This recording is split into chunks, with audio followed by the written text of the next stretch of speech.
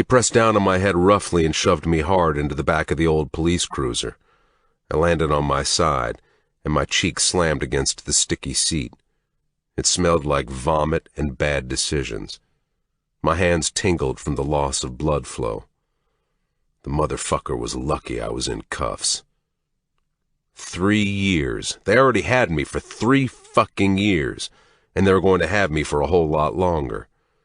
Kidnapping wasn't exactly rewarded with a light slap on the wrist, especially for someone whose record was as long as mine. I promised I was never going back, but keeping my promises is just another thing I was never very good at. I was all out of fucks to give, though. The system could have me. I belonged to them, but they didn't fucking own me. They would never fucking own me. She owned me. Heart and black fucking soul. I will walk to the fucking chow line with a shit-eating grin on my face, wearing my scratchy orange jumpsuit every motherfucking day. I will play cards with the worst of the worst, and make nice with the guards who are willing to cut me some slack. At night, when I'm alone in my windowless cell with my dick in my hand, I will remember what it was like to have her in my bed. How her innocent wide eyes stared up at me as I moved inside her. The way she arched her back into me as I made her come over and over again. I kept telling myself I didn't have anything to offer her, but that wasn't true. I had love. Pup, Doe, Ray, whatever the fuck her name was. I loved her more than what was normal, rational, or sane, and I would gladly rot in fucking prison with a smile on my face if I knew my girl was going to be okay. But I didn't know that. I couldn't know that. I should have known that motherfucker was going to fucking cross me. "The notorious Brantley King," the pig said with a smirk as he got into the front seat. The plastic-like leather squeaked against his belt as he closed his door and started the engine. "You'd think you'd have learned your lesson by now, boy." He laughed and shook his head. It was obvious this guy was getting some sort of sick pleasure out of being the one to put me in cuffs. "King," I corrected him defiantly. Nobody called me Brantley but her. "Excuse me?" he asked, raising an eyebrow at me through the rearview mirror. I sat up straight, meeting his gaze with mine as if I were staring straight through to his pussy-ass soul. "They call me King, motherfucker." The rage inside me grew to epic proportions. That's when I noticed the detective didn't turn onto the main road, but instead drove straight onto the path through the woods. This guy was no fucking cop. I spotted his gun. He'd set it on the dash. It was a judge. Not the kind of gun that was standard police issue. This guy wasn't taking me to jail. He was taking me to ground. There was no time to waste. My girls needed me. More than that, I needed them. The moron had cuffed me in front. That should have been my first indicator that something was off. A real cop would have never done that unless he was transporting a nonviolent criminal, which wasn't me. Using the chain that connected my cuffs, I trapped the fake detective's neck against the headrest and yanked back with all my might until I felt like my biceps were going to explode. His hands left the wheel and flailed about as he tried to connect with my head, but I dodged him by lowering myself behind the seat.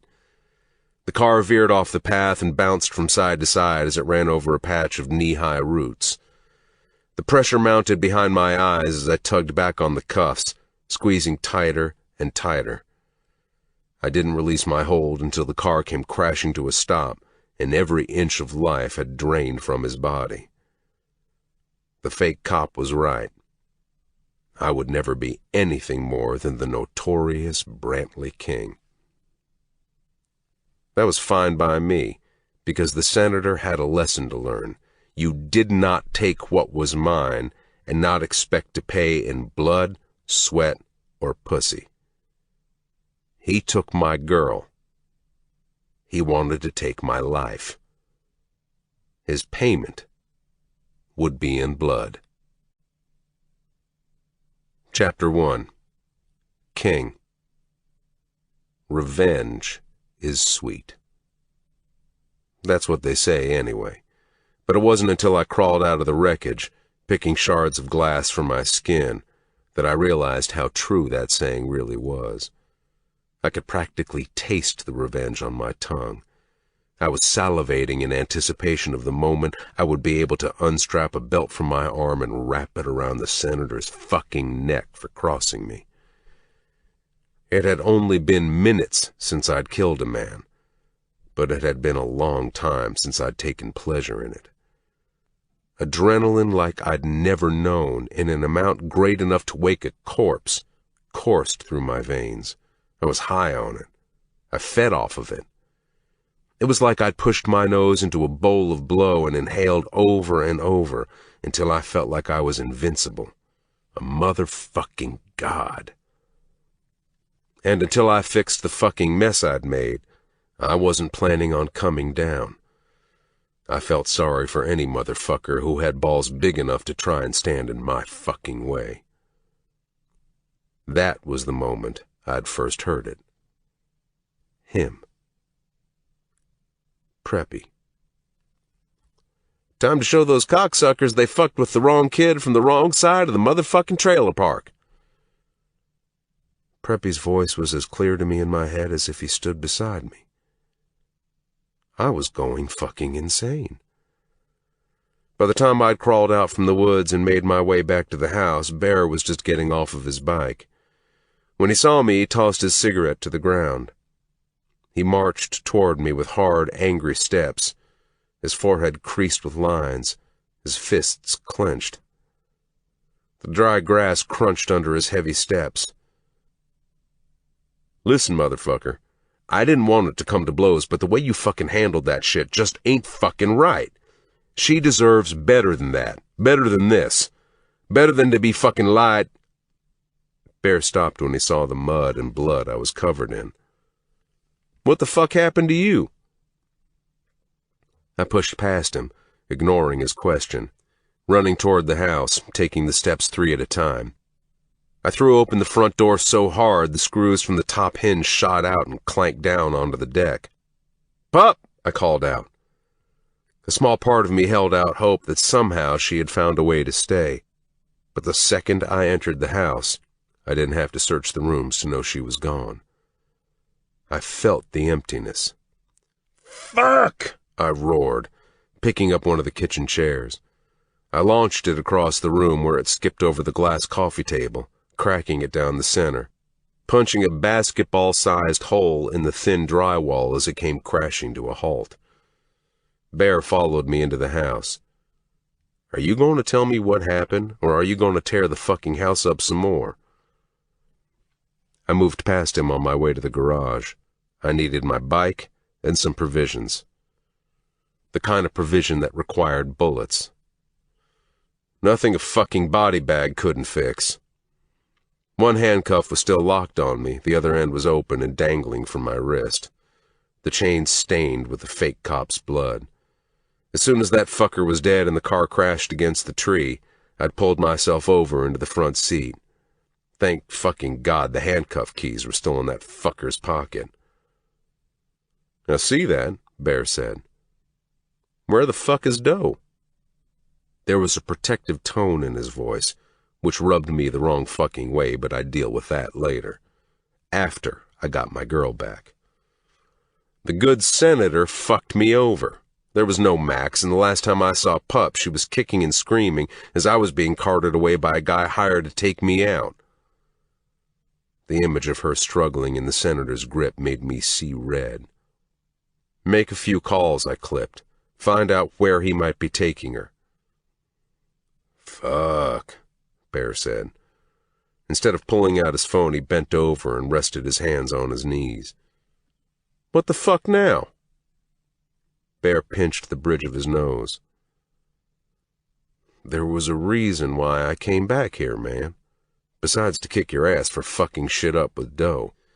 I'm thinking that before you solve this problem with the spray of bullets, you should probably know that it might not have been the senator who was trying to send you to ground, he said, standing up straight and leaning up against the wall where he lit a cigarette. What the fuck is that supposed to mean? He was the one who had the guy arrest me. Of course it was him. Bear shook his head. He's a problem, but he's not our only problem. Rage called not 20 minutes ago, and as you know, that fucker's got eyes and ears everywhere. Word is that the shit that went down with Isaac isn't over. Far fucking from it. He ran his hand through his hair, and the ash from his cigarette fell to the carpet. I made that fucker's head explode myself. Looked pretty over to me, I argued. No, not Isaac. He's fucking worm food. But someone who's fucking pissed about Isaac not being able to continue selling his shit in Florida on account of him being dead. Someone who ain't afraid to kill entire families to get to the people who wronged him. I stiffened, knowing exactly who he was talking about. Eli. Yeah, man, Bear confirmed. And if I was a betting man, I'd put my money on it being Eli wanting to take you out over Daddy Dearest. Eli Mitchell was who Isaac had filtered his drug money up to. Well, he did, until me, Preppy, and Bear ended him and most of his crew. With his thick-rimmed black glasses and his short stature, no one would never think the guy was capable of half the shit he did on a daily basis. When you wanted to scare a rabbit out of a hole, you sent in a smoke bomb. Eli's version of a smoke bomb was killing anyone you've ever loved until you showed yourself, and he could finally kill you too. The intel I'm getting says Eli is still in Miami, but he's making a move, and soon. The MC is on lockdown, afraid of the blowback. Pops is pissed as fucking hell. First Isaac and now fucking Eli, I said. Can't catch a fucking break. Sometimes I feel like I would have been better off staying locked up. I feel you, man. Same here. This isn't just biker shit anymore. This is cartel shit. Bigger, badder, deader, Bear said.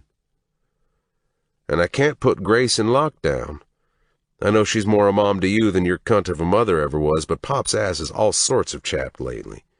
He don't want no one in the MC bringing civilians into the club, especially during lockdown, but we need to find somewhere safe for her to stay for a while. Bear looked up at me, and as he spoke, I realized what he was trying to tell me. I ain't got anyone close enough to me that warrants killing, who isn't in the MC, but you sure as shit do. Pup. Fuck! I shouted, realizing I couldn't bring her home. I turned and punched the wall, making a dent clear through the drywall to the cement stucco on the outside of the house. Pain shot up the bones in my arm all the way to my shoulder, but pain was a better feeling than the feeling lying just underneath it. The feeling of failure. It's my fault Prep's dead. Should have never let him start the Granny Growhouse shit. Should have... I ran my hand over my hair. There was too much to list. Happiness, sadness, and regret filled every inch of space within the last few months of my life. There was so much I would go back and change. I thought all that was missing from my life was Max, but now it was Max, Pup, Preppy. And no matter what I did, who I killed, Prep was never coming back. What's the plan, man? Bear asked. We're going to get him before he can get to us. Tonight, I said, cracking my knuckles. This time for a pity party was over. I had more people to kill. Ballsy move, man. Maybe, but I have to find out where Pup is first. I may not be able to get her the fuck out of there, but I have to get to her. Tell her what's going on. Bear nodded. I can find out where she is. Get a message to her, she offered. I shook my head. No, this message needs to be delivered personally. It's the only way she'll listen. I can understand that, because if I were her, I'd want to chop your fucking balls off by now, Bear said. I flashed him a look to remind him he was stepping close to the edge of whatever patience I had left. I'll find out where she is, Bear mumbled, pulling his phone from his pocket. He stubbed out his cigarette into the ashtray on the windowsill and lit another one. All this shit is fucking ballsy, man. You got a head injury or something? I stepped onto the deck and leaned over the railing, breathing in the salty night air. Yeah, as a matter of fact, I do. I suffer from the same condition Pup does. What's that? Bear asked, following me out and leaning up sideways against the railing. We both forgot who the fuck we were. Bear dialed a few numbers. I could hear them ringing through the speaker as he held it up to his ear. You remembering now? Yeah, I'm remembering now. And who exactly are you? Bear asked. I'm the fucking bad guy.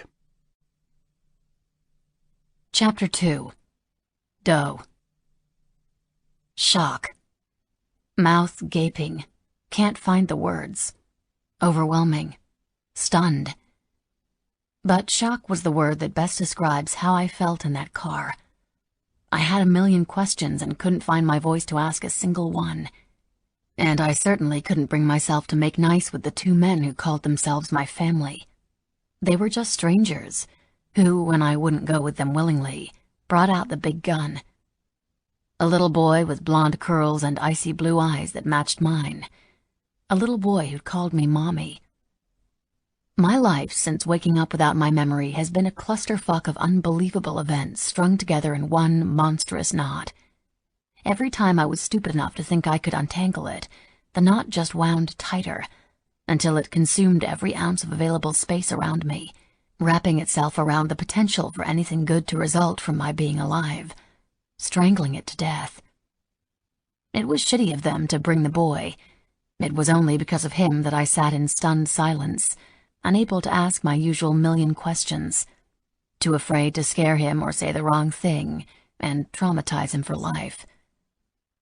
The silence in that town car was deafening, so quiet that I'm sure if you listened close enough, you could actually hear my state of shock.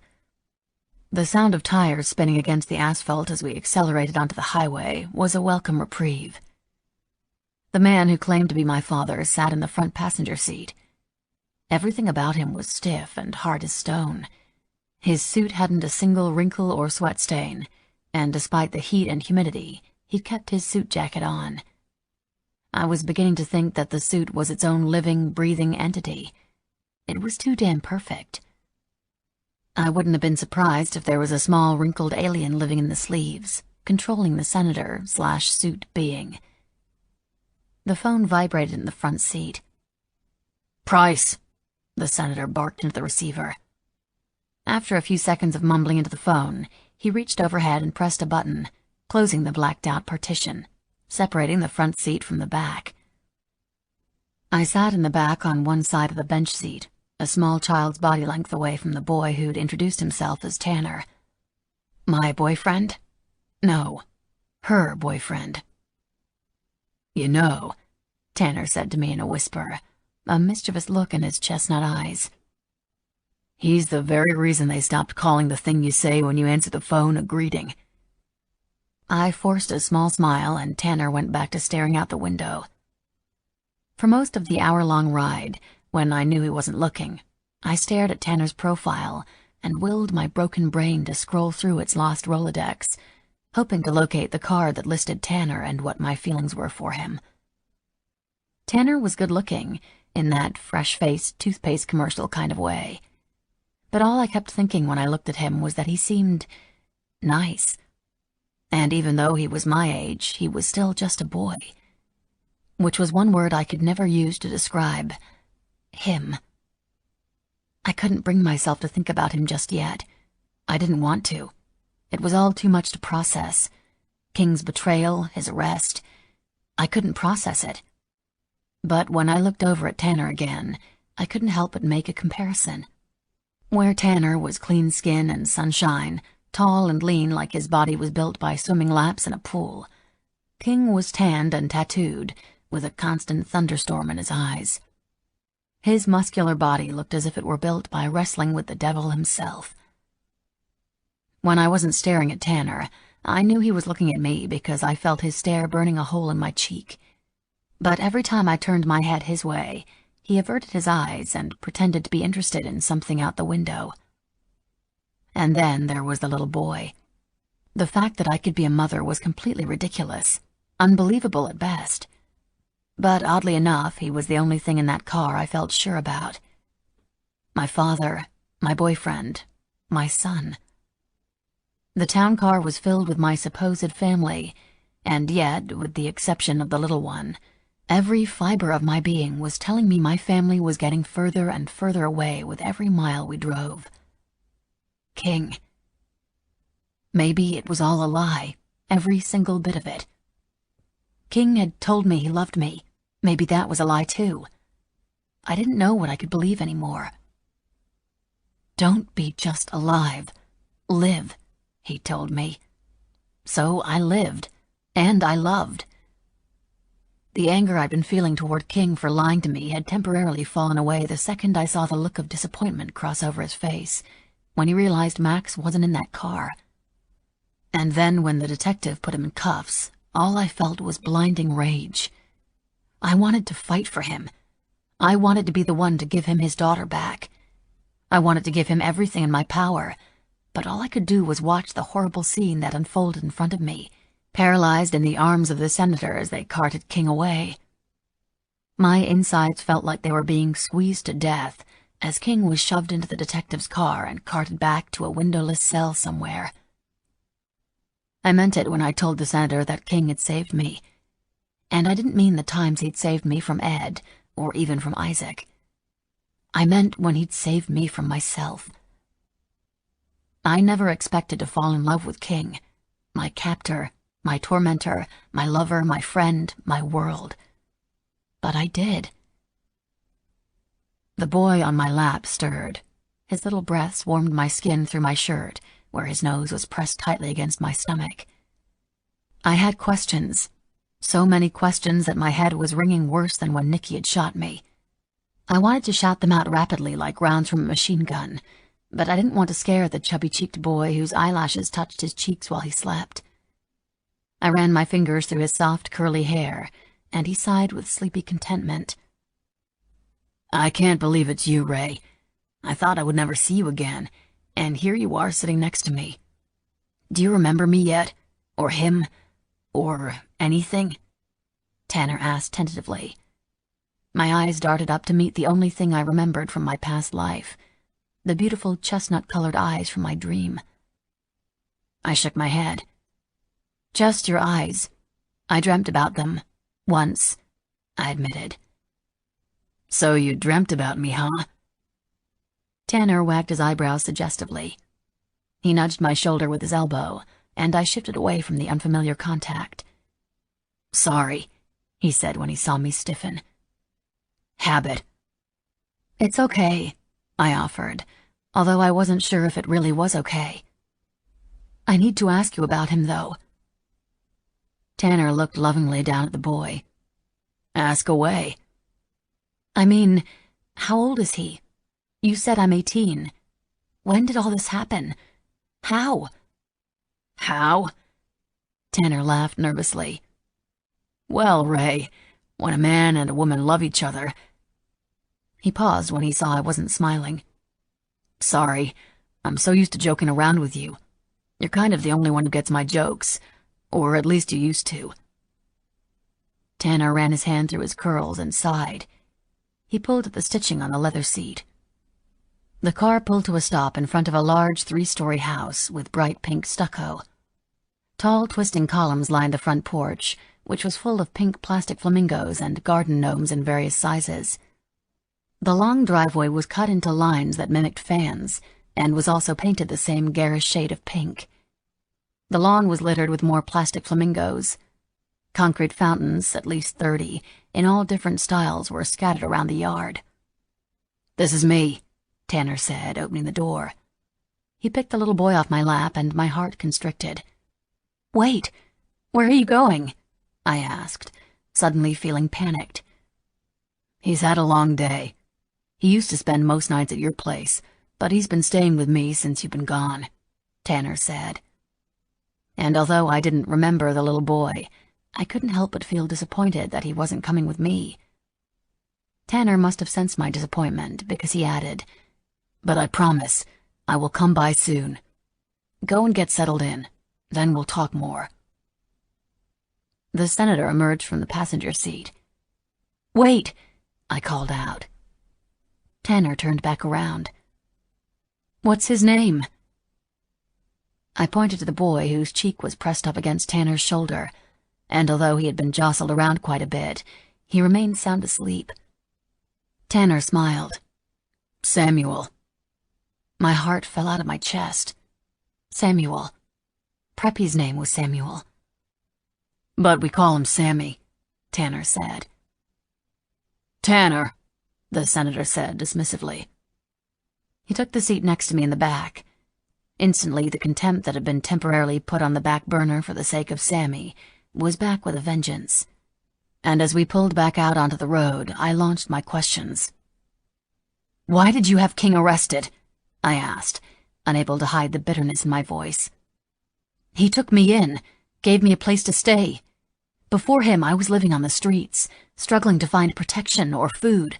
My only friend was a homeless hooker who thought I was the pitiful one." The senator didn't flinch hearing my tale of woe, nor did he seem affected in any way, for that matter.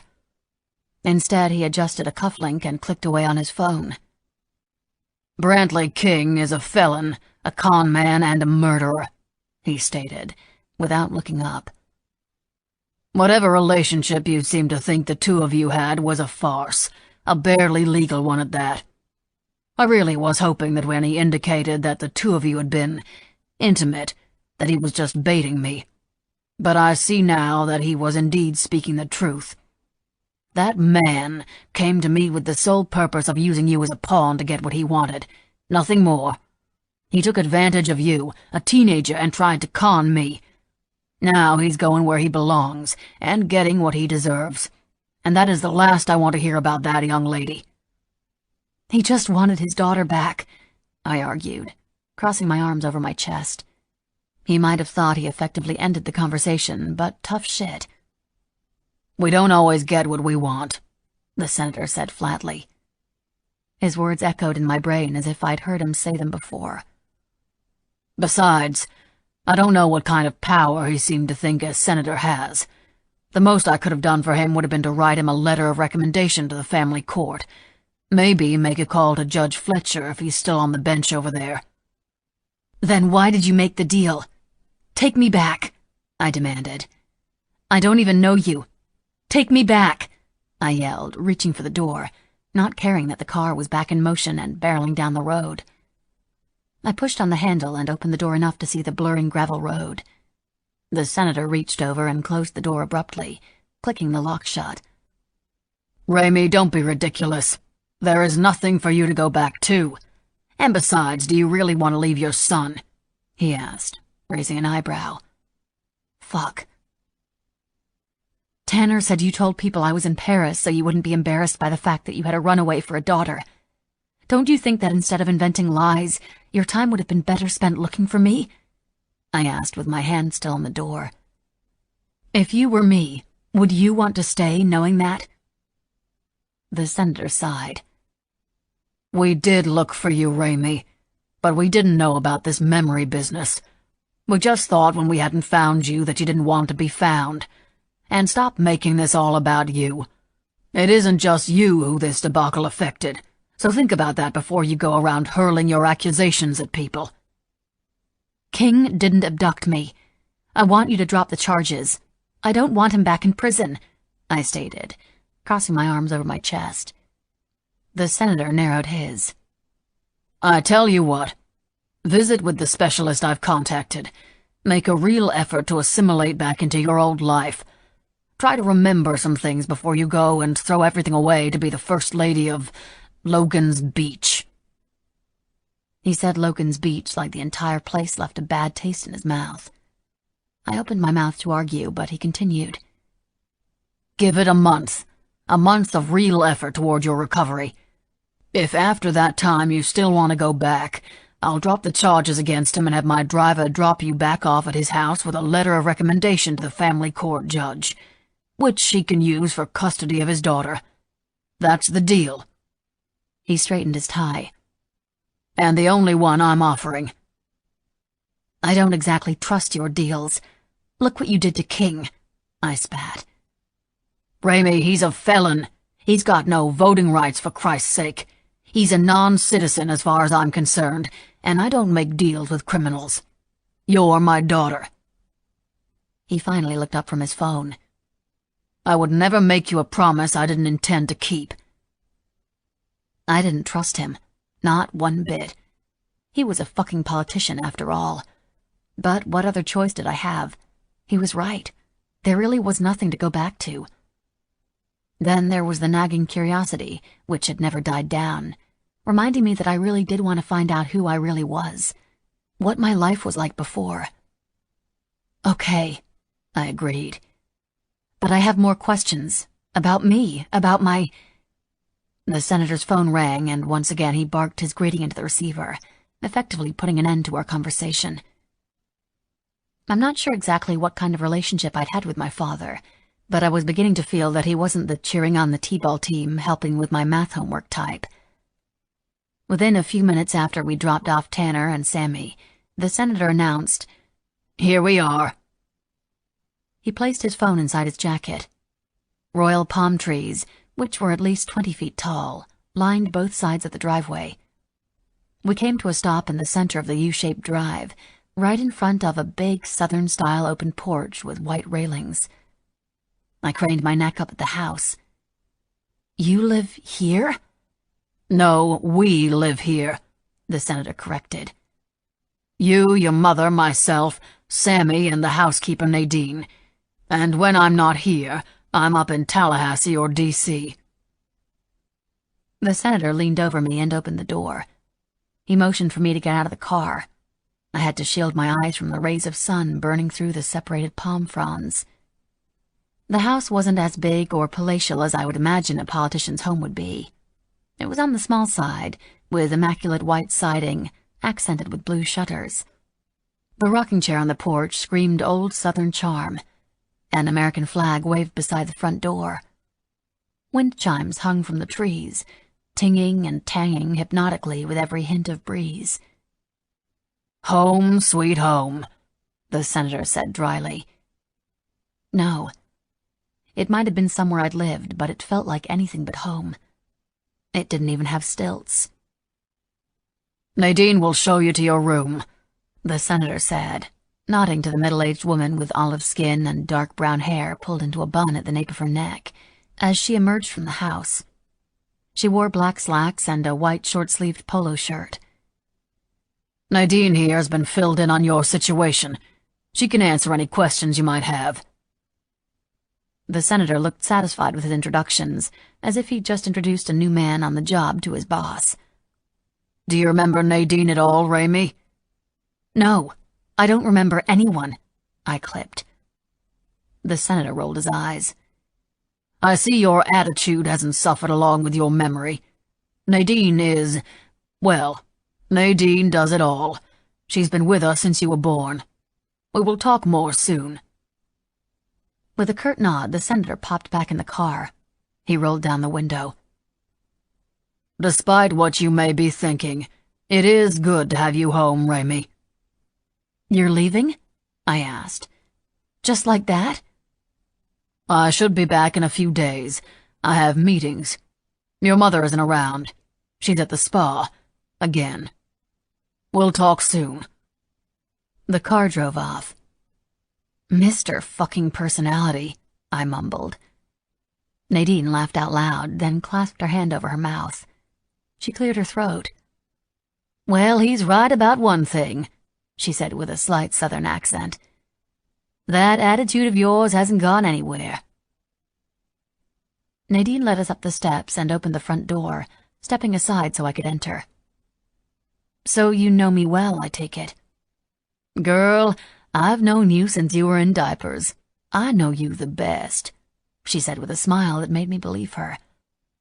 "Now come on, let's get you something to eat and then I'll get you settled in your room.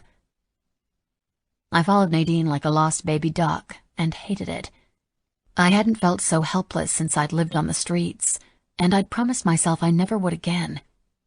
But there I was, following a stranger around an unfamiliar house because I had no other options. No, I'd been left with no other options, I reminded myself.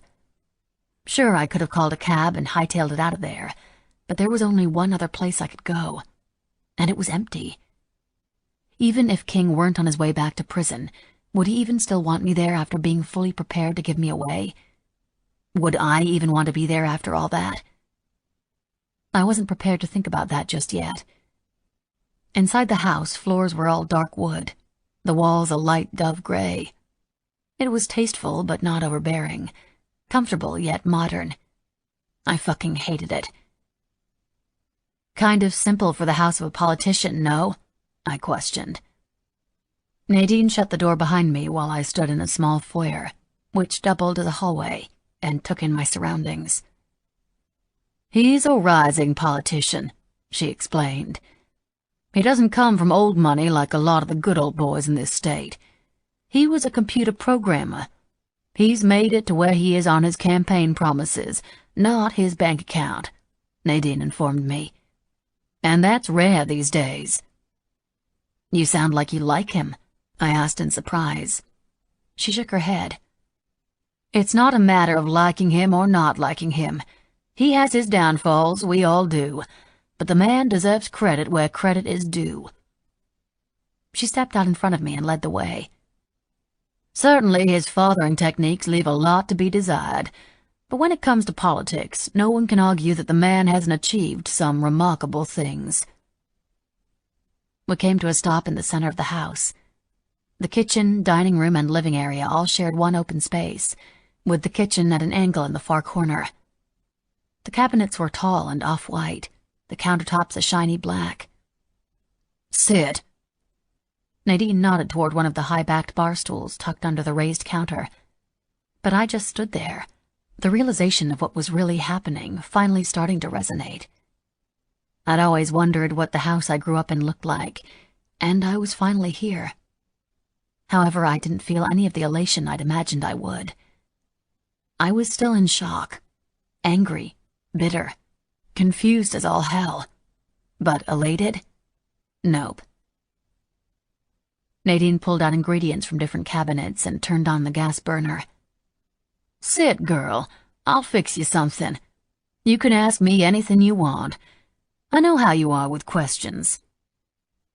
She grinned and wiped her hands on the apron she'd tied around her waist. Well, I guess that hasn't changed, I said, finally taking a seat. I've been told I asked too many questions a lot over the last few months. Nadine cracked an egg into a bowl. But you have changed. I can see it. And I guess that's a bad thing? I sighed. No. She came over to me and rested her elbows on the other side of the counter. Actually, I think I kind of like it. How am I different, though? I asked. Nadine pursed her lips. I'm not 100% sure yet, but I'll tell you what. As soon as I do figure it out, I'll be sure to let you know. Reaching out, she tweaked the end of my nose. With a wink, she turned back around to the burner where she started mixing ingredients together with a wooden spoon. It's not fair, I said, coming off a lot whinier than I intended. Everyone knows me, but everyone is a stranger to me. I'm practically a stranger to myself. Child, I hate to break this to you, but did your father somehow give you the impression that he's the warm and cuddly type? Nadine pulled a ladle out of a drawer. No, I answered immediately. Well, in a way, the two of you have always been strangers, so in that way things are exactly as they were before, she announced with a smile. I bit my bottom lip. I don't know if that's a good thing or a bad thing. Nadine shrugged. And my mother? Who goes to the spa when their missing kid is on the way home? There was no hiding my bitterness, because I was bitter. Nadine winced, like she'd been hoping I wouldn't ask about my mother. She kept her attentions on whatever she was mixing up. Spa is code around here, It either means she's holed up at a hotel somewhere, or she's drying out at a rehab or a desert retreat, or whatever it is she does to clean out her abused liver." She wiped her hand on the towel on her shoulder. "I mean, I was already overhearing about my mother, so I cut Nadine off when I felt like she was about to make an excuse for her behavior. "What are you making?" I asked, leaning forward on my elbows. "Your favorite, breakfast for dinner." My heart sputtered when she scooped up some batter and poured it into the hot griddle. When she used a spatula to flip the contents of her pan over, I saw Preppy, standing in her place, wearing his favorite red lacy apron. "Pancakes," I whispered, my heart sputter turning into an all-out seize. I felt suddenly lightheaded. Stars danced in front of my eyes. I braced myself on the counter so I wouldn't fall off the stool. Nadine came over and set down a plate in front of me with 3 perfectly circular pancakes in the center, dripping with syrup. A square pat of butter swam around on top, before completely melting and falling to the plate. The sweet smell assaulted my senses, dragging out every ounce of hurt and pain I felt the night I watched my friend die. "You don't like pancakes anymore?" Nadine asked, misinterpreting my reaction. I shook my head. "That's not it," I said, struggling to make the words come out of my mouth. "Then what's the problem, baby girl?" Nadine asked, placing a concerned hand on my shoulder. I didn't answer. I couldn't. So when she pulled me into her soft chest and cradled my head, I didn't bother resisting her hold. I was so concerned about King in the weeks after Preppy's death that I never realized I hadn't properly grieved for my friend. I didn't realize I was crying until I felt my shoulders shaking. "Why the tears?" "Because," I managed to spit out on a short exhale. "Because why?" "Because pancakes." Chapter 3. Dough. Nadine held me until I calmed down. She pushed away the plate as if it really was the pancakes that had been the source of my little episode. We both agreed that what I needed was a good night's rest. Nadine led me up the stairs to a door at the end of the hallway. My room. Lacy white curtains, soft blue walls, and a poofy pink comforter. A small off-white chandelier with electric candles hung above the bed, which was lined with stuffed animals. Looking around, I couldn't help but think of another small bedroom in another town not too far away. One with a flat mattress, the most comfortable faded blue blanket, and a broken fan blade from when Preppy's head connected with it after enthusiastically jumping up and down on the bed. My heart did a little flip. In this room, my room, a corkboard hung above a simple white desk. Pinned to the board were sketches drawn on pages torn from a notebook. I walked around the room slowly, running my hand over the slightly textured walls, the shiny fabric of the throw pillows of the little window seat, and finally over the sketches themselves, which were mostly landscapes mixed with a few portraits. I recognized a few as Sammy, and another as Tanner. In the center of the board was one of the both of them together, sitting under a tree, smiling straight ahead, presumably at me. "You love to draw. Your father about had a coronary when you said you wanted to go to art school," Nadine offered from the doorway. "All of this has got to be hard on you." "Yes, and for more reasons than you think." I felt Nadine's eyes on me as I walked around the room, willing for something to jump out at me as familiar. "I know that look," she said. "What look would that be?" I asked. Plucking a sketch from the board, I walked over to the bay window and held it up. The drawing of the view matched perfectly, right down to the window frame and the buttons on the cushions, as well as the expansive lawn and scattered oak trees, including the one partially obstructing the window. Nadine came into the room and sat down on the corner of the bed. I kept my back turned and continued comparing the drawing to the real version. "Sadness. You are a beautiful girl, but sadness is not a good look on you." I turned around and caught the tail end of Nadine's sad smile. I set down the sketch on the desk. Honestly, I don't know what to think. This may sound odd, especially since you don't remember me, but I love you like you're one of my own babies. And no matter what your friends were doing, you were always your own person and had a good head on your shoulders. So I knew that when you disappeared out of thin air, that you didn't run away like they said. And I certainly didn't buy the Paris crap. You just weren't that kind of girl. A blast of laughter escaped me. Not that kind of girl. Apparently I'm the daughter of a senator, a teen mom, and was doing shady enough shit for my entire family to write me off as a runaway. So excuse my laughter, but I have no fucking clue what kind of girl I am. It all came out in one long breath, leaving me feeling a pang of guilt the instant the harsh words left my mouth. Nadine rose from the bed. "I'll let you get some rest," she said, smoothing down her pants with the palm of her hands and straightening her shirt. "I'm sorry," I said softly as she reached the door. "Me too," Nadine said, our apologies hanging in the air between us. Her once casual demeanor turning professional. Her smile, easy and genuine when I'd first arrived, was now tight and forced.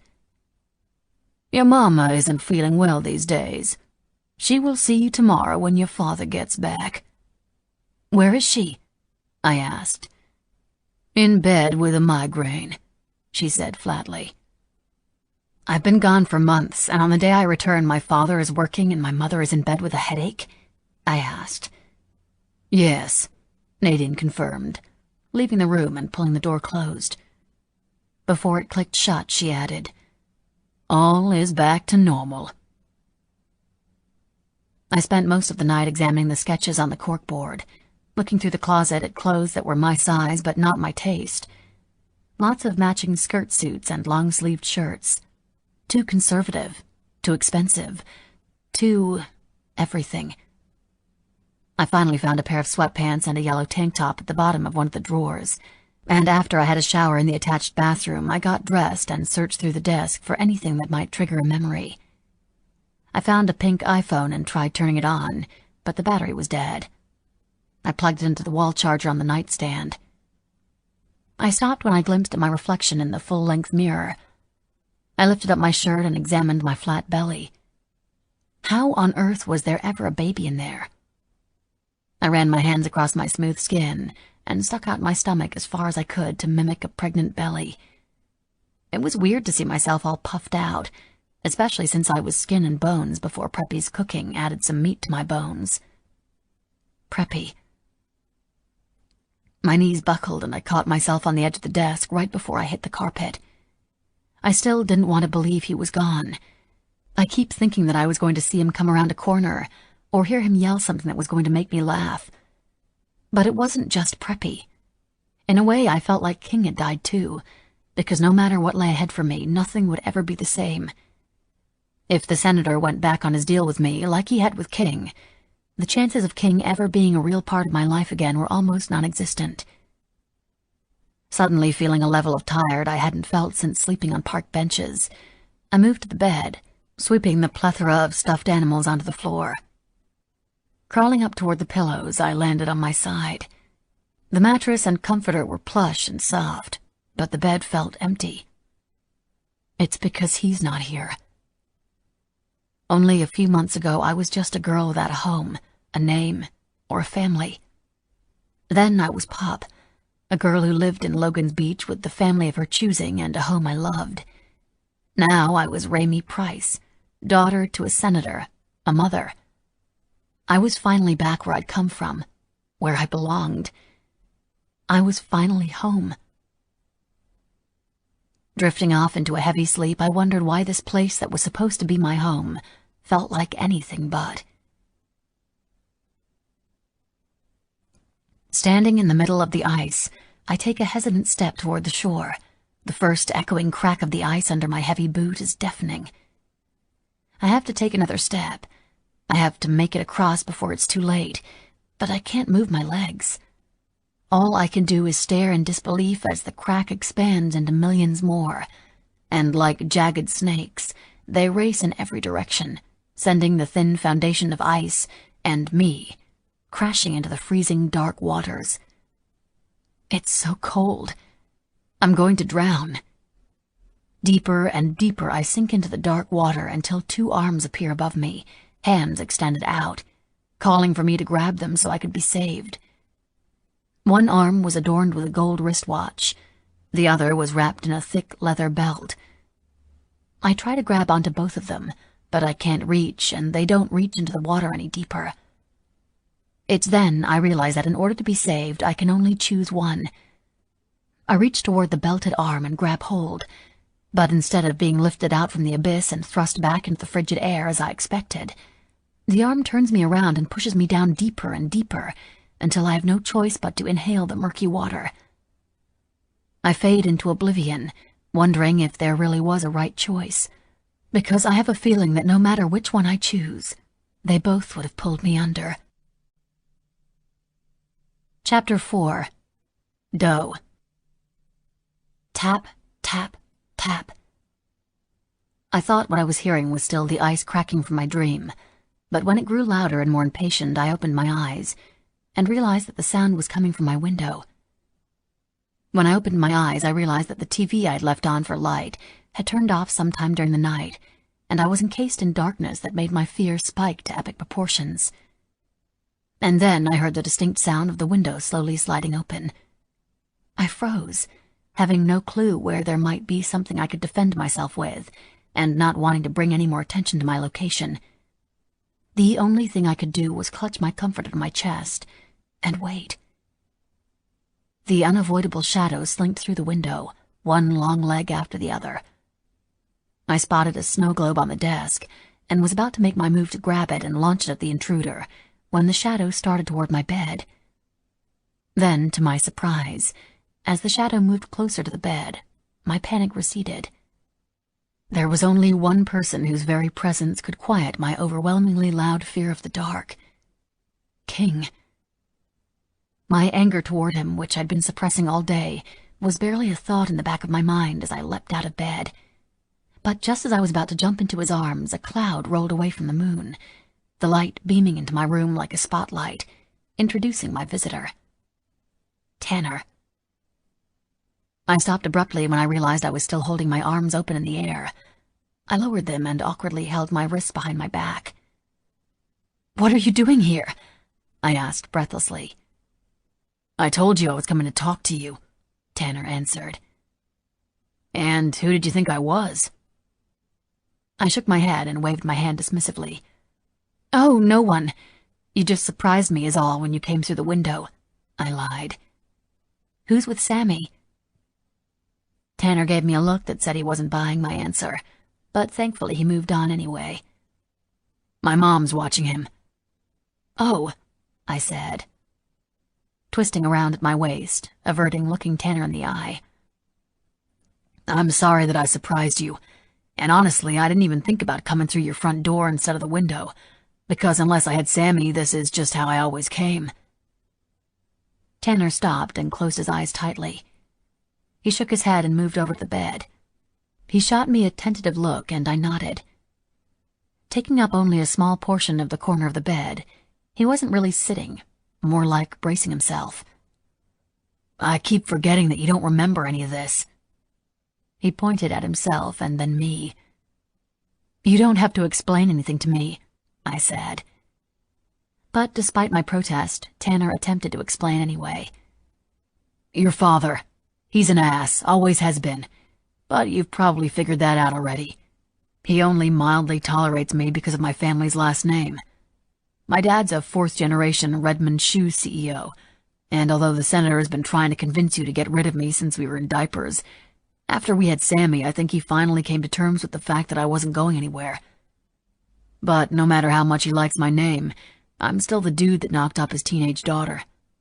So even though we share a kid, I'm still climbing that damn tree and sneaking into your window like I've been doing since we learned how to climb trees, because your disapproving father likes to think he has control over everything that goes on in his house."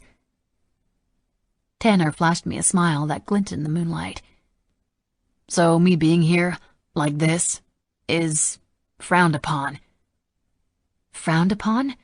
I asked. The turn of phrase sounded out of place, being spoken by someone my age. Your father's words, not mine, he admitted. And you know what I mean, Ray. Don't be a smartass, Tanner said playfully. I sat down at the foot of the bed. I have so much to ask you. My head has more questions than answers, but I don't have a clue where I should start, I admitted. Tanner nudged my elbow with his. Well, I have some questions of my own, if you don't mind, Tanner said. So how about we trade off, one question at a time? But you have to promise to answer honestly. We've never lied to each other, and I'm not about to start now. Okay, I agreed. You start, Tanner said. What do you want to know first? There was one thing that I needed to know first. I want to know about us, about Samuel, Sammy. I was a bit in shock earlier to ask you too much about it. Tanner clapped his hands onto his knees. Then I shall start at the beginning, he said in some sort of strange accent. I raised an eyebrow, not sure how to react to his brand of humor. He looked down at the carpet and continued on, accent-free. You and I have been together since we were in diapers. If you take the shortcut, it's only a 5-minute walk between our houses. Our moms are close, before yours decided that vodka made a better friend than people do. We were in every class together growing up. We used to pretend to get married in our fort when we were little. Another one of our friends used to pretend to be reverend. She even cut up one of her dad's Hugo Boss shirts to make her sacred robes, and got herself grounded for a week. And after her parents told ours, the three of us didn't see each other for the entire summer. Tanner laughed nervously. He rested his chin on the back of his hand and sighed. It feels really weird to try to explain us to you. I can assure you that hearing it is probably weirder, I admitted. Tanner struggled, stopping and starting again, but he took a deep breath and continued. We were 15 when Samuel happened. We had originally planned to wait to be physical until we graduated. He looked pained at her, tapping his sneaker on the floor. But then I got sick. Real sick. He turned to face me. Leukemia. I didn't know how to react under the circumstances, so I gave him a small smile and said, I'm so sorry. He pressed his lips together and continued. On the day they told me I might never see graduation, we moved up our plans. We were young and stupid, but we said our own made-up vows to each other right here in this room. Even though the story he was telling was pulling on my heartstrings, I felt removed from it, like it wasn't partly about me. Tanner scratched his head and again looked through the open window. I promised to always smash Cheetos into your sandwiches, and you promised you wouldn't forget me when I was gone. And then we... He trailed off awkwardly, but quickly recovered. And then we made Samuel. He smiled again, this time a large, proud smile that told me he was genuinely happy with what we'd done, and who we'd made. It's a night I'm really hoping you'll remember someday, because I may have been at death's doorstep, but it was by far the best night of my life, Tanner finished. He folded his hands on his lap, and with his chin to his chest, he looked up at me, waiting for my response. Unsure of what to say, I said the first thing that came to mind. The Cheetos thing I still do, I admitted. Tanner offered me a small smile and an even smaller laugh. The emotional weight of what seemed like the most important part of our history together obviously weighed on him heavily. Are you still sick? I asked. He shook his head. No. Much to your father's dismay, I survived. Shortly after we found out you were pregnant, I got accepted into an experimental treatment program in Colorado. By the time Sammy was born, I was back home and getting better every day. I still have to take some pills here and there, but the cancer is gone, and now they think I will live forever, like a vampire, or better yet, like a mutant, he said, crossing his eyes and sticking out his tongue. I bit my lip, wondering if I should even attempt to ask him the question on the tip of my tongue. Do you think I can see him? Sammy? Maybe spend some time with him? I asked. It could help me remember more, I added, hoping it would help Tanner say yes. He waved his hand through the air as if my question was a ridiculous one. Of course, Ray. You're his mom. You don't even have to ask. Tanner reached for my hand, but just as it was about to clasp over mine, he hesitated, before withdrawing it completely and resting it on his knee. Now can I ask you a question? Tanner asked. Yes, it's your turn, I said. Tanner chewed on the tip of his thumbnail. You and the guy with the tattoos, you were living with him, right? And then when we came to get you, you guys were arguing, like you two were... Tanner trailed off. I didn't want him to feel awkward, so instead of forcing him to ask the difficult question, I volunteered the answer. King. His name is Brantley King. Saying his name made me feel like I could breathe, yet at the same time knocked the wind from my lungs. But that was King, a contradiction in every single way. Tanner leaned his elbows onto his thighs and dropped his face into his hands. This is so fucking hard to ask you, Ray, but I feel like I just need to know. No, I have to know, he moaned. Have you guys, did you... I just wanted to get it over with, rip it off like a Band-Aid. Yes. After all, I'd promised him honesty, not delicacy. Oh my God, I think I'm going to be sick, Tanner blurted out, jumping up from the bed. You said you wanted me to be honest, I exclaimed, jumping up as well. And don't look at me like I cheated on you. I didn't even know there was a you to cheat on. Tanner shifted from foot to foot.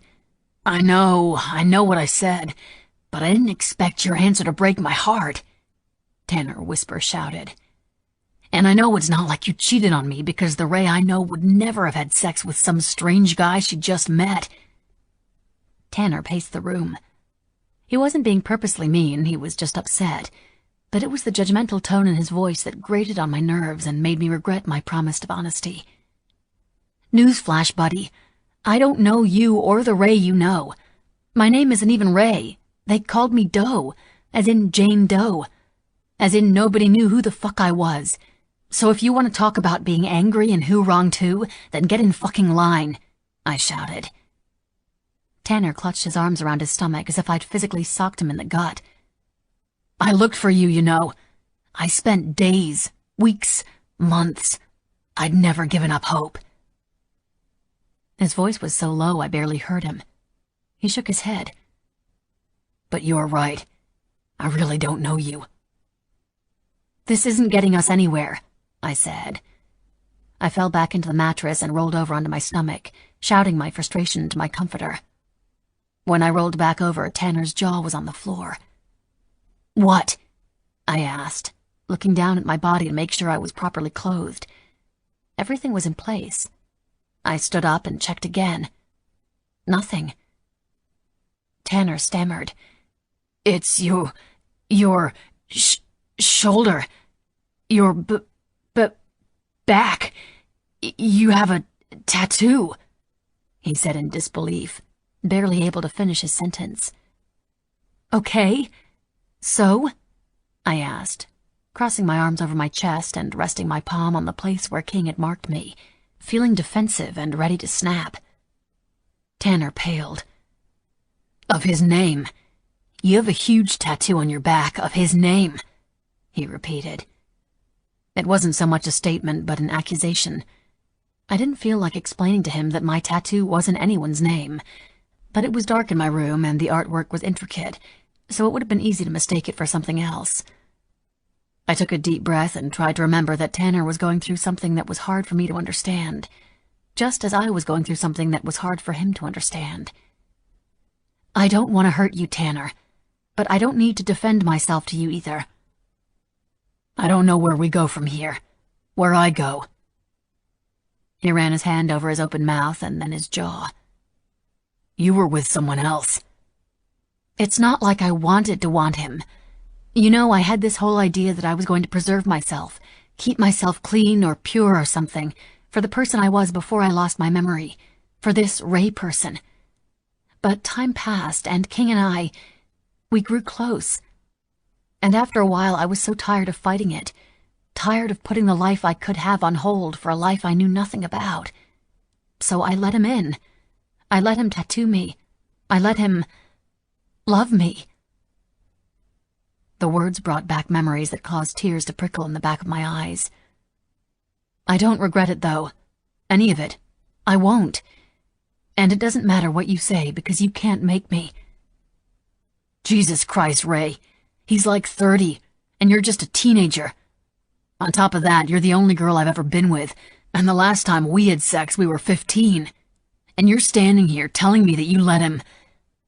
He took a step toward the window seat and bent over, leaning his hands against it for support.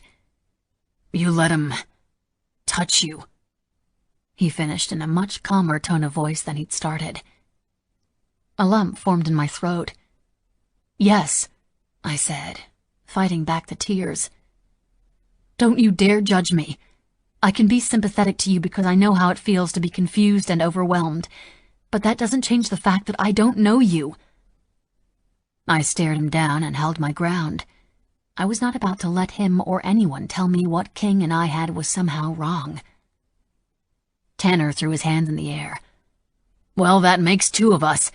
The Ray I knew never once raised her voice, never yelled, never swore. You may look like her, but you're just an imposter. His words slapped me across the face. I could feel the sting, as real as if he'd used his hand. Maybe you shouldn't have come back after all, he said. The corner of his lip turned up in disgust. Leave, I demanded, stomping my foot on the ground and pointing toward the window he'd used to come in. Now! Tanner stepped up on the window seat and had one leg dangling off the ledge when he hesitated for a moment. Slowly he turned back toward me. His watery eyes shimmered. I'm sorry. I really am. I still love you, Ray, Tanner said softly. I was still in defense mode, but I realized that the only reason Tanner was lashing out at me was because he really was heartbroken. I couldn't let him leave without giving him something. I can't tell you the same, but I know I felt something for you before all this. It's the only reason I can think of that your eyes were the only thing I recognize in all this. That's got to mean something, right? I offered. Tanner smiled a small, sad smile that didn't reach his eyes. I even sketched them once, I added, hoping that little bit of information might bring him some sort of comfort. Do you love him? He asked with sadness in his voice. Tell me the truth, Ray. I can handle it. I didn't believe that for 1 second. I searched my brain and my heart for the answer, one that, despite all the bullshit, all the lies, all the misunderstanding, I'd never doubted. Yes, I answered simply. Tanner cringed. He turned and leapt from the window onto the nearby tree branch. By the time I walked over to the ledge, he was on the ground, brushing leaves off of his pants. He looked back up to my window. Even though he knew who you were but didn't tell you, even though he used you in order to get his own daughter back, you still love him despite all that? He whisper-shouted his question. I tried to explain my complicated feelings to him the best I could. You can be pissed off and still love someone at the same time, I said. Tanner walked across the lawn, but before he disappeared into the dark shadows, I heard him mutter, I can relate. Chapter 5. Doe. I spent the next 3 days in my room, alone, only getting out of bed for a quick shower and change of clothes. But I didn't sleep. I couldn't sleep with the exception of a cat nap here and there when my body argued that it was tired, while the rest of me was on high alert. It was past midnight when I woke from such a nap and found myself in pitch blackness. The panic started to set in. I tried to take a deep breath, but I couldn't pull in air. I fumbled for the remote, but when I found it and pressed every button on it, nothing happened. Willing myself to keep searching for a light source, I felt around on the wall beside the bed for a switch, but couldn't find one.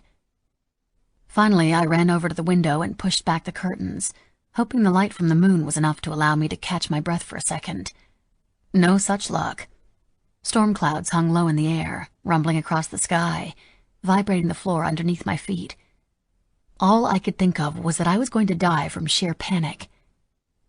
I crouched down to the floor and wrapped my arms around my knees. My chest was so tight. The room spun around me. Books on the shelf blended together in a line. It was then I finally realized something.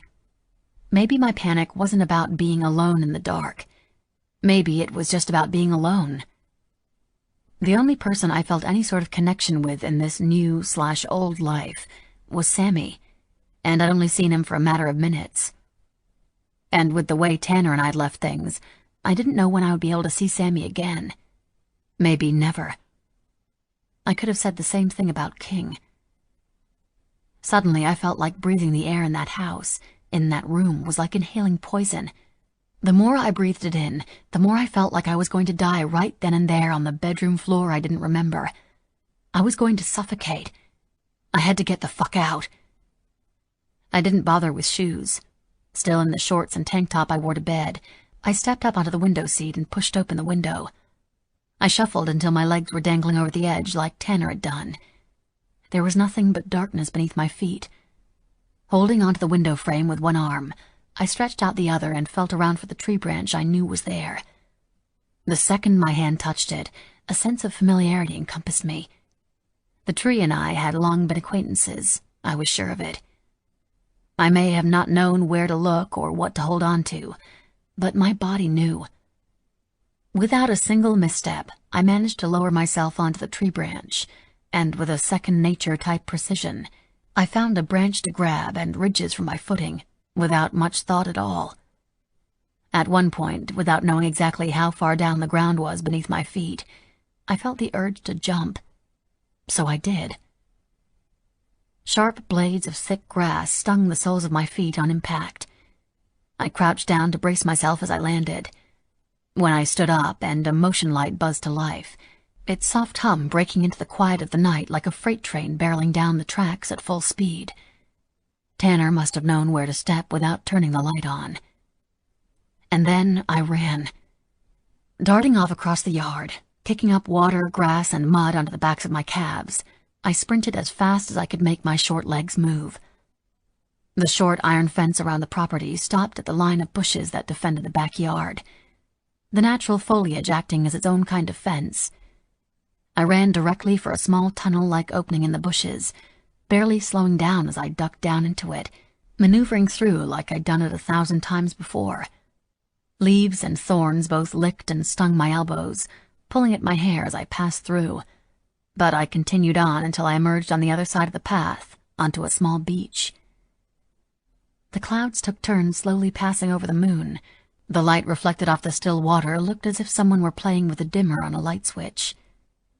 I followed the shoreline, the cool water lapping over my feet, the mushy sand pushed up between my toes with each step. When I came across overgrown mangroves in my path that were growing from the fence of the backyard, out across the water several feet, I didn't give what I was about to do a second thought. I turned and waded into the dark water. It had felt only mildly cool on my feet when I was walking, but as the water inched up higher and higher on my legs, it was downright cold. When the water rose over my waist, I shivered.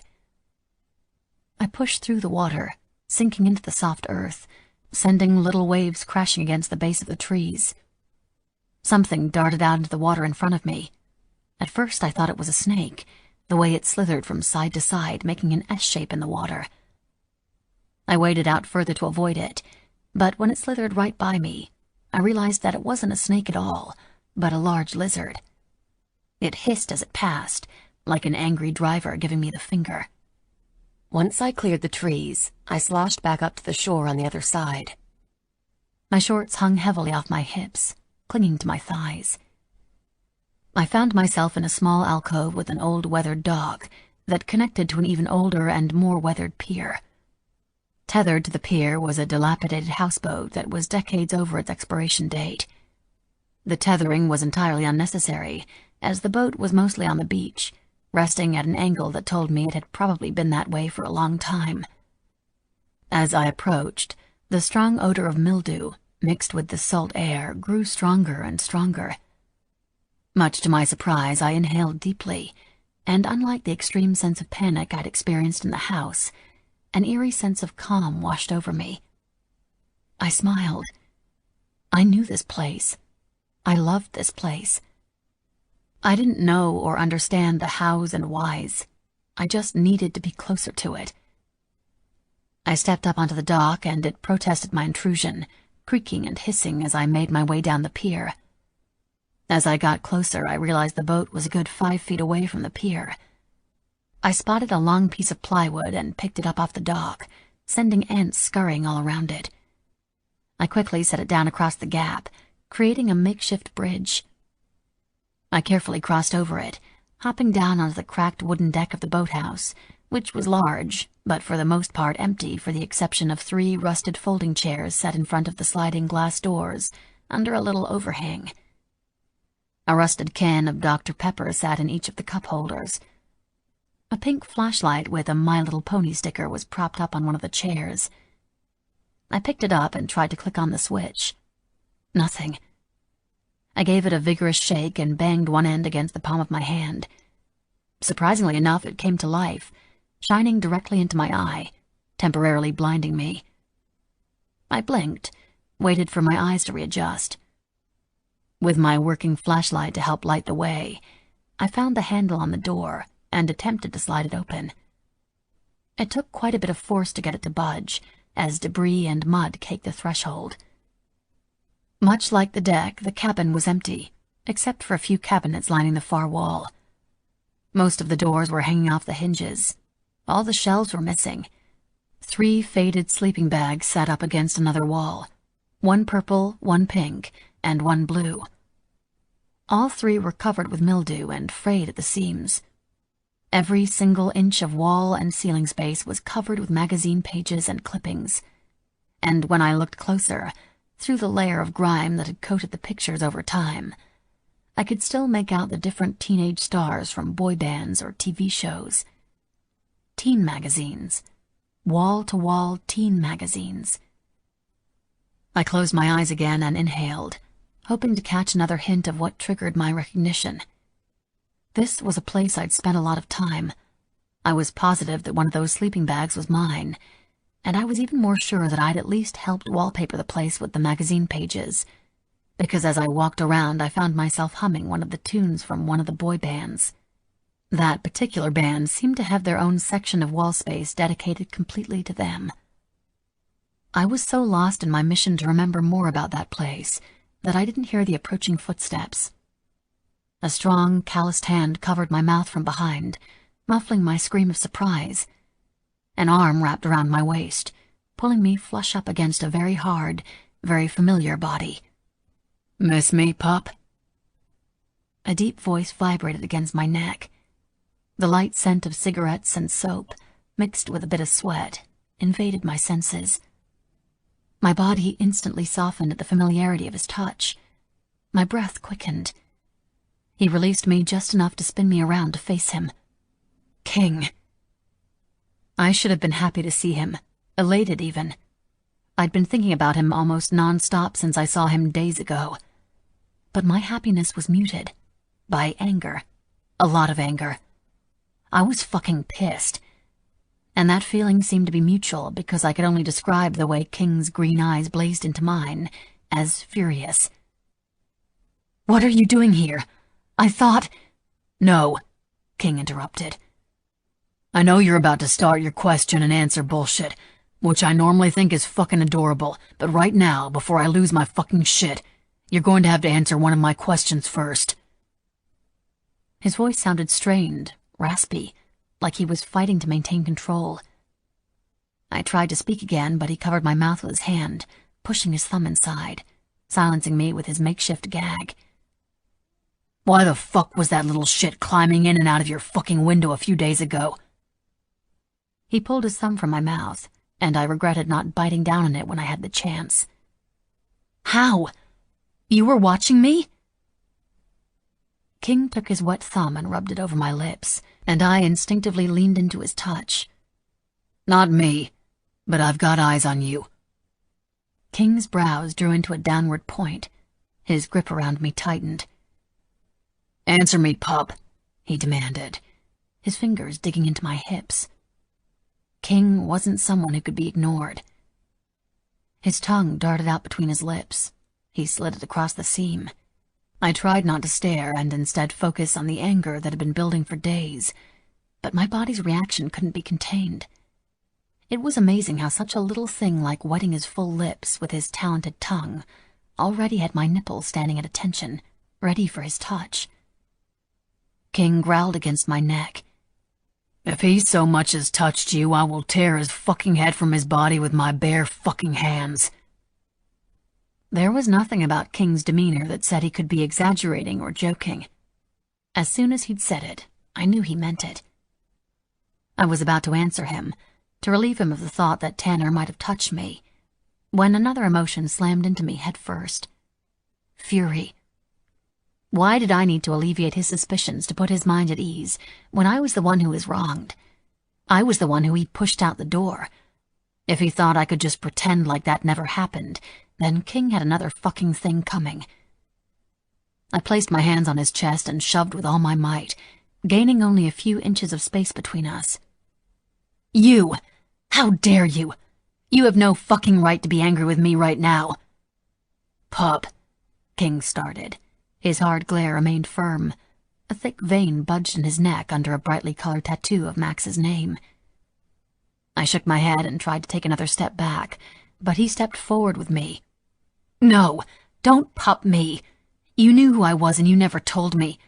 All that bullshit about me being yours and you send me away the first chance you get." I threw my hands in the air. "I didn't think I had another choice," King said. He attempted to press his forehead to mine, a gesture that would normally render me calm and compliant. But I wasn't ready for calm and compliant. I jerked my head back, avoiding the contact. "No, you did have another choice. You could have fucking told me. You could have let me make that decision with you instead of making it for me." I once again pushed on King's chest, this time gaining enough space between us to shimmy out from his grip. I left the cabin of the boat and climbed back onto the dock, walking briskly back the way I came. The humid night air hung heavily like damp laundry on the line. I waded back into the water, not as carefully as I had the first time around. The thunder cracked overhead. Lightning lit up the sky like fireworks exploding all around me. And because I was racing through the water and wasn't as cautious as I was the first time around, I lost my footing on every other step, sinking up to my ankles in the soft ground. There was a loud splashing behind me. "Did you come here to apologize? Because it's too fucking late. You should have thought of that before you lied to me," I shouted over my shoulder. Before I even rounded the trees, King grabbed me roughly by the waist, spinning me around. Water whipped through the air as my hair skipped across the surface. "Look at me," he growled, tilting my chin up to him. "I can't," I said, pressing my eyes shut tightly. "Look at me, pup," he demanded again. "I'm not letting go until you do." "This isn't fair," I shouted, struggling to free myself from his grip. "I don't want to look at you. I just want you to let me fucking go." When I finally wrangled my hand from his grip, I raised it in the air. My palm was about to make contact with King's face when he caught my wrist midair. "Oh, pup," he said. His deep voice rumbled with something sinister. He leaned down until his face was level with my own. I felt his cool breath across my cheek when he said, "You're going to pay for that." I looked up at him through my lashes just as he lifted me in the air by my waist and tossed me up into the air. I landed on my ass with a splash as I sunk underwater. I didn't even have a chance to come back up for air when strong arms grabbed me under my arms, hauling me back up into the night air. I sputtered, spitting out water, wiping my eyes. The salt water burned my nostrils. "What the fuck?" I shouted. King wiped my matted hair from my forehead. Again, he tipped my chin up to him. "Now look at me, or you're going back in." "Fuck you," I spat. King went to throw me again, but this time I fought against him so strongly he couldn't lift me up, so instead he held me tight and dove into the water, dragging me under with him. When he resurfaced with me still in his arms, in the shoulder-deep water, he dug his fingers into my hips. "This shit was so much fucking easier when you were afraid of me." "I'm not afraid of you anymore. I'm only afraid of a life without you." And he had gone and thrown it all away. And this was about more than being angry with him. I was hurt. I decided to open my eyes and get it over with. I told myself that I wasn't going to feel anything, that I would look at him and still be able to walk away. It's still a lie, even if you're only telling it to yourself. Slowly and begrudgingly, I opened my eyes, and when they locked onto his, my breath hitched in my throat. I told myself that it was the heat, lightning flashing across the sky, charging the air around us. I told myself that it was because we were standing in the thick line of light that the full moon painted across the water that was making me want to reach out and touch the soft glow of his colorfully tattooed skin. Because it most certainly wasn't the way I could practically see the flames dancing in King's burning gaze as it penetrated my fucking soul. It couldn't have been the way his hard lines of muscle rose and fell with his quick breaths, stretching the fabric of his already tight wife-beater across his chest. Panting. He was panting. We stood like that for what seemed like an eternity, daring the other to make the first move, frozen in the moment. I didn't feel one thing for him. I felt everything. Anger, confusion, love, lust, and it all swam around us in the water as we stared each other down. The sky opened up. A thunderclap boomed so loud and deep I felt it in my chest. The surface of the water rippled, and then came the rain, cold and relentless. Every drop sent the river water splashing back up at us, but it still wasn't enough to interrupt the staring contest that was so much more than just two sets of eyes staring at each other. It was a challenge, a warning, a power struggle. "You could have told me," I started to argue again, fully prepared to keep up the fight. I needed it. It had been too long since we had a true blowout, not since the night of the carnival, and I craved the back and forth between us that needed to happen. The night I gave him my heart. "No," he barked. "I couldn't have told you." He raised his voice over mine, pulling me so close that I could feel he was as affected by me as I was by him. He was hard, thick and ready against my thigh. And like the stupid girl I am, my knees trembled and started to buckle. "Why?" I spat. It was hard to concentrate on our words when I knew what was going on just beneath the surface. The rain was pouring down so hard it muffled our voices as if we were talking underwater. "Why couldn't you?" "Because I couldn't risk it. If you knew the truth, you would have... I just couldn't risk it," King said. "Risk what? What couldn't you risk?" I prodded. "Losing you," he boomed. "I couldn't risk losing you." King wrapped an arm around my waist and pressed his erection against the soft spot between my legs that was reacting to his every word, his every touch. A place that craved him almost as much as my heart did. He cupped my ass and lifted me up, wrapping my legs around his waist. "There was one point I'd made the decision to tell you the truth. I owed you that much.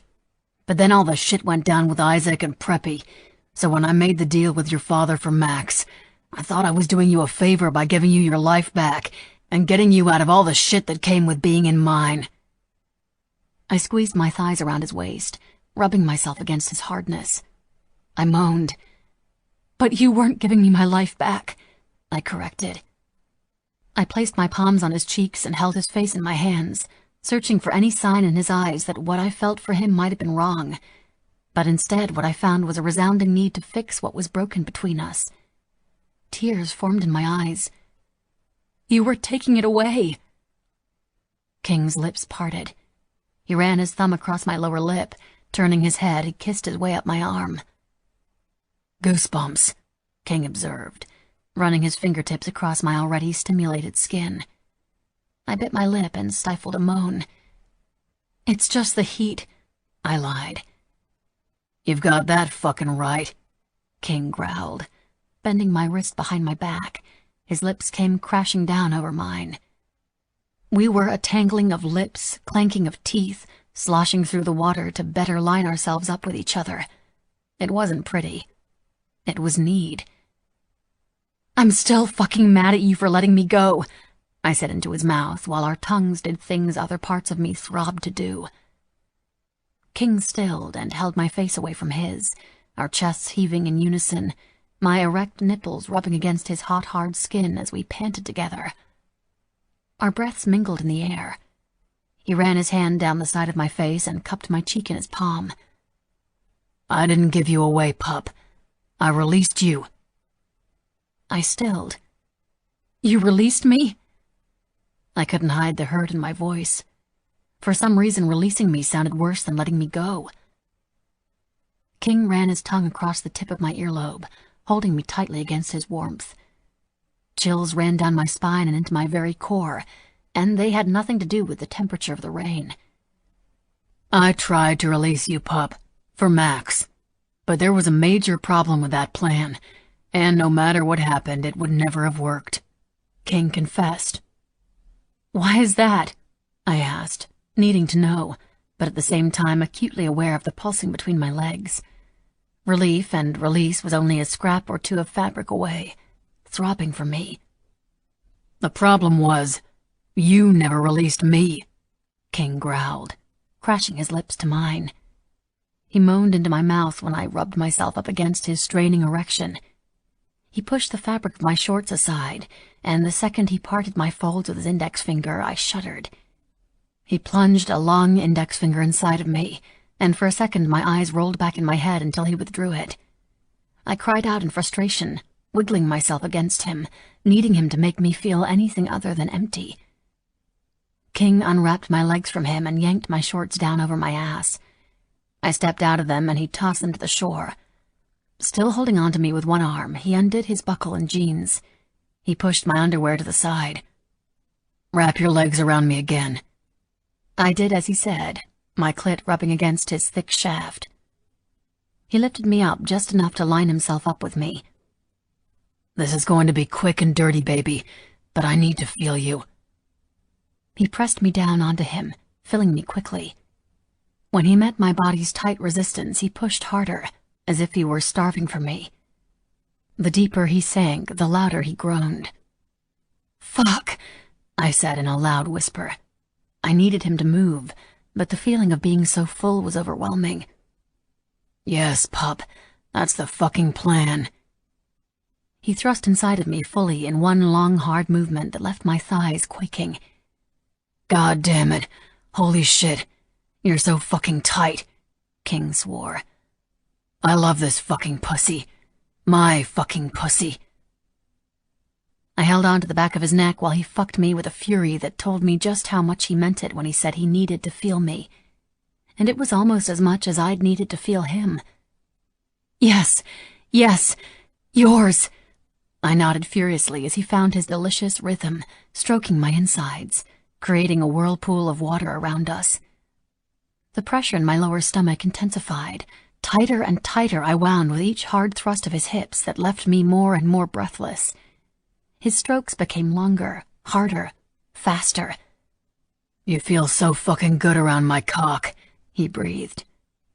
I was ready to finally acknowledge my complete lack of control over this larger-than-life connection we shared. I wasn't giving in to him. It was a fight I couldn't win. It was a fight I didn't even want to fight.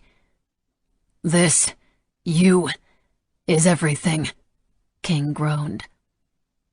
With a hand under each of my thighs, he gripped me hard, ramming into me over and over again each time he filled me to the hilt. My muscles clenched around him. When he dragged himself from me, I clenched again, seeking him out, needing more. I sat up, with my cheek pressed up against his scruffy face, as the beautiful man I loved pounded into me relentlessly. unforgivingly. I felt his frustration and his hate and his blind lust, and as overwhelming as it was, I took every single thing he could give me. Without much warning, I was exploding around him, trembling as I pulsed and pulsed. Just when I thought it was starting to die down, it racked my body all over again. His cock twitched inside me, his lips parted, his eyes never leaving mine as he thrust up into me one more time, pushing in as deep as he could, holding himself there as his muscles tensed, the cords in his neck strained as he followed me over the edge. We remained in each other's arms as the rain assaulted us. The gentle pulsing of his cock still inside me made me want to start all over again. I slowly rolled my hips against him, relishing in the feeling of how he felt against my deliciously sore and sensitive body. "Easy, pup," King teased, resting his forehead on mine. And this time I let him. And just like I expected, a calm washed over me as we both continued to breathe heavily. "Don't you see what you fucking do to me?"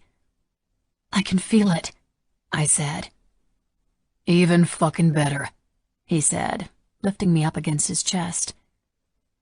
King gently drifted us around in the water, with me still attached to him in every way. "I'm still really mad at you," I managed to say. "I'm not cuffed to your bed anymore, but when you lied to me, you were still holding me captive because you took away my options." King's gaze hardened. "Yes, but ask me if I feel bad about it, about lying to you, about keeping you. There are a lot of things I would do differently, pup, but that isn't one of them. If I had to do it 1,000,000 times over again, I still would have kept you from myself. And if you tried to run again, I still would have chased you down and cuffed you to my bed." He held onto the back of my neck as he spoke, trapping my head, like he was making sure I wouldn't run away from him this time. "And when I finally gave in to whatever this thing is between us, and you let me inside you that first time, and I fucked you up against the house, I don't think you have to guess that I wouldn't change that either. Not a fucking second of it." My breath quickened, remembering the night of the carnival when we'd fought right up until the moment he was inside me, and then even our sex had been combative, deliciously combative. "The only thing I'm sorry for is how it all ended when you left. The shit with the senator. That's all on me. I was fucked up after prison, after preppy. I thought it was the only way to get back the only blood I've got." King ran the back of his hand down the side of my face and leaned in closer. "It was a mistake, because this thing here between us is not the kind of thing that can just go away." He brushed his lips against mine, and I leaned forward, seeking more contact, but he held me in place by my shoulders. "What?" I asked. Hard lines appeared between his eyes. "I told you what you needed to hear, what I needed to tell you. Now you need to tell me what I need to know." King's tone grew harsher. "You got 10 seconds to tell me why that fucking kid was in your room. You don't have to answer if you don't want to." "I don't?" I asked, suddenly feeling very confused. King shook his head. "No, you don't. But just know that if you choose to go that route, that I'm killing the little fucker regardless," King seethed. "Jealous much?" I cocked an eyebrow at him. I was baiting him, but the fucker deserved every second of uninformed agony after what he'd put me through. "Very," he admitted, much to my surprise. "So don't push me, little girl." His hands tightened on my shoulders, reminding me that King wasn't someone who liked to play games. "He wanted to talk," I explained. "And then—" "And then what?" he said through his teeth. I bit my lip. He asked me if I loved him, and I told him the truth. He made it seem like I was breaking up with him. "He didn't try to touch you?" King asked again, a shimmer of relief in his voice. "No," I said, drawing out the word to drive my point into that thick skull of his. King looked almost disappointed. "Kid gets to live after all," he said. "For today." "You still haven't told me how you are even here," I said. How did you get out so quickly? Did you post bail or something? I really don't know how all that works." King sighed. "Always with the questions, pup." He tucked my wet hair behind my ears in a move that was both soft and intimate. "I missed your annoying ass questions."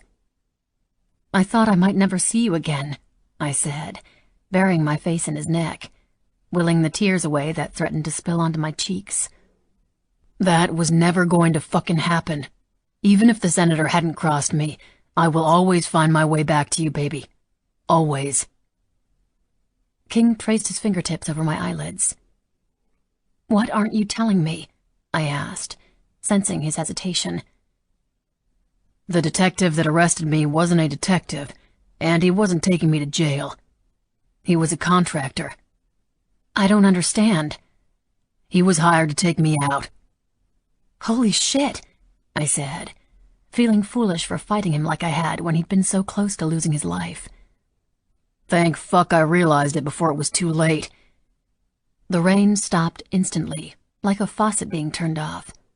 Immediately, a mist started to rise from the water around us, cloaking us in white, cloudy wetness. "What did you do? How are you still alive if he was hired to kill you?" I hung on to him tighter, grateful that he was right in front of me. The question made me feel sick to my stomach to even ask. King shrugged.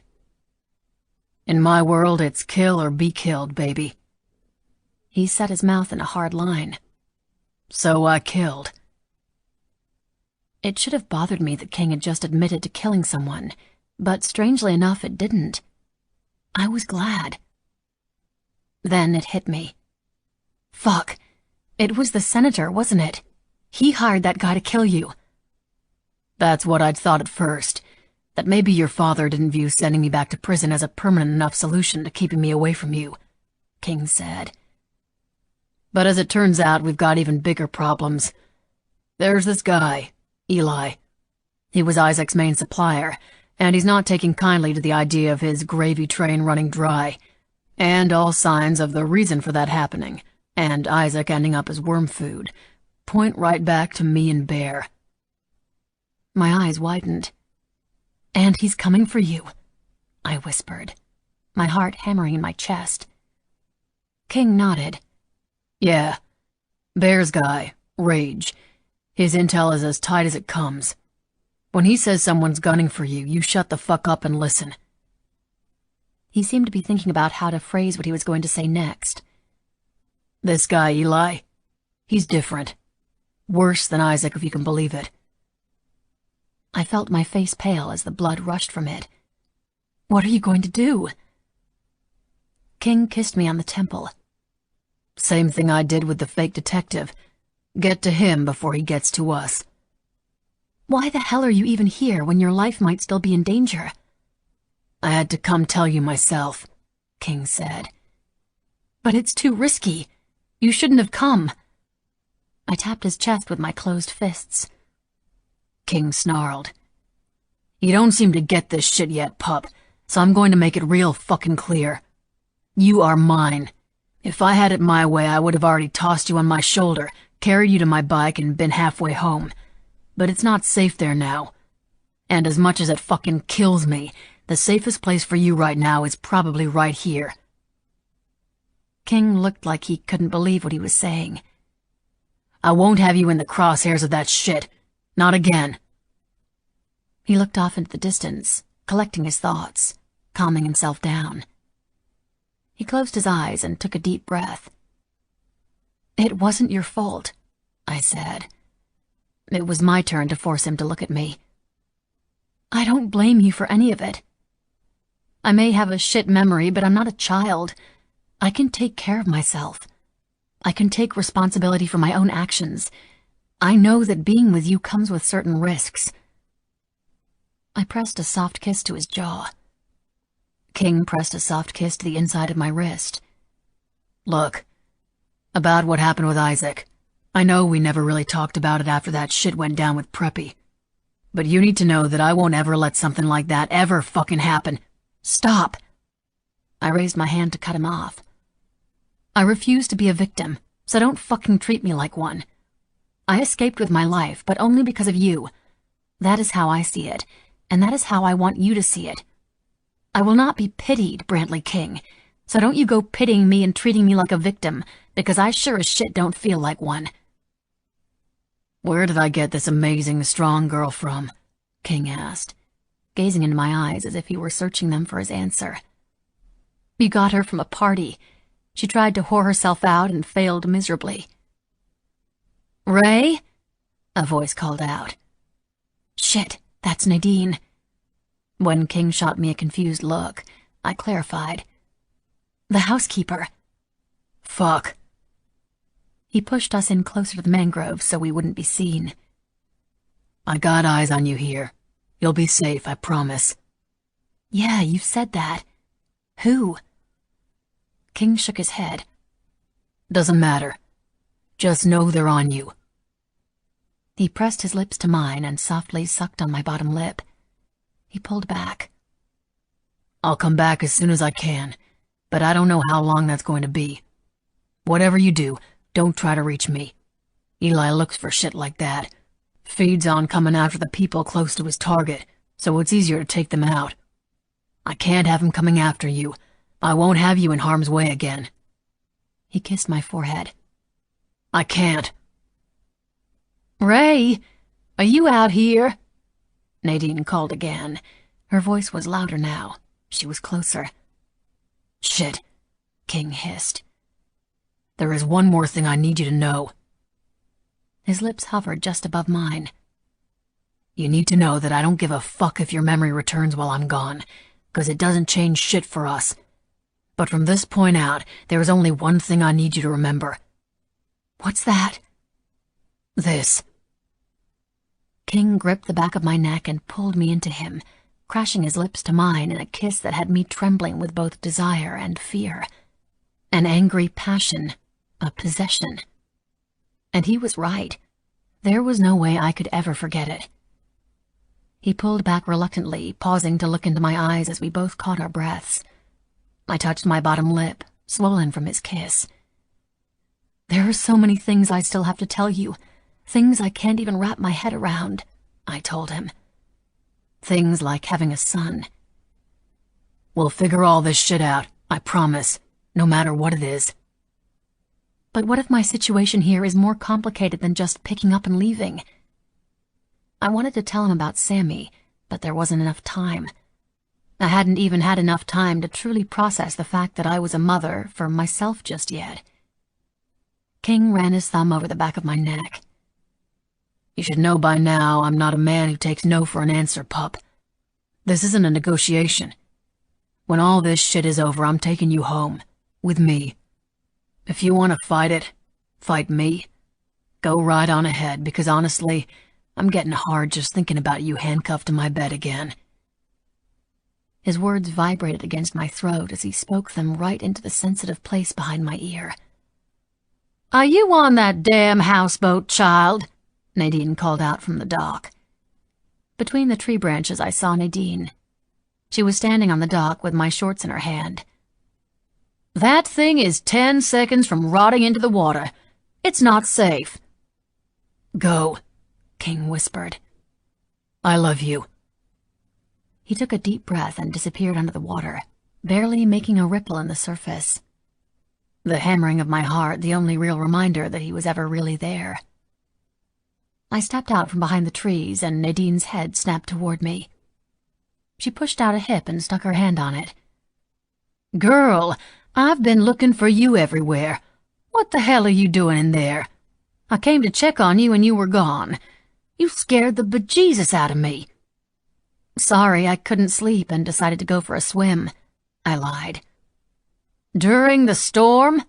Nadine asked skeptically. "It wasn't storming when I came out here." Seeming to accept my answer, Nadine tossed me my shorts. I shimmied back into them before emerging back onto the little beach. Nadine guided me back up to the house by my elbow, like I was an elderly person who'd wandered off. "Not feeling like you're home just yet?" I shook my head. Nadine patted my hand. "You know, those waters are pretty dark at night, And there are things lurking in there that most sane people would be very afraid of. I tried to contain my smile. If only you knew. Chapter 6. Doe. I was about to get back in bed when the light from the phone I'd plugged in earlier illuminated the room, casting a glow on the ceiling. I unplugged it and crawled onto my stomach over the comforter, resting it on the pillow. The message on the screen indicated it was fully charged. I slid the home screen open, but another message appeared asking for a password. I looked around the room, and the first thing my eyes landed on was one of the sketches of Sammy hanging from the corkboard.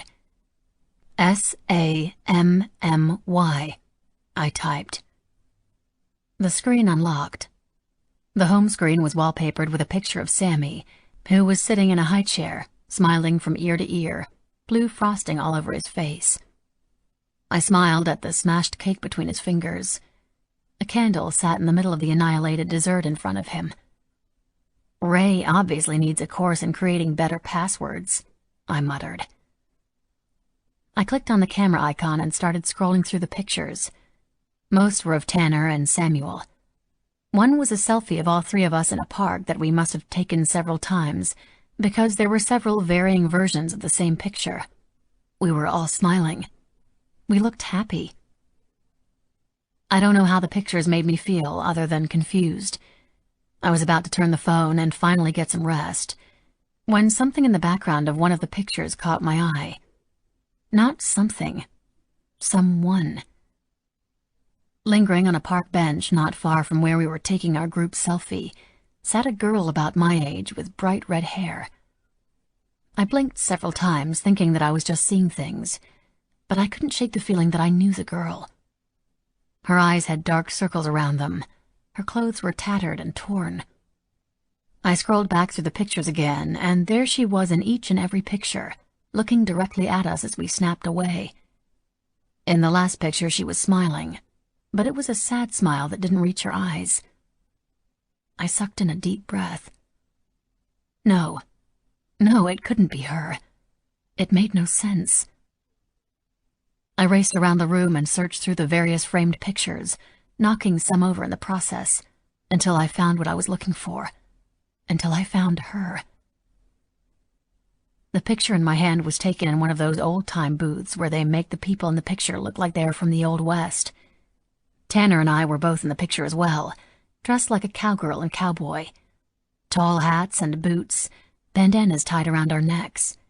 And there she was between us, her foot hitched up onto an overturned barrel, her dress falling off her shoulders, the side split clear up her thigh to her hip. She looked very different than the way she looked in the picture in the park, but there was no mistaking who she was, especially since in the Old West picture she was aiming a fake gun directly at the camera. I'd seen her do that before. The gun aimed at me. Holy shit. And then something happened, like a plug finally connecting into a working outlet. At first it was just a sputter of light and images, but then it grew into a steady flowing stream that once it got started, developed into full-fledged rapids, that once you floated into them there was no getting out.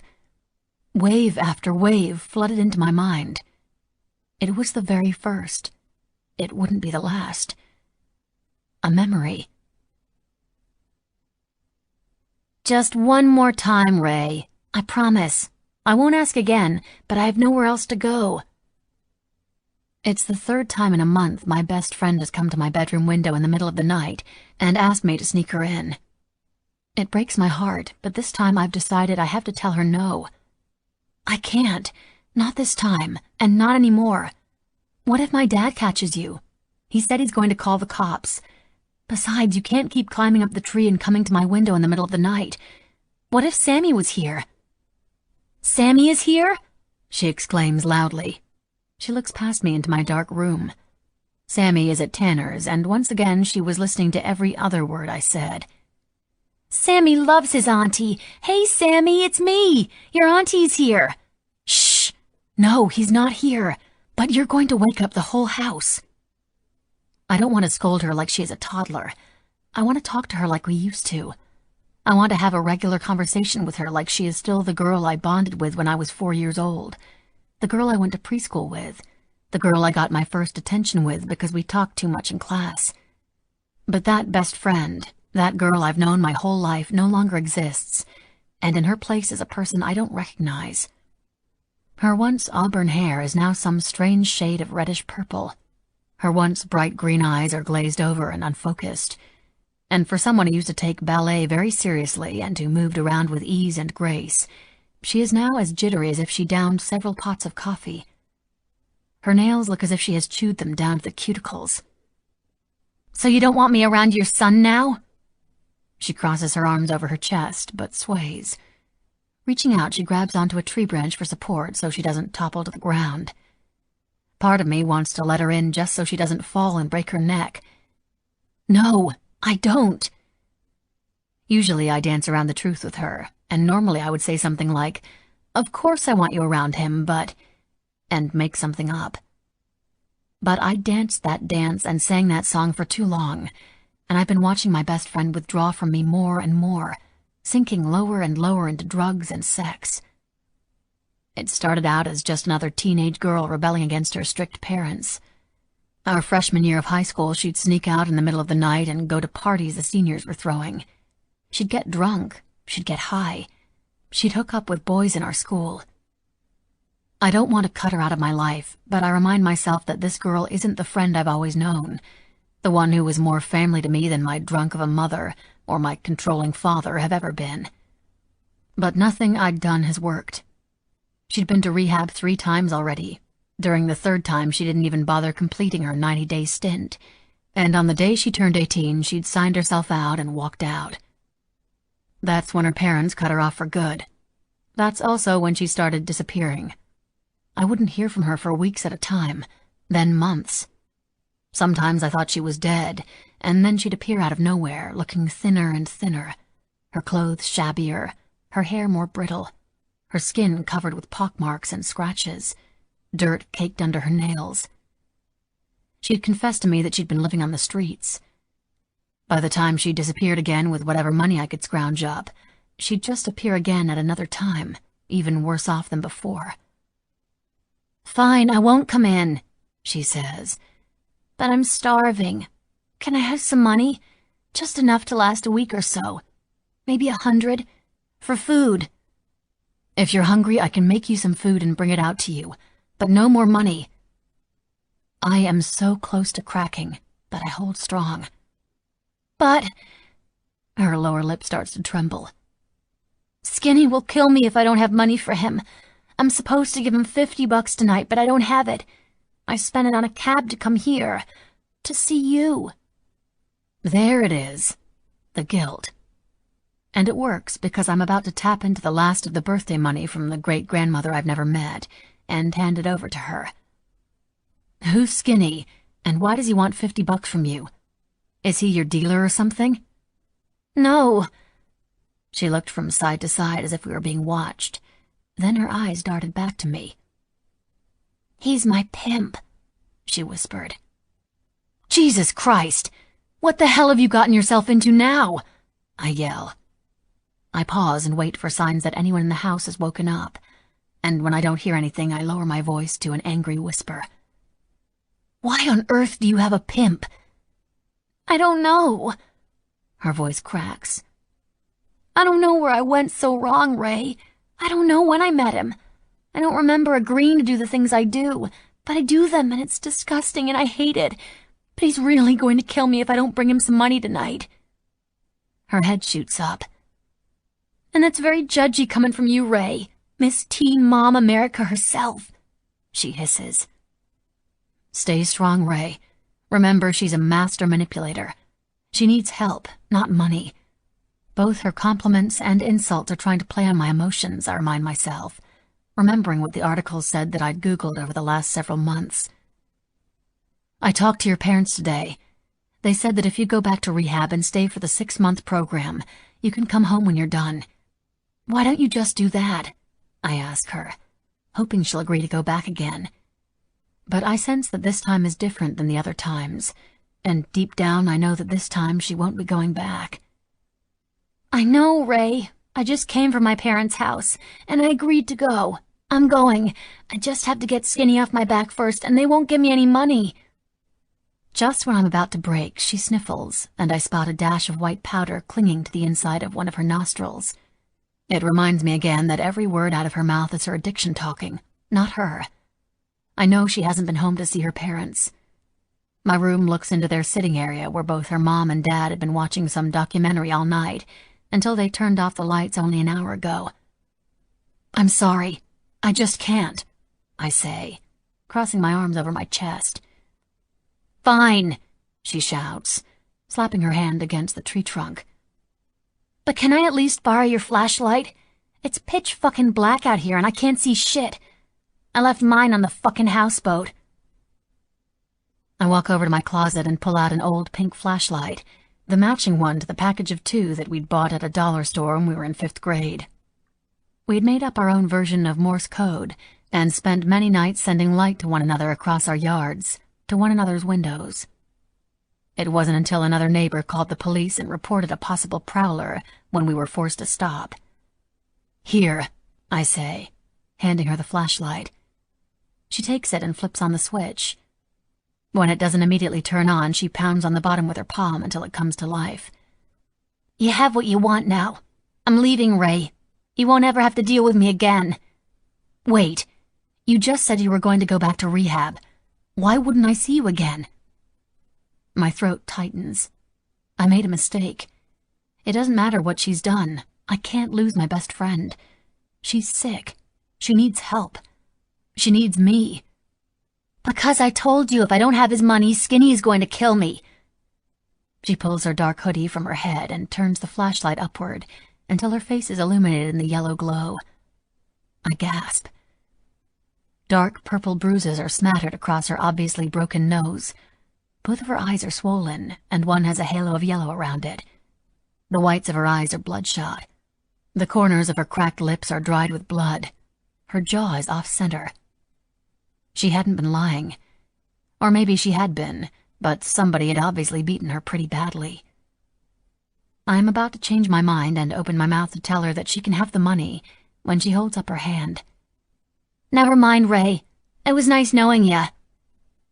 She turns off the flashlight and starts making her way down the tree, temporarily disappearing into the black backyard, until her shadow emerges under the streetlight on the front walk. She turns and waves. Bye, Ray, I hear her say quietly, cutting through the silence of the night. There is a finality in her goodbye that makes the hair on the back of my neck stand on end. She turns to leave, but stops again and turns around. And Ray, whatever you do, don't trust the tyrant. Then I watch as my best friend turns back around again and walks away. Maybe for the very last time. I whisper back to her, and can only hope that she can still hear me. Bye, Nikki. Chapter 7. King. What exactly did the fucking thing say again? Bear asked. Here, I said, flinging the envelope across the room. It landed on the floor. Bear reached down and unfolded the paper I wished I'd never received. He muttered as he read through the lengthy letter from the state informing me that since I didn't qualify for guardianship of Max, that they would like to put her up for adoption. They'd already had an interested family reach out to her caseworker. They'd already taken her from me physically, and now they wanted me to give them permission to give her to another family and strip the king from her. It was the last fucking thing I needed. Bear and I were delirious and running on only a few hours of sleep in a week. We'd spent a shitload of time running offense, actively searching for Eli. We'd been everywhere from Miami to Atlanta, but the guy was like a ghost. Every bit of information we received brought us somewhere he'd just left. Sometimes we'd missed him by just minutes. Says here they can't do shit without you signing off, Bear concluded, flicking the letter with his index finger, tossing it haphazardly onto the coffee table. Yeah, but it's also basically saying that if I don't sign off, she'll be in fucking foster care until she's 18. I twisted the last piece of my tattoo gun in place. Don't know if I can do that to her, man. When I was a kid, I would have given anything for my mom to actually be a mom. Fuck, I would have given anything just to know who my father was. But your mom was a fucking cunt, Bear stated, and now she's a dead fucking cunt. Her being a dead fucking cunt is the reason I don't have my kid, I reminded him, and maybe she's better off living with normal people who don't have to worry about all this bullshit of killing or being killed. Bear rolled his eyes. Bullshit. Killing motherfuckers is business. Ain't got shit to do with family. What the fuck do they know anyway? We're lawless, my friend. Civilians can't wrap their little fucking brains around what that means without getting their frilly panties in a fucking twist. You do know that in the eyes of the MC, I'm a civilian, I countered. Bear waved me off. Just to my old man, and what the fuck does he know? I paused for a minute, before I shared with Bear something I'd never told anyone else, even Preppy. If I ever get the chance to be a real dad to Max, I'm going full civilian. Like you had to tell me. I fucking knew that shit. Let me know how your application to fucking DeVry pans out, you fucking pussy, Ghost Preppy taunted. You ain't thinking clearly right now. We'll get Eli all nice and dead, and then you can think about what a dumb fuck you just sounded like when you informed me that the king of the causeway is going fucking legit, Bear scoffed. I'd expected that answer from Bear. I knew he wouldn't understand what lengths a person would go to for their kid, for their family. You know how you would do anything for your brothers in the MC? Bear nodded. For the MC? For you? Yeah, man, anything. Steal, fight, maim, kill. Shit, I'd take a fucking bullet. I'd go back and take Preppy's fucking bullet right now if I could. I believed him because Bear's loyalties ran deep. Well, I started, those things are jack shit compared to what you would be willing to do for your own kid. It was Bear's turn to shake his head. I knew he would never really understand what I'd meant unless he up and had a kid of his own someday, and that thought was laughable at best. I rubbed my hand across the stubble on my jaw, which over the past week had turned more beard than stubble. All I really wanted was to drag Pup into my bed and settle my face in between her legs for the foreseeable future. But I couldn't do that until we ended Eli. The guy was smart. He liked his revenge slow, sweet, and torturous. Torture is the word I would use to describe not being able to reach out to Pup. It was too dangerous. The last guy Eli set his sights on lost his entire family, right down to his second cousins, before Eli finally put an end to the guy's misery of watching everyone he loved die off one by one. We'll start back up in the morning, I said. Put more feelers out there. See if we can get info from someone closer to him or his inner circle. Someone who will know where he is in present tense, not past. I rubbed my eyes. I was tired, but also restless. My skin was literally itching to move the fuck on past all the fucking problems and move on to the solutions. Like putting a fucking bullet in Eli. Ideally, I'd like to do it without even stopping the fucking car and then hightail it back to Pup. Then we can figure the Max thing out. Together. You got any space left? I called over to Bear, who was lying face down on the couch. We were in the apartment he'd built for himself in my garage. With no windows and only a single door in and out, it made us feel less like sitting ducks than the main house. Bear spoke into the cushion, listing the parts of his body that weren't already covered with ink. Some on my neck, the inside of my right arm, couple of fingers, I think, and my dick. But you ain't my type, fucker, so hands off. You can't tattoo your dick, Bear. He doesn't do micro-portraits. I laughed at the sound of Preppy's voice in my head and took another hit of the joint Bear and I'd been passing back and forth. What's so fucking funny? He asked, lifting his head from the cushion. His eyes rimmed in red. Prep, I said, holding the smoke in my lungs as long as I could, letting it burn in my chest until I had no choice but to blow it out. This is fucked up, but I still hear him sometimes. Bear sat up and took the joint, taking 3 hits before leaning back on the couch with his arms spread across the back of the cushions. I know what you mean. Me too. He's always been there to break up all the heavy shit we're all stewing in. Now that he ain't here, it's just all heavy shit. And no prep. The plan had been to take a night and get some rest before going back to it. I'd tossed and turned for hours, knowing that until Pup was back in my bed that I'd never have a good night's sleep again. I heard Bear grunting, doing his own tossing and turning. So finally, we just quit trying. For 3 hours, we'd been getting high, and for a while, it was almost like old times when me, Bear, and Preppy had spent many nights the exact same way. Except without Preppy. And just like those times, I'd broken out my tattoo gun. You ready to do this? I asked, holding up the gun, using the foot pedal to make it buzz in the air. Fuck yeah! Ink me, bitch!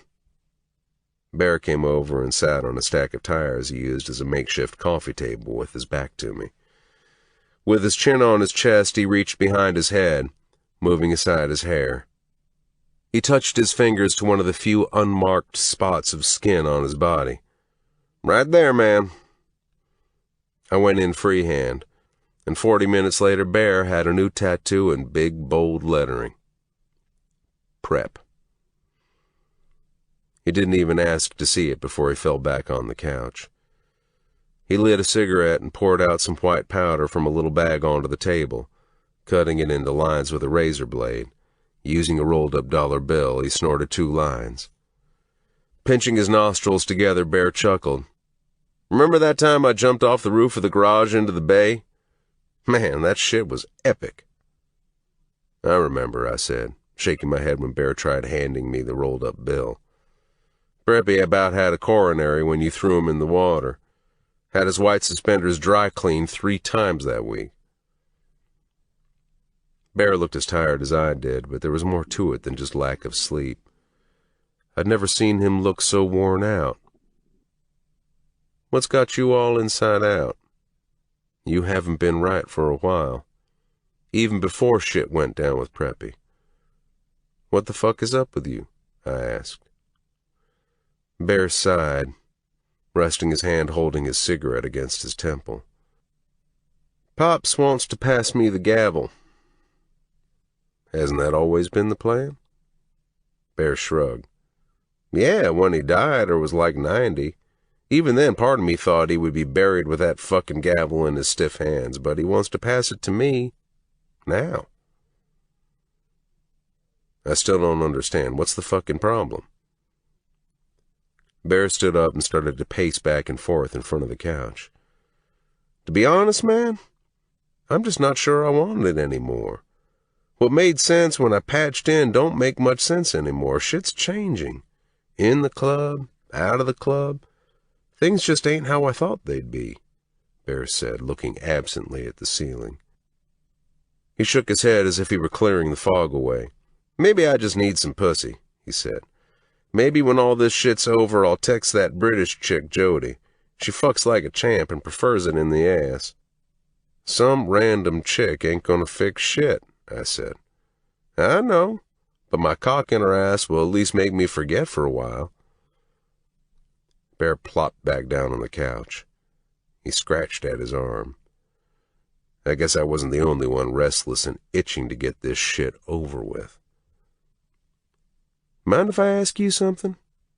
Bear leaned forward, grabbing his smokes from the table. He didn't wait for my answer. Why is Doe the one that's got your fucking guts all torn in pieces when you used to go through a bitch or 2 a day? Sometimes at the same fucking time, Bear lamented. I raised my eyebrows. We gonna sit around and talk about our fucking feelings now? I mean, she's fucking beautiful, man, and I've called girls hot, sexy, trashy, but in an I'd still fuck your trailer park ass type of way. She's different. A girl like her should be far, far away from anyone who even resembles Florida white trash like us. I unholstered my gun and set it on the table. You about to say something I'm going to need this for? I asked. But it was what he wasn't saying, which was written all over his blonde, bearded face, which was really pissing me off. He wanted to protect Pup.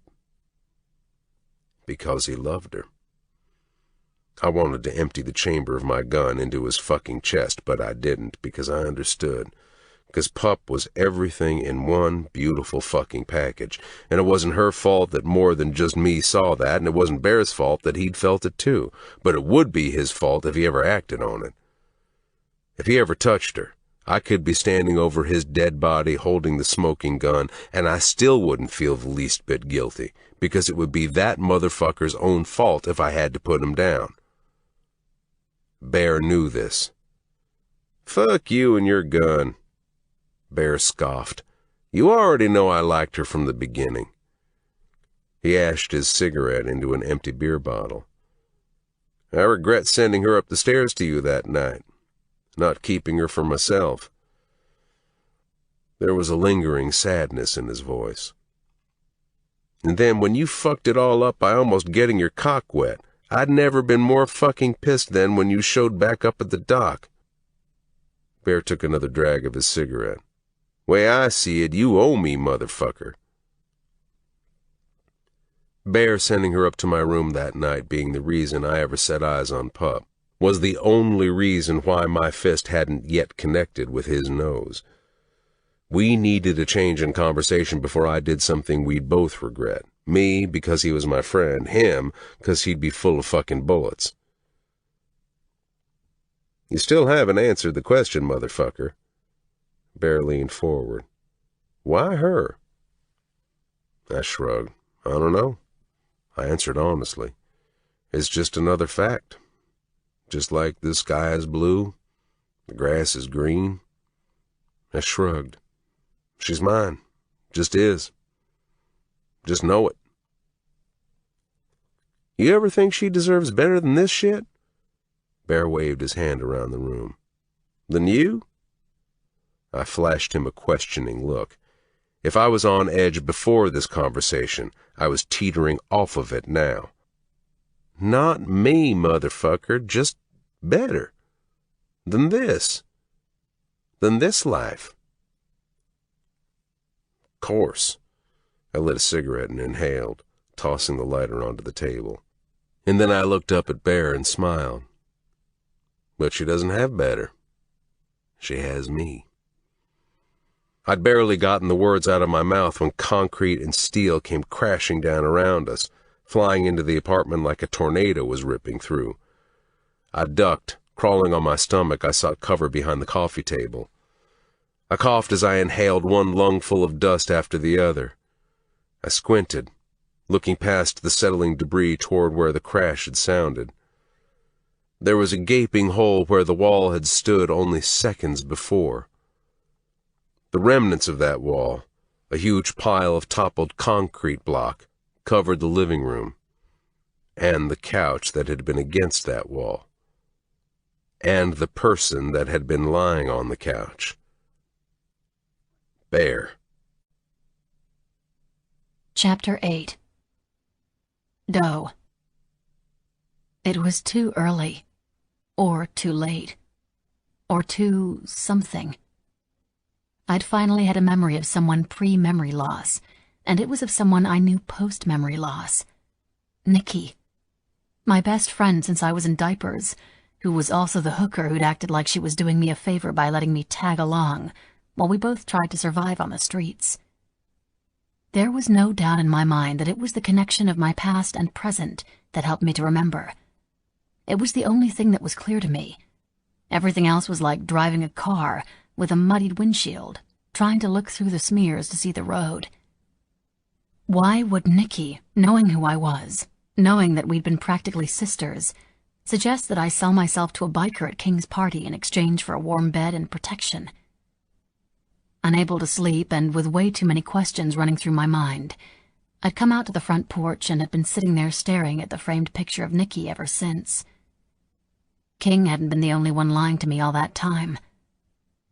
"Why didn't you tell me who you were? Who I was?" I asked her picture, running my fingers over a silver frame. "Hey, Ray, long time. What's crack-a-lackin'? How's it going? How was your trip?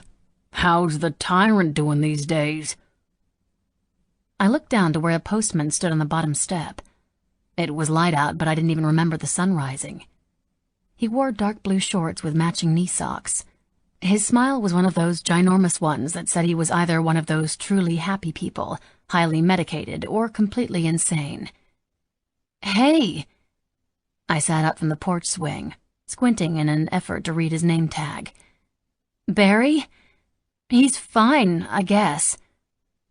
I was a horrible liar, but at the same time I couldn't bring myself to tell him that not only did I not remember him, but that I hadn't seen my father since he dumped me off the previous day with no word on when he'd be coming back. I didn't want to offend the smile. Barry didn't say another word, but he didn't need to. His furrowed brows and wrinkled nose spoke volumes for him. He set the mail on the ledge, and without another word, he slinked backward, before turning and walking away, as if he'd just fed an angry pit bull and was trying not to get bitten. But I was angry. Confusion is a bitch. It leads to questions, which only lead to more questions, which leads to being frustrated, which leads to being pissed off. "He wants to see you in his office," Nadine said. "Your mother is there, too. They're waiting for you." "Really?" I stood from the swing, automatically smoothing down my hair and adjusting my shorts, pulling on them so they would appear longer. Which was odd, because I didn't care what they thought of me, but the motion to make sure I was presentable was automatic. I'd seen the same town car that had taken me from King's pull up that morning, but I didn't have any sort of urge to rush up to the senator and welcome him home either.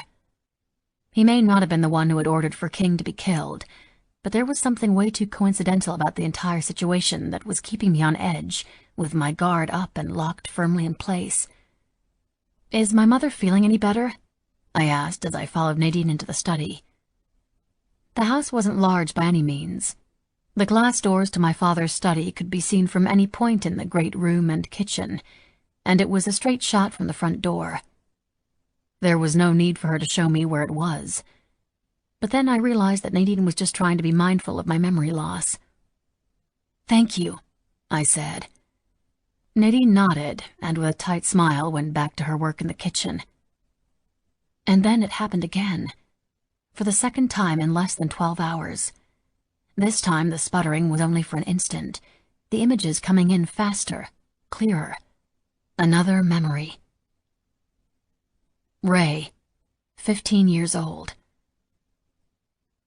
My father's office is his temple, a virtual shrine to himself and all of his political idols.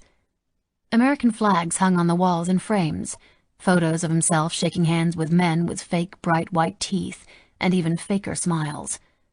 Men who he saw as more than mere mortals. Men who he aspired to be like. The gods of the Republican Party. In his quest to become them, my father had long ago chosen politics over family. Except, of course, when the bill or law he was pushing involved family values of some sort. Then we were at the forefront, paraded around and used as examples everything a good conservative Christian family should be. A cross hung behind his desk, next to the American flag. It's complete bullshit. He is complete bullshit. He's never stepped foot inside a church for reasons other than having to do with politics, but he tells people he's a Protestant. What he is a fucking liar. Everything about him, everything about his office screamed formality and bullshit. Which was why I chose this very room as the place I was going to tell him the news, and during his regular business hours, in hopes that he would curb his temper while on his sacred holy ground. I dressed for the occasion like I'm going for an interview, matching yellow jacket and pencil skirt, straight out of the Jackie Kennedy handbook. I've been hiding the bump for months now under baggy clothes, but the suit accentuates my rounded belly. I am 6 months along, and there is no more hiding. I spy my father through the glass French doors, with his back to me, leaning against one of the green chairs in front of his desk. I take a deep breath and push on the handle. "Dad, can we talk?" The word dad feels funny to say. I haven't called him it in years. The use of the word is strategic on my part, starting the conversation with a reminder of who he is to me. Something I think he often forgot. He hasn't been any sort of father to me in years. He isn't a dad at all. He spins around when he hears me come in, revealing that he isn't alone. Tanner is sitting in one of the big green chairs in front of my father's desk, smiling a little too brightly for my liking. Something is up.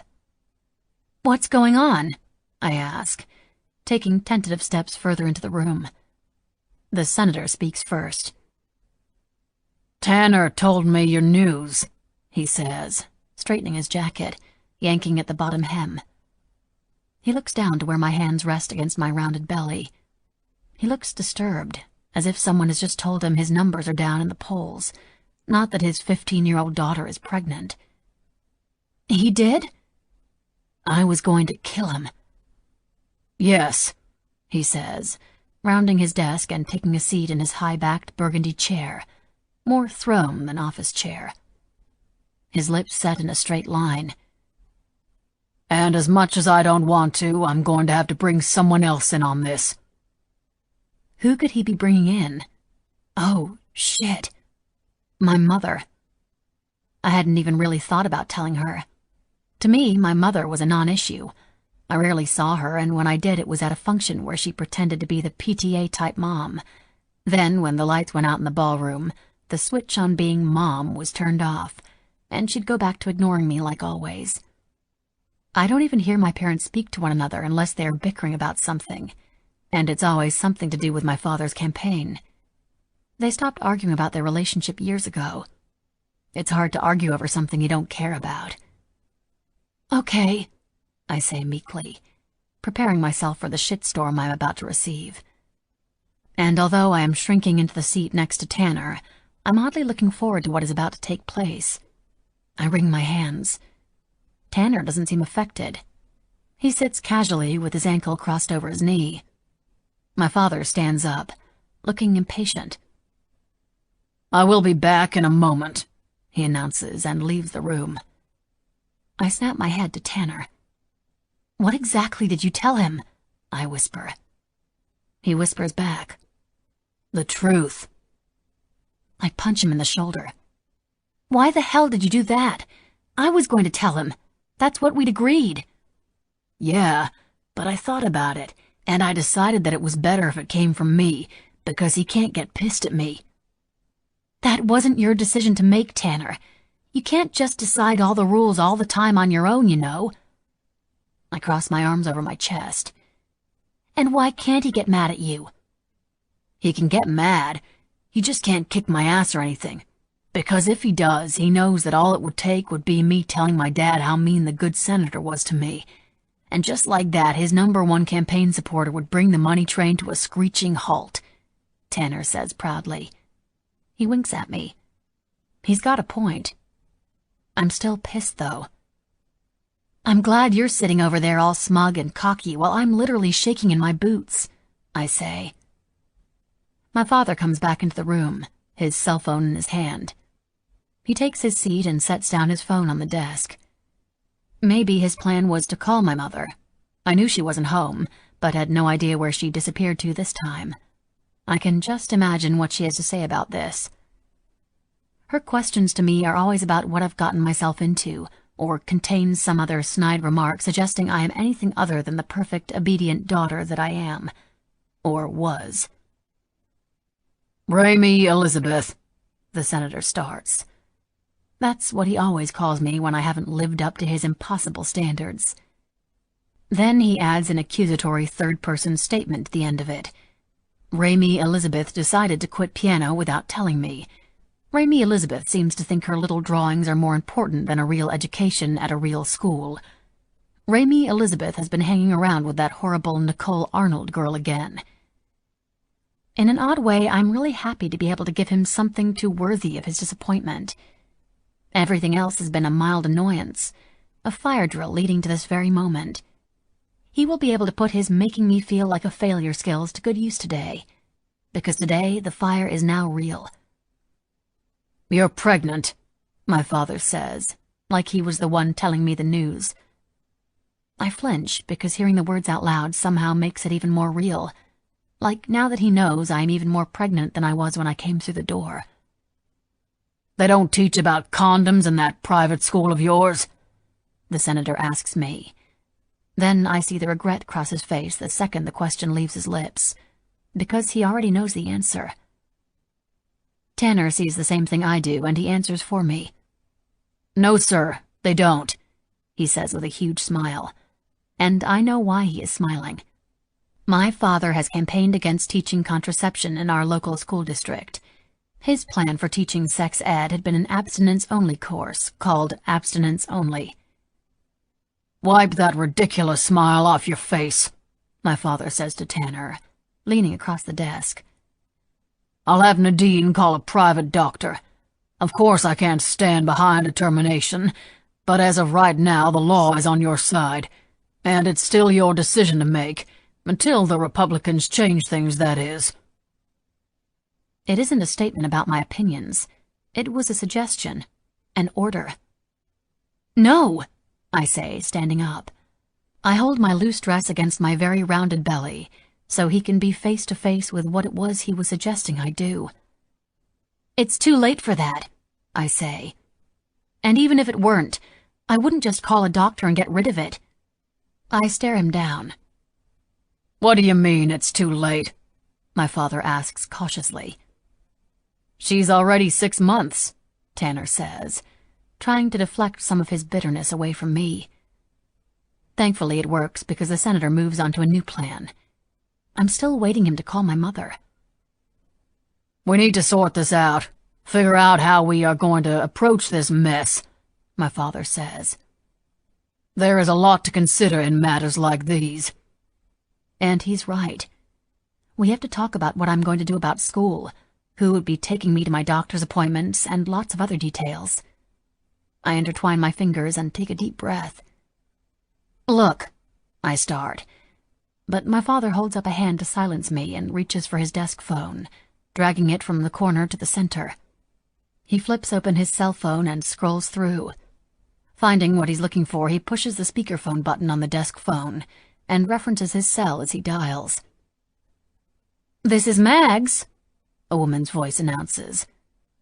"It's Price," my father starts. "We have a situation here. We're going to need to work out a strategy, backlash, and then we need to talk approval rating. Maybe take a poll." Mags. I know that name. The man in front of me, my father, the one bent over the desk phone, doesn't care one bit that his teenage daughter is pregnant. He doesn't care that I will miss school. He doesn't care that I don't know the first thing about taking care of a baby, or that my entire world is about to change in the most drastic way imaginable. No. This call is like tossing a bucket of ice over my head and dragging me back to the reality that was the senator. Because his phone call was to the one and only Mags Albright, public relations extraordinaire. I am not his daughter. I am a situation. That was officially the last day I called him Dad. From that day on, I called him by one name, and one name only. The senator. My father sat behind his desk, looking very much like he did the day I told him I was pregnant, except maybe a little worse for wear. There were circles around his eyes, his hair was noticeably grayer, his complexion now slightly yellowed.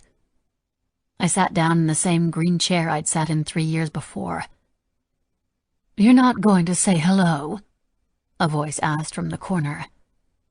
I turned my head to see my mother sitting with perfect posture, her legs crossed at the ankles, in a high-backed chair. "Hello," I said. My mother sat forward, bracing herself on the armrest. She picked up a glass tumbler that was filled with some sort of dark liquor, and stood. She set the glass down on the senator's desk, the liquid splashing over the side. "Are you feeling better now that you're back from the spa?" I asked. "I'm fine, dear. So glad to have you home," she said robotically. "I'm assuming you don't remember me either," she stated. I shook my head and then remembered the picture frame I was still clutching in my hands. "I remember her, though." I turned over the frame in my hand and pointed to Nikki. "You remember Nicole?" my father asked, sounding very surprised. I nodded. "Just one memory. She'd come to my window, asked me for help. Money." My eyes welled up with tears, but I fought them back. I told her no. The senator sighed. "I'd forbidden you from seeing her after she went to rehab the first time, but you didn't listen. You never did when it came to that girl." "Apparently one time I did, because I remember sending her away from my window." "And you should be glad you did," my mother chimed in. "Because she's—" "Margot," the senator warned. "She's what?" I asked. But a part of me needed to hear it out loud. "She's dead," my mother finished, with a shrug of her shoulder.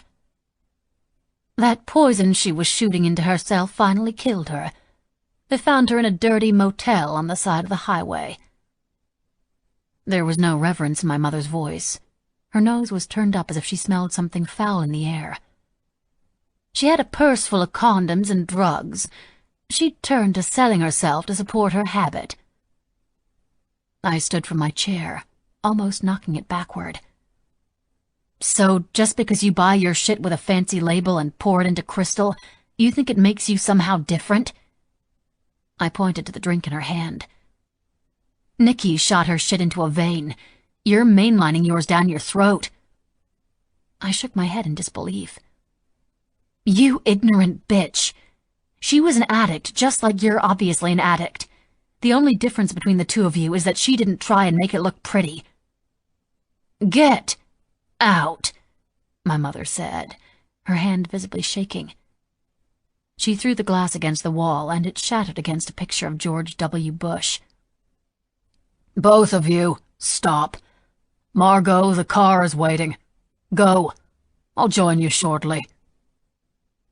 My mother leered at me as she did what she was told, leaving the room in a huff, the front door slamming shut a few seconds later. My father didn't address my mother's behavior. "We have to leave for an event in Myrtle Beach. In the meantime, there is a specialist coming to see you. He's an expert on brain trauma and memory loss. He works mostly with veterans at the VA, but has agreed to come work with you. Try and behave while we're gone, and your mother, she's fragile these days. Go easy on her." He stood up and buttoned his jacket. He opened his desk drawer and retrieved a gaudy, bright gold watch with red diamonds around the bezel. "We'll be back Thursday," he clipped, and left the room. Suddenly, my fear of being alone made no sense at all, because I'd much rather be alone than spend another minute with my parents. I vowed right then and there to be the mother to Sammy that, according to my memories, my mother never was to me. I wanted Sammy to grow up feeling loved and knowing that no matter what, I'd always be there for him. The last thing in the world I ever wanted was for him to grow up and hate his own mother, like I hated mine. Chapter 9. King. When the debris settled in the room, I crawled on my stomach, stealing a glance out from behind the coffee table where I ducked for cover. The couch where Bear had been sitting could no longer be seen in the rubble, and neither could Bear. There was a commotion of voices. Commands were barked. It sounded as if the orders were being spoken into a canyon, and all I could make out were the echoes of their voices. Pain, dull and pulsing, radiated from my head. Blood dripped into my eyes. My vision blurred. I squinted. 2 men carrying AKs clambered over the remains of the wall and entered the apartment. They were fixated on something hanging from a pile of debris on the couch. And that's when I finally caught a glimpse of Bear. Or at least part of Bear. His leg hung at an awkward angle, dangling over a large piece of concrete. His jeans ripped. His calf dripping blood. Something moved outside and my attention snapped back to the hole in the wall. There was a large truck just beyond the wreckage and it was still running, the headlights on and shining directly into the apartment. Attached to the grill was some sort of ramming device. Leaning up against the truck was Eli. He spotted me and smiled, tipping his hat to me like he was greeting an old friend. A crunching noise sounded from behind me. I turned my head to find one of Eli's men standing over me, pointing his AK in my face. "You gonna die today?" the man said. Scars covered one side of his jaw. A shitty, thin-lined prison tat covered his neck. A toothpick hung from his lip, moving up and down when he spoke. "After you, motherfucker," I growled, rolling over to my side, taking out his leg. I threw him off balance, and he fell sideways. I grabbed the gun I kept hidden behind my belt buckle, and before he could lift his gun again, I'd already aimed and fired, sending him to the place in hell reserved for pieces of shit like him. And me. I ran over to where Bear was pinned beneath the rubble. Shots rang out, the table exploded. Shards of the glass top rose off the table like someone had just cannonballed into a pool of water, then crashed back down, sending bits and pieces of shrapnel soaring through the air, stabbing into the skin on my neck and chest like a million tiny knives, not much bigger than a grain of sand. A bullet whizzed by my head and lodged into the wall behind me, narrowly missing my forehead by less than an inch. I stood straight and aimed my gun toward the snarling man who wore a look of disappointment on his face, pissed that he'd missed his intended target. Me. I took more time to aim than was safe, standing out in the open with no cover, but my little backup gun had only one bullet left and I needed to make it count. I squeezed the trigger and the man's eyes went wide as the bullet pierced his throat. He choked and gurgled on his own blood as he crumpled to the floor. I tossed the gun and started clearing the rubble off of the couch. After what seemed like forever but was probably only a few seconds, I cleared a block that revealed Bear's face and neck. I leaned down and put my ear to his chest. Still breathing. I had to move quickly. Eli was standing just outside and God only knew what that crazy motherfucker might be armed with. I reached behind Bear and tried to wrestle a gun from one of his holsters under his cut. I had no doubt it was fully loaded. Bear was always prepared. I hadn't successfully freed the gun when 7 more men came bursting through the hole in the wall, all armed, all guns aimed at me. I froze. The front door opened and another 4 men came barging through, followed by Eli. I know I made my own entrance, but I had to use the front door, you see. It's more civilized that way, Eli said, pushing his dark sunglasses back up the bridge of his nose. He looked around the room and turned up his nose. And Lord knows someone has to remain civilized in this God-forsaken shit town. I wouldn't blame any man for giving up when they were in the same situation I was in, unarmed, facing a firing squad. I wasn't just any man. I had things to live for, people to live for. My girls, Bear, Grace, my family.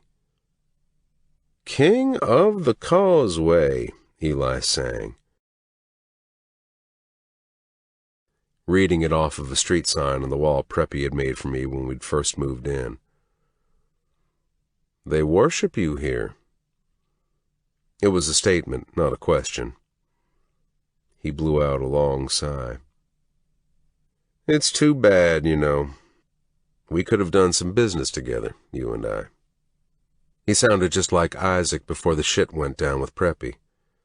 "But now that you killed Isaac without so much as a thought of the repercussions, well, I don't do business with stupid men, King." He stressed my name as if it were a ridiculous thing to say. I cracked my knuckles and hissed through my teeth. You best be careful about who you call stupid, motherfucker, I spat. Isaac came at me and my people after I'd already offered to cut him in on our business. If you want to call someone stupid, it should be him.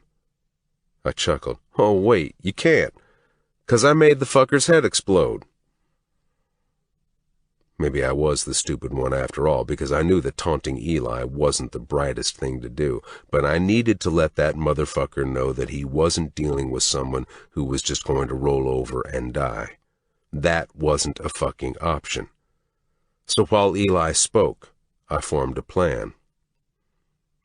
That wasn't your fucking call to make, Eli said, his pale face turning red.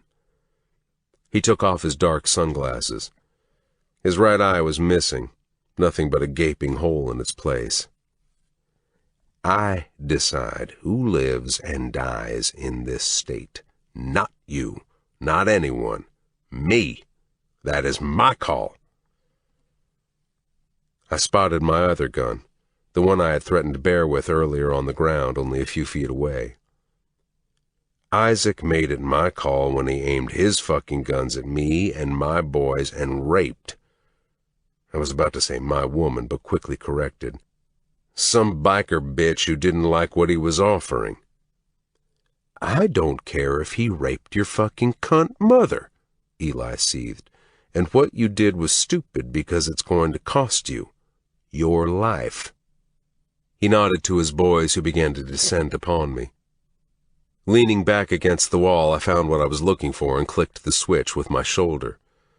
The old garage door on the side of the room, the one Bear had covered with a huge Beach Bastards flag, screamed to life, shrieking and scraping, dragging metal against rusted metal as it struggled to open for the first time in years, sending the furniture and a glass cabinet, which had been leaning up against it, tumbling over.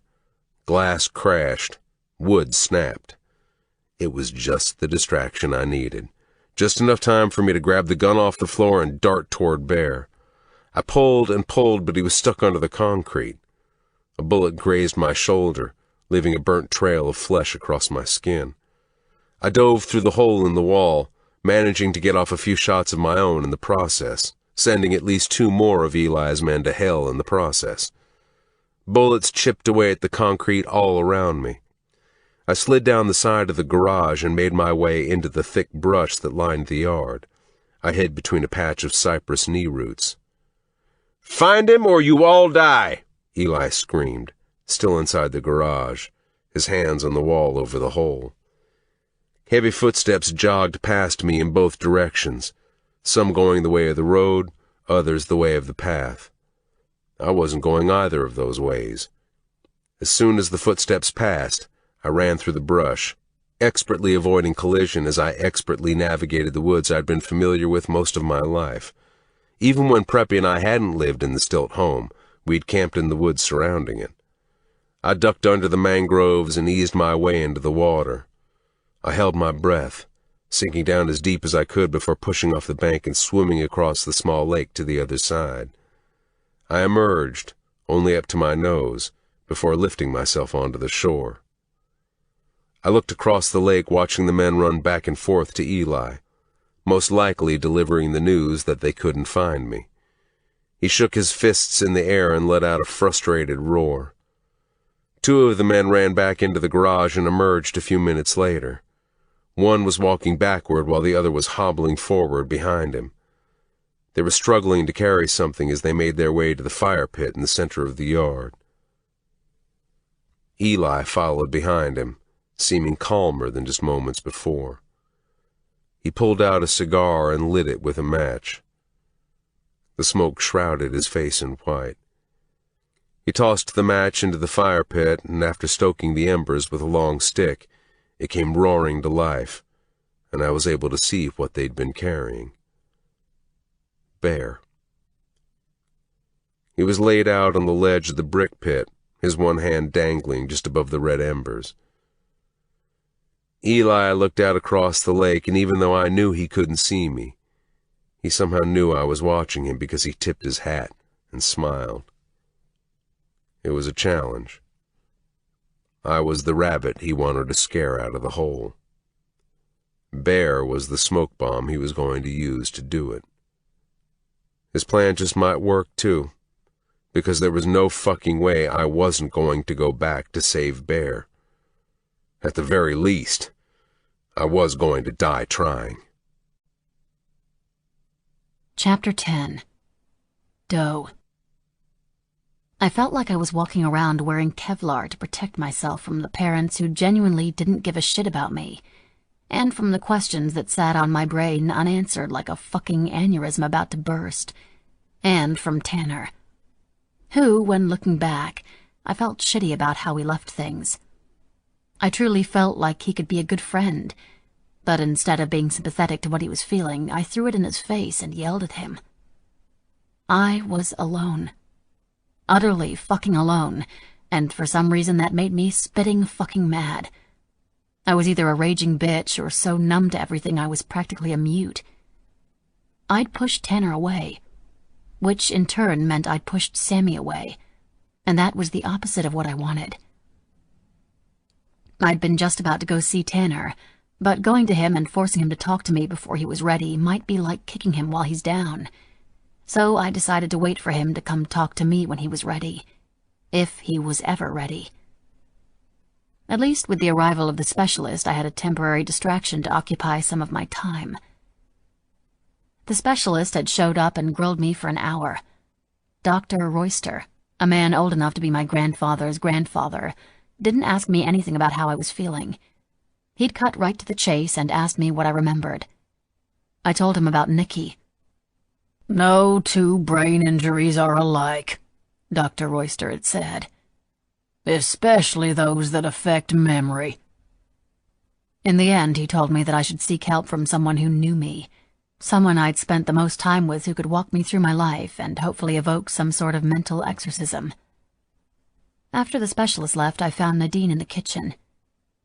"How did it go?" she asked, spraying cleaner onto the countertops and wiping it off with a rag. "Basically, if he were giving me my chances to live, I've got a 50-50, I said, taking a seat on one of the bar stools. The cleaner smelt like a nauseating combination of vinegar and bleach. He also wants me to have someone walk me through my life, places I went, things I liked. I leaned forward and bit my bottom lip. "What do you say?" Nadine smiled. "Baby girl, I'd love to help you, but I don't think walking you through how I make breakfast and watching me fold laundry is really what he had in mind. If you want to talk to the person who knew you best, you would need to talk to—" She paused and folded the rag, placing it over the faucet of the sink, setting her hands flat on the counter. She looked out the window like she was reflecting on something. "Nikki?" I offered. "Who told you about her?" Nadine asked, refocusing on me. I shrugged. I think my mother mentioned something about her being my best friend and a bad influence. "She was much more than that," Nadine said. "She was like a sister to you. The two of you did everything together." "Including run away?" I asked. "Right?" Nadine looked away thoughtfully and turned back to me. "Gone after her? Maybe, but never run away. You wouldn't leave Samuel and Tanner. You wouldn't leave me. That I know." She tapped me on the tip of the nose. "Tanner, he's the guy you want to talk to. Besides Nikki, you two were tighter than the lid on a jar of pickles." I might have messed that up. He came to talk to me and he got mad. Instead of being understanding, I kind of yelled at him. Nadine shook her head and offered a small smile. "Girl, there ain't nothing that boy wouldn't forgive you for. Go find him. I'm sure he'll help." Nadine shooed me off the bar stool. "Now get, girl. I gotta mop these floors. Whoever decided that dark wood was a good look was the devil himself, 'cause I'm having a hell of a time trying to keep them clean." Tanner only lived a block or two over. Nadine pointed me in the right direction. but just like I knew where the houseboat was, my feet knew the way to Tanner's. A large woman with chubby cheeks and bright red lipstick answered the door and informed me that I'd just missed Tanner. Feeling defeated, I made my way back to the house, but I wasn't ready to go inside. I made my way out back to the abandoned houseboat. I carried my shoes as my feet sunk into the soft sand. I'd just rounded the mangroves when I spotted Tanner, sitting on the edge of the pier with his feet hanging off the edge of the dock. He was wearing a plain white t-shirt and blue basketball shorts. He appeared to be lost in concentration, focusing on his flip-flops that dangled off his toes. "Hey," I said as I approached him. "Where's Sammy?" He looked up and shielded his eyes from the sun. "Hey, he's with my parents at the club. Grandparent, grandkids square dance." He laughed, but it fell flat, his smile never reaching his eyes. "This seat taken?" I asked. "All yours," Tanner said softly, scooting to the side to make room for me. I sat down next to him and looked off over the water, unsure of what to say, nervously fidgeting with my hands in my lap. Thankfully, Tanner spoke first. "This was kind of our place, you know. We spent hours here fishing off the back of the boat or watching the storms roll through. When your dad told you it was a safety hazard and wanted to have it hauled away, you cried for a week." He doesn't seem like the kind of person who wouldn't do something just because it upset me. "Oh, he's not," Tanner agreed. "Then why is it still here?" Tanner smiled. "The senator doesn't see emotion. He sees reason. And more than that, he sees legalities." He laughed and his bright brown eyes lit up. "I wish you could remember the look on his face when you handed him the survey you printed out online. When you pointed out that the houseboat wasn't on his property, so technically it wasn't his to remove, I thought he was going to pass out. Then when you informed him that you'd filed documents to declare it a historical landmark, I think it was the only time I'd ever seen him actually laugh. He looked almost proud." "So the houseboat stayed," I said. "Yeah. He had the walls reinforced with steel piping so it wouldn't fall down around us. But it stayed." He turned to face me, lifting his foot up onto the dock, resting his chin on his knee. "Because of you." "Then I guess he can't be all bad." Although I'd yet to see it. "Listen," I started. "I wanted to say that I'm—" "No, Ray. I'm the one who's sorry. I yelled at you." Tanner shook his head. "I've never yelled at you before. I was so mad at myself when I left your house. I should have been sympathetic. You needed a friend, and instead I unloaded all my bullshit on you." "No, I'm sorry. This has to be difficult on you. My attitude and being so defensive hasn't been helping any." "Well, then I guess it's settled," Tanner said. "We're both sorry." "That we are," I admitted. "So where should we go first?" Tanner asked, standing up from the dock and reaching out a hand. "Huh?" "I came to see you and ran into Nadine. She said you need a memory exorcist." He pointed at himself with his thumbs. "I'm your guy." "You don't have to do this." I took his hand and he helped me up. Now it was my turn to shield my eyes from the sun as I looked up at him. "I know exactly where we should go first," he said. When I started to pull away, he looked down at where his hand still held mine. "Sorry," he said, letting go. "I can't promise things like that won't keep happening. It really is just a habit. But I promise I'll be more understanding when you pull away." "Maybe this isn't—" I started. "Dress comfortably.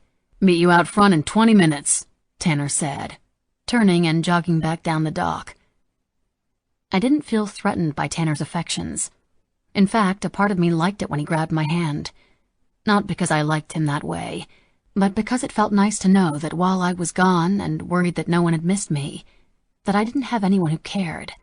That Tanner was there all along, missing me, with our son. Chapter 11. Doe. Everything in Ray's closet, My closet was light in color. Beyond the slatted bifold doors was a sea of white, yellow, and pink, mostly sundresses, Jackie-O-looking skirt suits, and blouses that button up to the neck. It's not that anything was ugly. On contrary, it was really beautiful. A little conservative, but beautiful. But I wished for the clothes I'd left back at King's. Black tank tops, snug-fit jeans, and flip-flops. All were chosen and bought for me, courtesy of Preppy. Which was another reason I probably loved them so much. I ran my hands over the different fabrics on the closet, and wondered how in the span of a few months my taste could change so drastically. Or maybe I always liked my comfy clothes, but just hadn't been able to speak my mind. Maybe when I lost my memory, I grew a pair of balls. After a little further searching, I'd found a few things I felt comfortable in, and after a quick shower, I put on a pair of black Converse sneakers, a black V-neck, and a pair of ripped jean shorts. I met Tanner out in front of the house as he'd instructed. He pulled up in a newer model, shiny black truck with bright chrome accents. Something had been done to it to make it a lot taller than most trucks on the road, which got me to thinking about another black truck. More of a farm-style truck from the 60s or 70s, and the man who looked so good driving it. "Mommy!" Sammy shouted from the back seat, bringing me back to the present, and my heart did a little skip. "Let's go make some memories," Tanner said, rounding the truck to open the door for me. During the entire half of an hour ride, Sammy babbled endlessly. I was impressed with Tanner's patience, especially when Sammy let out a high-pitched screech that could only be described as a pterodactyl scream, and Tanner only laughed and shrugged his shoulders. "He does that when he's frustrated." Tanner pursed his lips.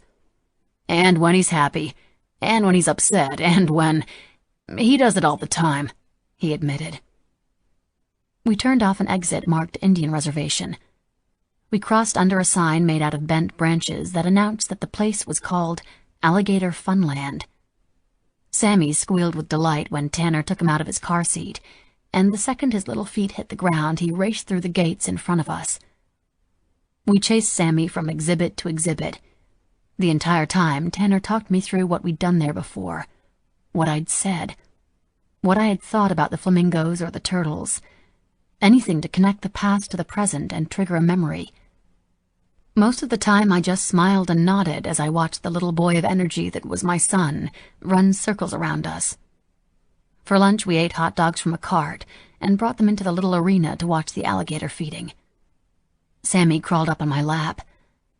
"Mommy, look!" he cried out, pointing to where a man dressed in a safari-type outfit, khaki shorts and matching short-sleeved collared shirt, had entered the gate housing a small, dark pond. "Where the gators?" he asked, chewing on his fist as he spoke, spreading the mustard from his hot dog up into his nose. Tanner reached out and wiped his face with a napkin. "You gotta watch the pond, buddy," Tanner said, pointing to the water. When the trainer tied a piece of red meat to the end of a rope, attached to a long pole, the audience of around 20 people went quiet. He pushed the pole out over the water and shook it so that the rope and the meat dangling from it danced in the air. In less than a second, several alligators rose to the surface in a series of splashing and thrashing, opening their strong jaws and climbing over one another to get to the meat. The largest of them all was the one who was successful, clamping his razor-sharp teeth around the meat, snapping the rope and disappearing back under the water as quickly as he'd appeared. Tanner and Sammy clapped and cheered along with the rest of the audience, but the entire thing felt unsettling to me. The trainer was provoking beasts kept in captivity. It felt wrong. There was enough trouble in the world. There was no need to go looking for it by dangling bait in front of a hungry beast with sharp teeth. Tanner nudged my elbow. "The feeding show was always your favorite." Either that has changed, or Ray was a really good liar. I shrugged and looked down to Sammy, who was still on my lap, clapping so hard his hands would miss each other every so often and land on his chubby arms. He looked back at me and smiled, mustard crusted around the corners of his mouth. I didn't care if it left me with a bad taste in my mouth.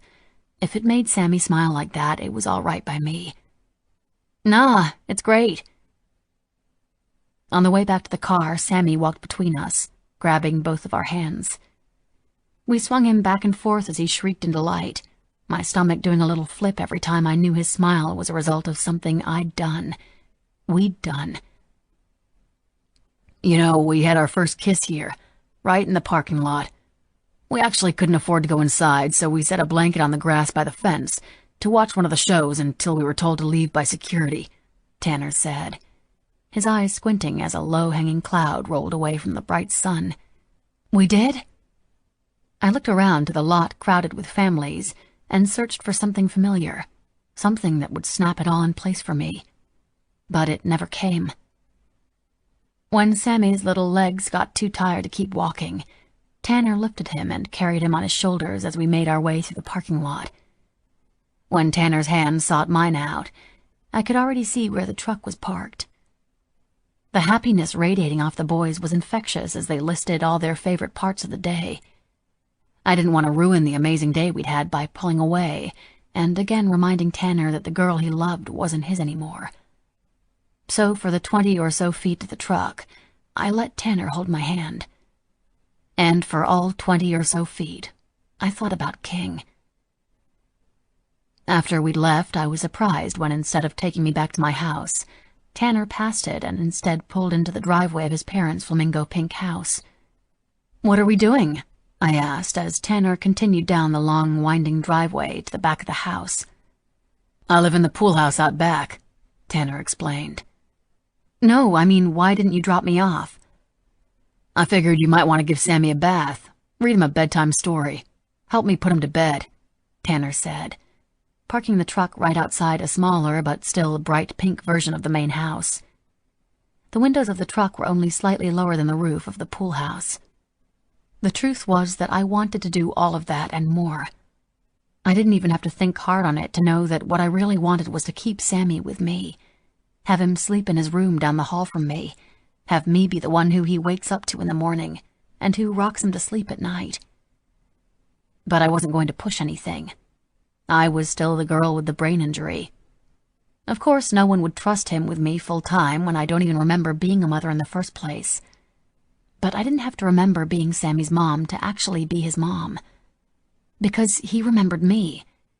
And looking in the rearview mirror, into Sammy's identical eyes, I knew that nothing else mattered but being everything to that boy that he wanted me to be.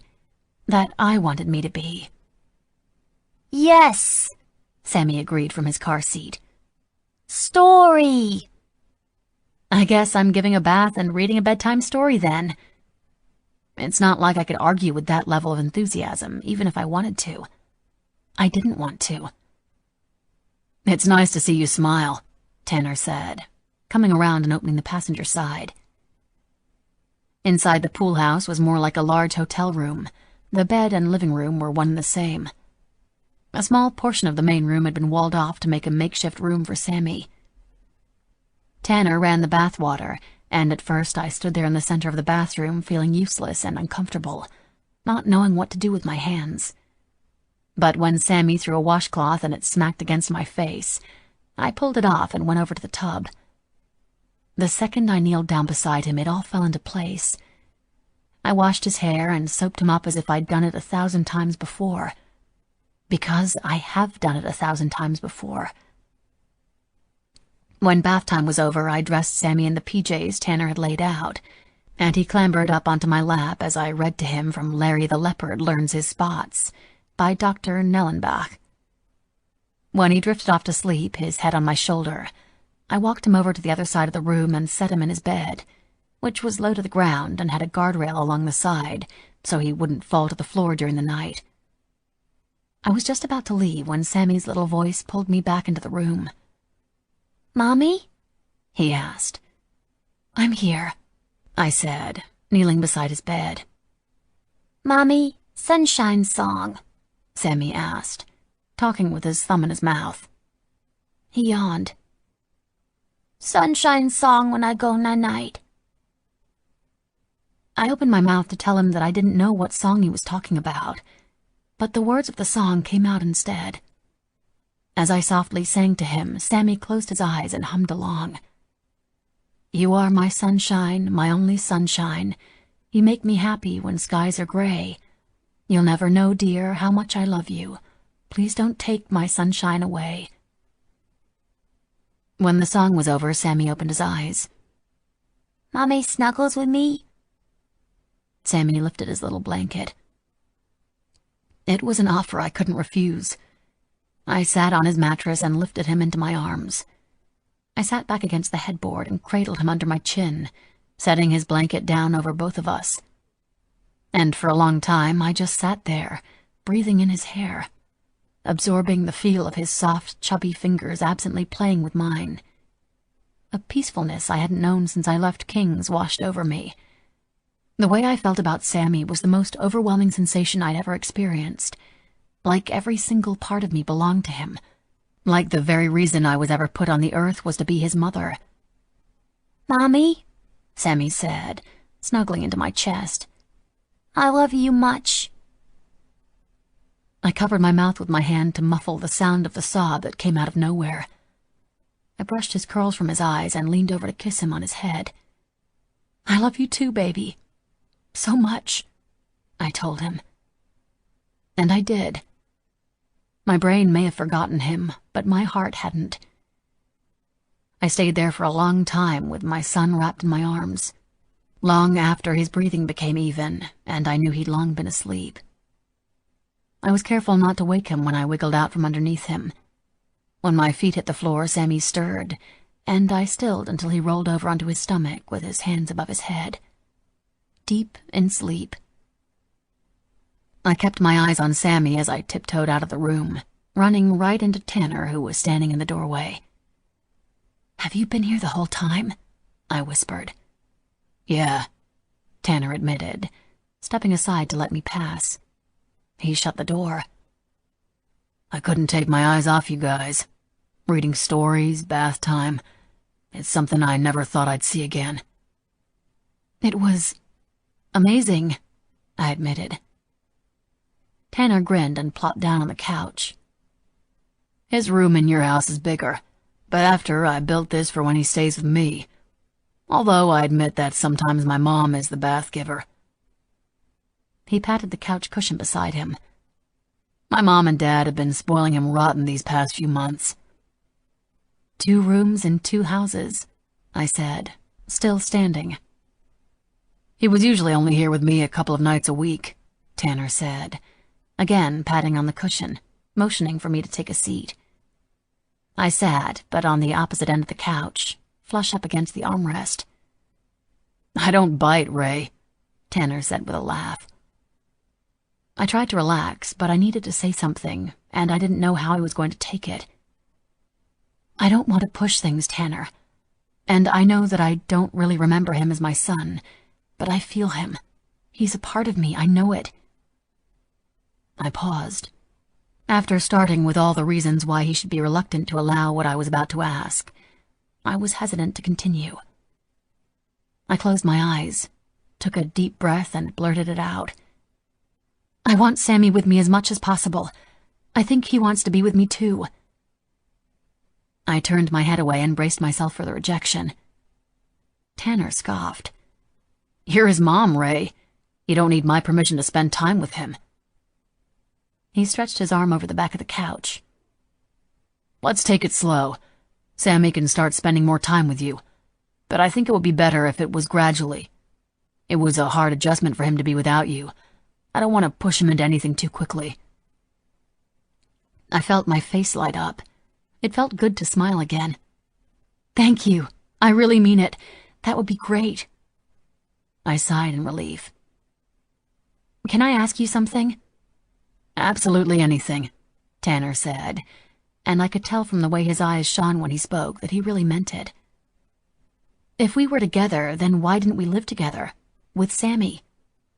This 2 houses less than a mile apart kind of seems a bit strange, don't you think? And I know it's not common these days, but after we had Sammy, we decided we wanted to do things the right way and wait until after graduation, like how we'd originally planned. Tanner laughed and scrunched his nose. Actually, you decided that we were going to wait. I'm not going to lie, I did try to talk you into it a few thousand times or so. So that was it. We were going to move in together after the... He trailed off and slapped himself on the thigh. Nothing. I shouldn't have said anything. Just forget it. No, tell me. You promised to help me, to walk me through my life, right? I reminded him. Tanner stood and walked over to the kitchen. He opened one of the drawers and pulled something out of it, holding whatever it was in one hand and covering it with the other. He walked back over to me and sat back down on the couch, this time with his thigh pressing up against mine. Tanner took his one hand away, revealing a small black box in his palm. We weren't going to move in together until after... Sheer panic. That's what I felt as he opened the hinged top of the box, revealing a thin gold band topped with a tiny round diamond. The few other memories I recalled had kind of flowed into my mind. This one came crashing in like an out-of-control bus. Ray, 15 years old. Tanner is sick, really sick, sicker than he's letting on. It breaks my heart to see the dark circles under his eyes, the cheeriness of his bright pink polo doing nothing to brighten the mood of what I know he is just about to tell me. When he goes to sit at the edge of my bed, he winces when he connects with my soft mattress. He is in pain, has been for a long time. But no matter how many times I ask him if he's okay, he brushes it off and tells me he's fine. He can't brush it off anymore. He was about to come clean, and I don't know if my heart can handle it. So, you know, I've been sick for a while, he starts, reaching for my hand and intertwining his fingers with mine. Holding hands came naturally to us. We've been doing it since we were 5. He is my best friend, him and Nikki. Always have been. We used to act out getting married in the houseboat when we were younger. Upon Tanner's insistence, Nikki was always the reverend and Tanner and I were always the bride and groom. "You're so bossy. You're always telling us what to do. It's not fair," Nikki used to tell him. "Why don't I ever get to be the bride, Mr. Bossy Pants?" she'd whine. "'Cause Nikki," Tanner would answer, "me and Ray really are gonna get married someday." Tanner has always been so certain of our future together. It's his certainty that keeps me from telling him that I think of him as just a friend. But that's also a lie in a way, because I may not love him the way a wife would love her husband, or the way a girlfriend loves her boyfriend. But Tanner and I are so close that he is so much more to me than just a friend. And I do love him. He's my family. He is my world. Him and Nikki both are. I always thought that maybe I would grow up to feel the same way about him that I know he feels about me. We have time. We're still so young. We have our whole lives ahead of us. Recently, all talks of Tanner's future stopped. "Yes, of course I know you're sick, but you're getting treatments, right? You're getting better." I know it before the words cross my mouth that it isn't the truth, and somewhere in my mind I'm hoping he would continue the lie he'd been reciting over the last few months, that it is getting better, that it is going to be okay. I search his eyes for any sign that he is about to tell me that he's made a miraculous recovery, but the hope in his eyes is dying right before me. "Ray, I stopped responding to treatment." I feel like someone is punching me in the gut. No, in the heart. "But there is something else they can do, right? Some other treatment." "Here," I say, grabbing my laptop off my nightstand, opening it up. "Let's Google what else there is to try. Maybe something Eastern or holistic." My fingers flew across the keyboard as I tried to find something that I knew didn't exist. Tanner might be done lying to me, but I'm not done lying to myself. "Ray," Tanner says softly, shutting my laptop and tipping my chin up so that our eyes meet. "There is nothing else. Trust me. I've tried everything." Tanner has been in and out of the hospital too many times to count since he got sick. At one point, he was away more than he was home, because his parents were flying him around the country from specialist to specialist. "But we have time. There is nothing else they could do for me, but what I have is slow growing. I'm not going to see graduation, but they think I have 6 months, maybe a year, possibly more. 6 months. A year. One more birthday with Tanner. One more Christmas. We are 15. Life isn't supposed to end at 15. Life should be just beginning. There are so many things Tanner wasn't going to get to experience. Prom, graduation, having kids. We have the rest of our lives.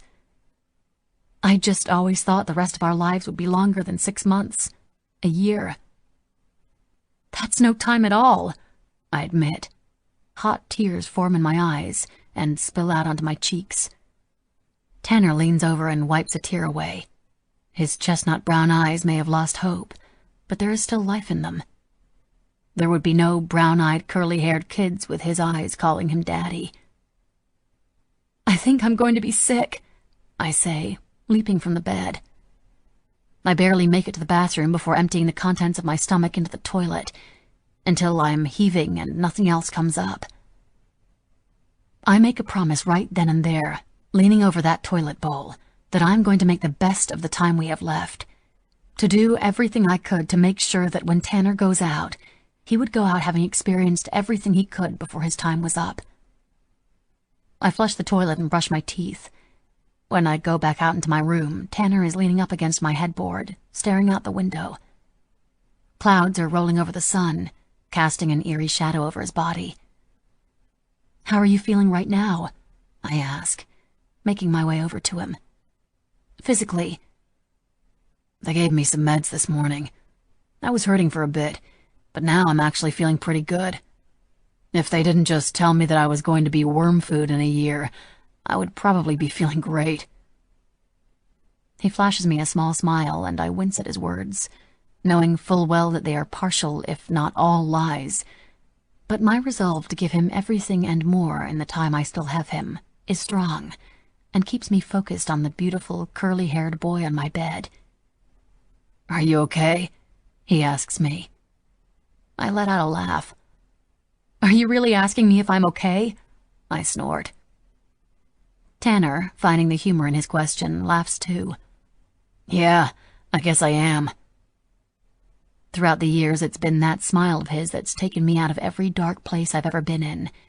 And although my family situation is far from ideal, Tanner always makes me feel like as long as I have his smile, I am the luckiest girl in the world.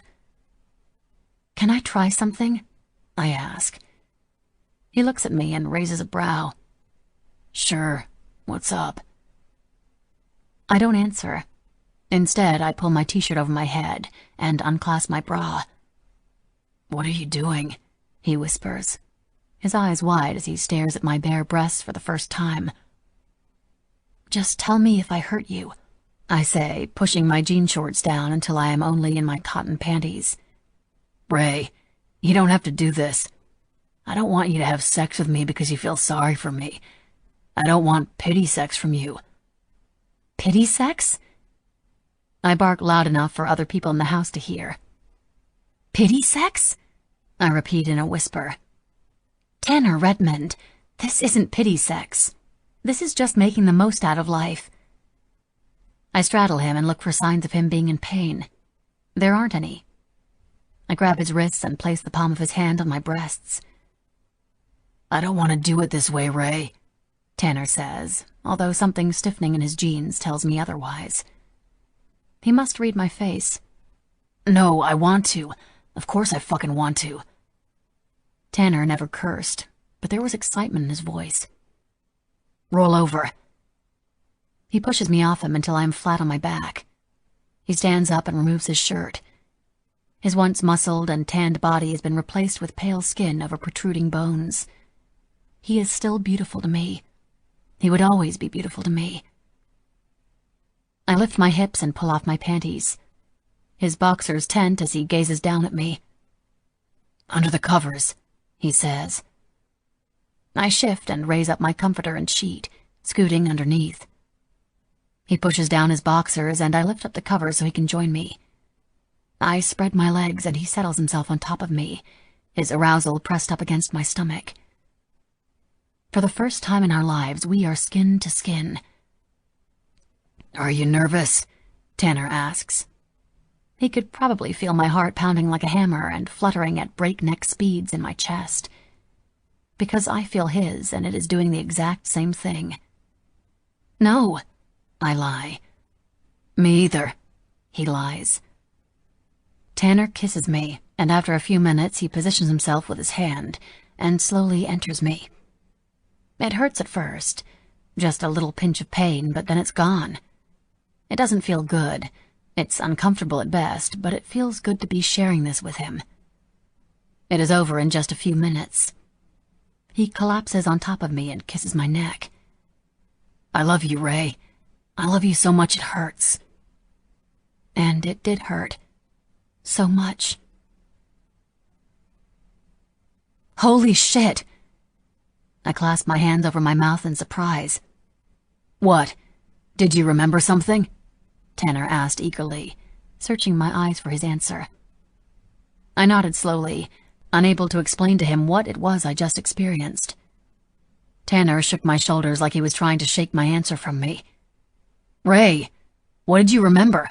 What is it? Tell me. I just remembered... What? What did you remember? I just remembered that I love you.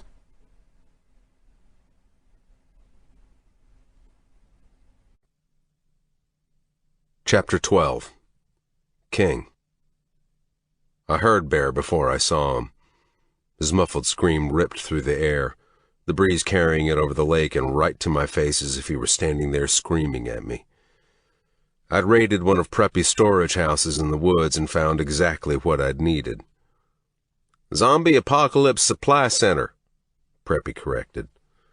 I'd even found a charged burner in the shed, but when I'd called the MC and asked for Bear's old man, the kid who answered told me Chop wasn't taking calls. When I dialed Chop's cell, it went right to voicemail. I called every single member of Bear's MC whose number I had memorized, but as soon as they heard it was me calling, they'd all hung up without even letting me explain that Bear was in trouble. I left voicemails. I sent texts. Nothing. The Beach Bastards MC, with the exception of Bear, were working their way onto the top of my list of motherfuckers who need to be taught a lesson in manners, in respect, in fucking brotherhood. We don't need these motherfuckers, boss man, Preppy chimed in. We got this shit. Well, we'd have this shit if I could hold my gun, or had a body, or was fucking alive. Then we would so totally have this shit. But you had to go and fucking die, I snapped, angry that Preppy wasn't there with me, and angry with myself for talking out loud to my dead best friend, and angry that I was angry at him for being fucking dead for Christ's sake. I loaded everything into a duffel bag that I rolled in a tarp. I carried it above my head as I waded back through the water, staying close to the edge so that I wouldn't be spotted, because even though it was dark out, the center of the open bay always looked as if it were lit up, reflecting the light of the moon and stars. I made my way back into the woods. I could see the light from the fire pit was almost as tall as the house. Bear's scream once again tore through the air. When I finally had eyes on him, I found that what they were doing to him was actually much, much worse than what I'd imagined. Bear was tied up in sections. One rope kept his arms tucked into his sides.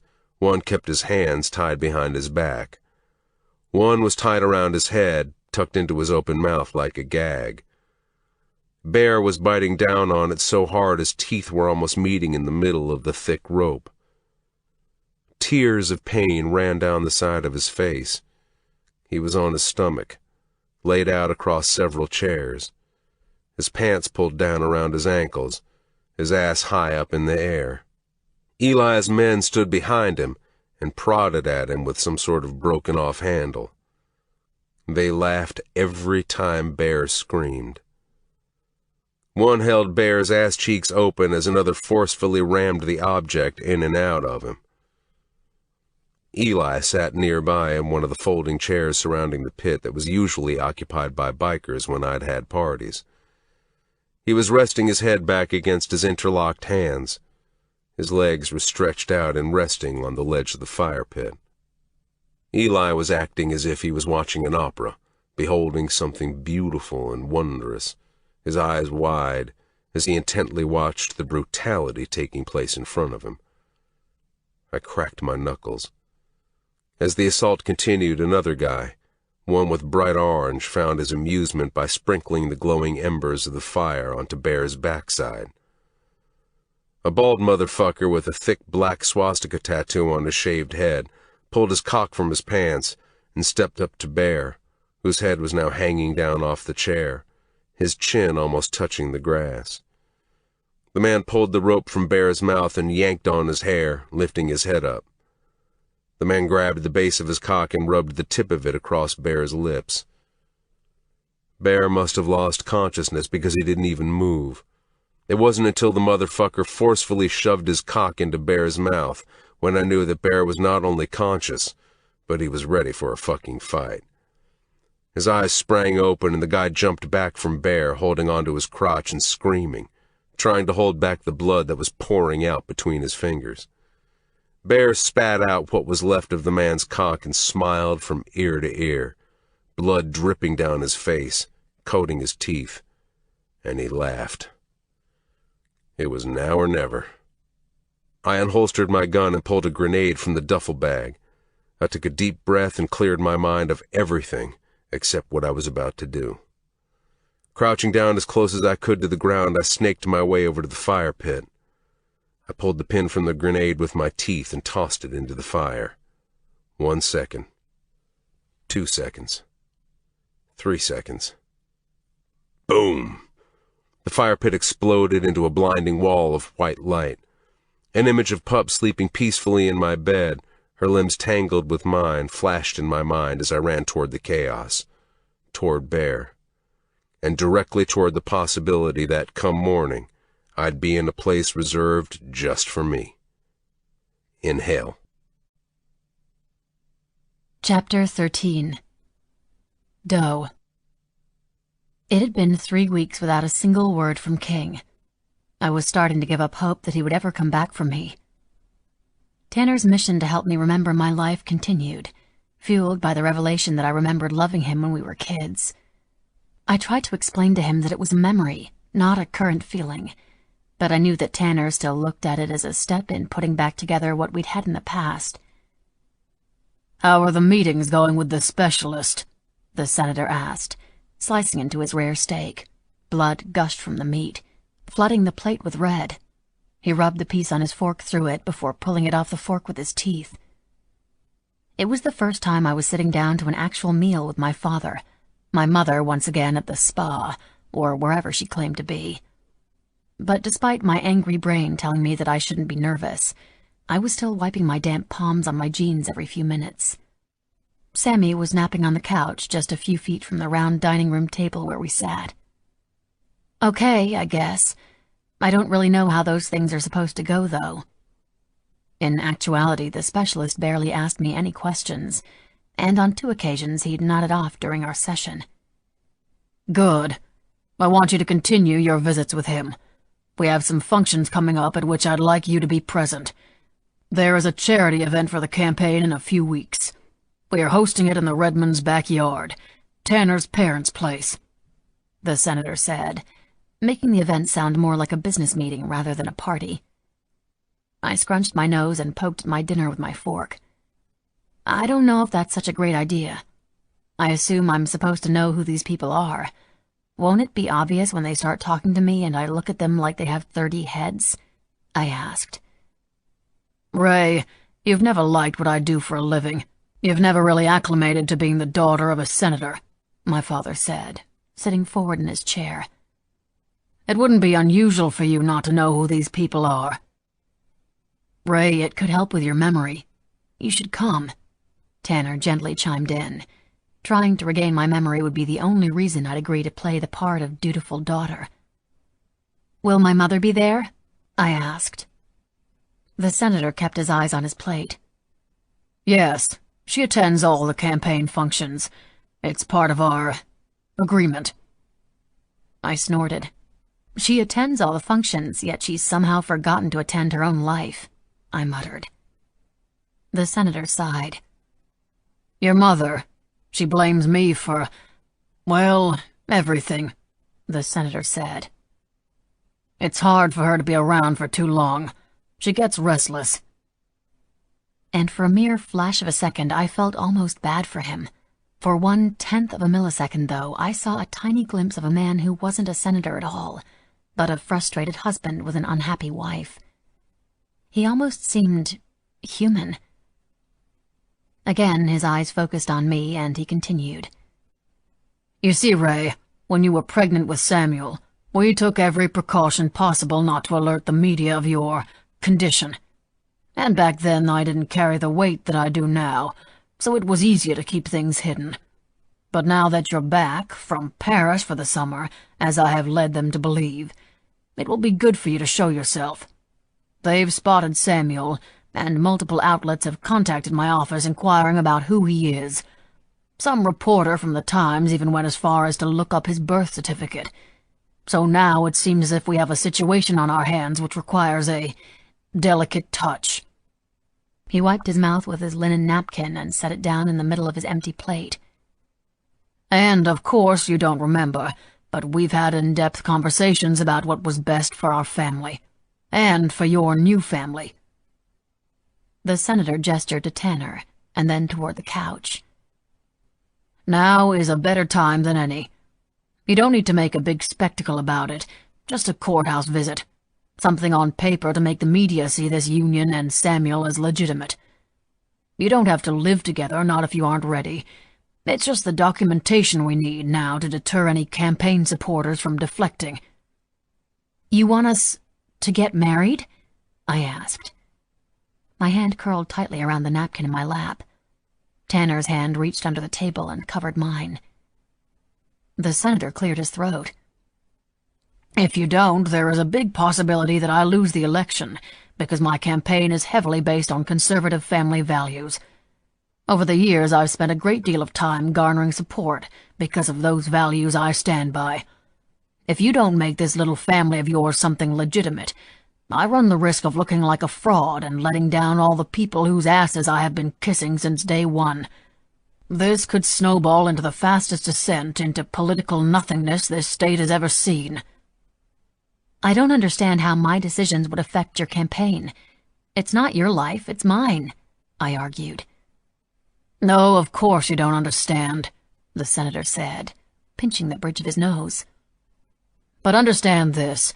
Even if my campaign survives the teen pregnancy scandal, it would never survive a torrid affair with a convicted felon 10 years your senior. I wouldn't survive until the end of my term, never mind the end of the election." He folded his hands over his plate. "But if you do this, if you marry Tanner, then they won't have a need to look any deeper, and hopefully the name Brantley King will never be part of the equation." This is where the senator and I disagreed. I wanted nothing more than for Brantley King to be a part of my equation. "What about what Tanner wants? You didn't even ask him," I stated. Tanner remained quiet, pushing around the pasta on his plate. "Just think about it," the senator said, rising from the table. He nodded and left the room without another word. Tanner was still holding my hand under the table. I used taking a sip of water as an excuse to pull my hand from his. I shook as I raised the glass to my mouth, the glass clinking against my teeth. Panic set in suddenly, and I dropped the glass I was holding when my chest tightened to the point of constricting my breathing. With my hands clasped around my throat, I watched as the glass bounced off the wooden table and crashed on the floor, shattering into a million little sharp pieces, the water running like a river into every nook and seam of the floorboards. The senator wanted me to marry Tanner in order to help his campaign and career. Tanner wanted to marry me because he was eager to pick up where we'd left off, before I'd lost my memory. But what did I want? I wanted Sammy. I wanted King. And I wanted Tanner in my life, but wasn't yet sure of how he would fit. But none of that mattered, because if I married Tanner, even on paper, there was no doubt that he wouldn't live long enough to make it to our first anniversary. With King, I was strong, willful, and determined. I liked who I was when I was with him. But in the house I'd grown up in, surrounded by people I'd known my entire life, I had no idea who I was. Chapter 14. Doe.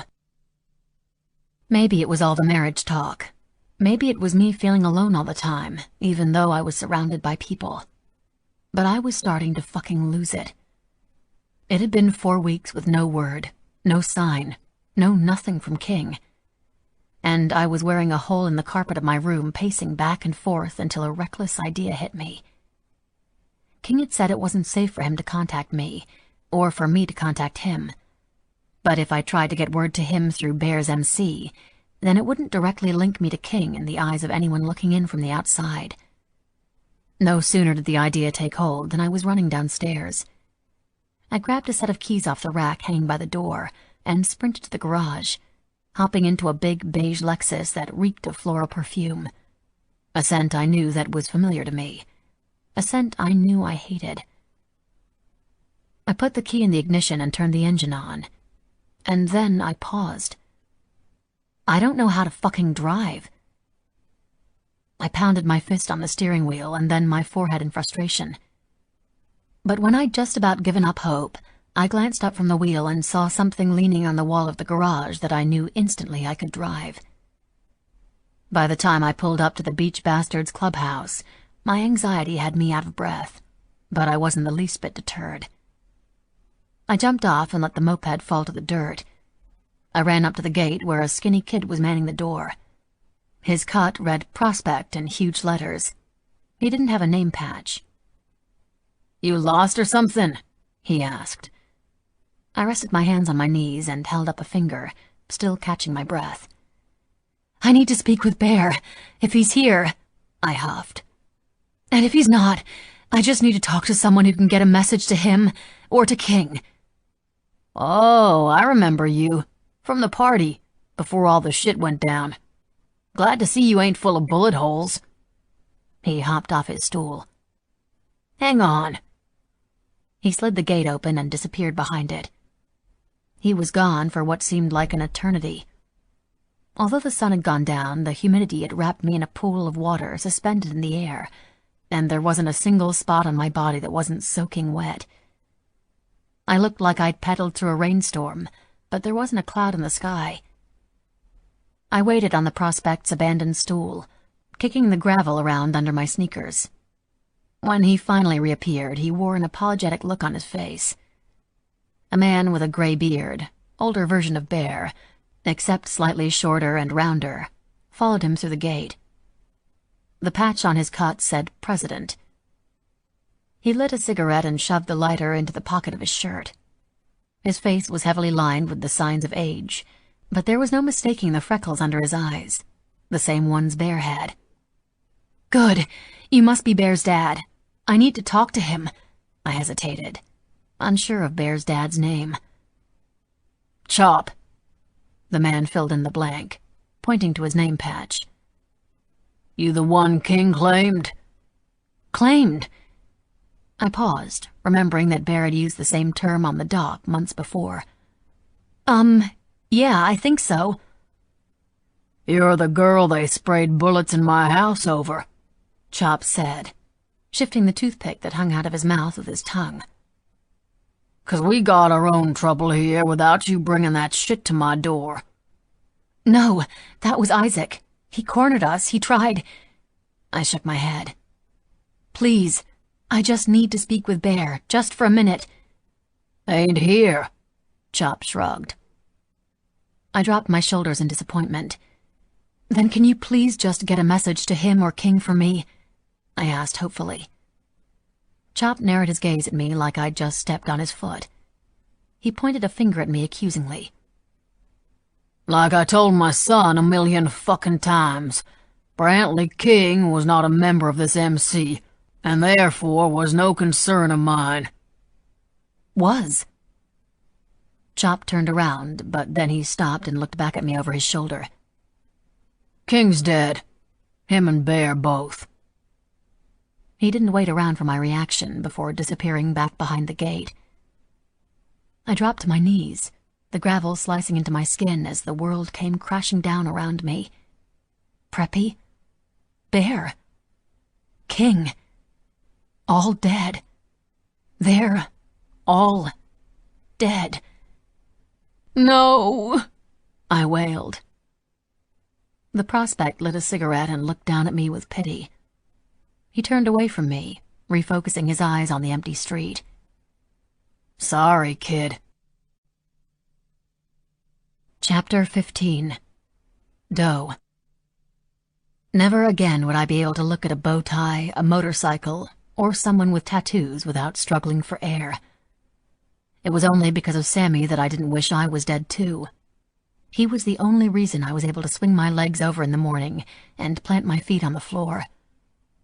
I loved the tattoo on my back more than ever because King had given it to me, and it was something I would carry with me forever, a permanent piece of him.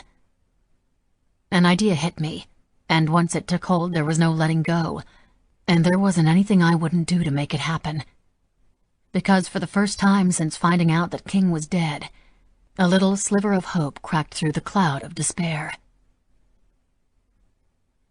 It took me forever to remember where the house was where King had taken me, when he'd parked and waited, hoping for just a glimpse of his little girl. I'd only seen the back of the house then, and with only a vague recollection of where it was, it had taken me the better part of the morning to finally find it.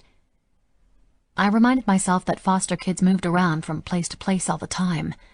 The possibility was high that she wouldn't even still be there. I had to try anyway. I waited across the street in a vacant lot for what seemed like hours in the blistering heat. When the front door opened and out came a short-haired woman holding the hands of two little kids about the same age. Between the picture on King's dresser and the small glimpse of her I'd gotten the only night I'd ever seen her, I recognized her right away. Max. The woman maneuvered the children into a waiting minivan. I followed them to a building where other men and women were shuffling their kids in through the door.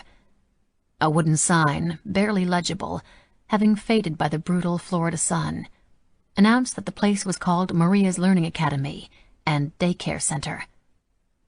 The woman who brought Max inside emerged from there child-free. I waited until she drove off to make my move. I tried my best to de-wrinkle my knee-length pleated skirt with the palms of my hands, but there was only so much I could do after hours straddling the moped. I ran my fingers through my hair and took a deep breath. Bells chimed when I walked through the door. Sounds of laughing and crying children sailed through the air. It smelled like disinfectant and sugar. "Can I help you?" asked a bright-eyed, pudgy woman sitting behind a partition. I plastered on the biggest and brightest smile I could muster. "You can do this." "You sure can, ma'am. I'll be taking classes at the university in the fall, and I'm looking for a great daycare for my son. I was hoping to tour your facility," I said sweetly. The woman examined my face like she was waiting for me to tell her the punchline to a joke. "You're just a baby yourself," she quipped. "You ain't old enough to have babies of your own." Her eyes were soft and kind. "Don't I know it?" I agreed. "So how about you show me around a bit?" I pressed. She shook her head and shuffled around some papers on her desk. "Oh, I'm sorry, darling. Maria, the director, isn't here, and she's the only one authorized to give tours. It's a safety thing, and we're all about safety here." Another worker wearing the same turquoise shirt as the receptionist entered the waiting area. She gave a little wave, and Audrey pushed a button on the wall next to her. A buzzing sound came from above the door that connected the tiny waiting area with the rest of the building. The woman opened the door and passed through, and when it closed again, it made a loud clicking sound. "See?" She pointed toward the door. "Safety first." "Oh." My face fell and my shoulders slumped. She explained further. "She is usually here around this time, so you can come back tomorrow if you want. But if she doesn't attend the public funding meetings, then we don't get the foster kids, and if we don't get the foster kids, then we have to rely on the families who can afford daycare." She sighed. "Which means I'd be out of a job, because there ain't many of those these days." My confidence suddenly renewed. I leaned into her window and smiled sweetly. "What's your name?" I asked. "Name's Audrey, miss," she answered with her own sweet smile. "Well, Audrey, if funding is your problem, I happen to know a senator that might be able to help you out."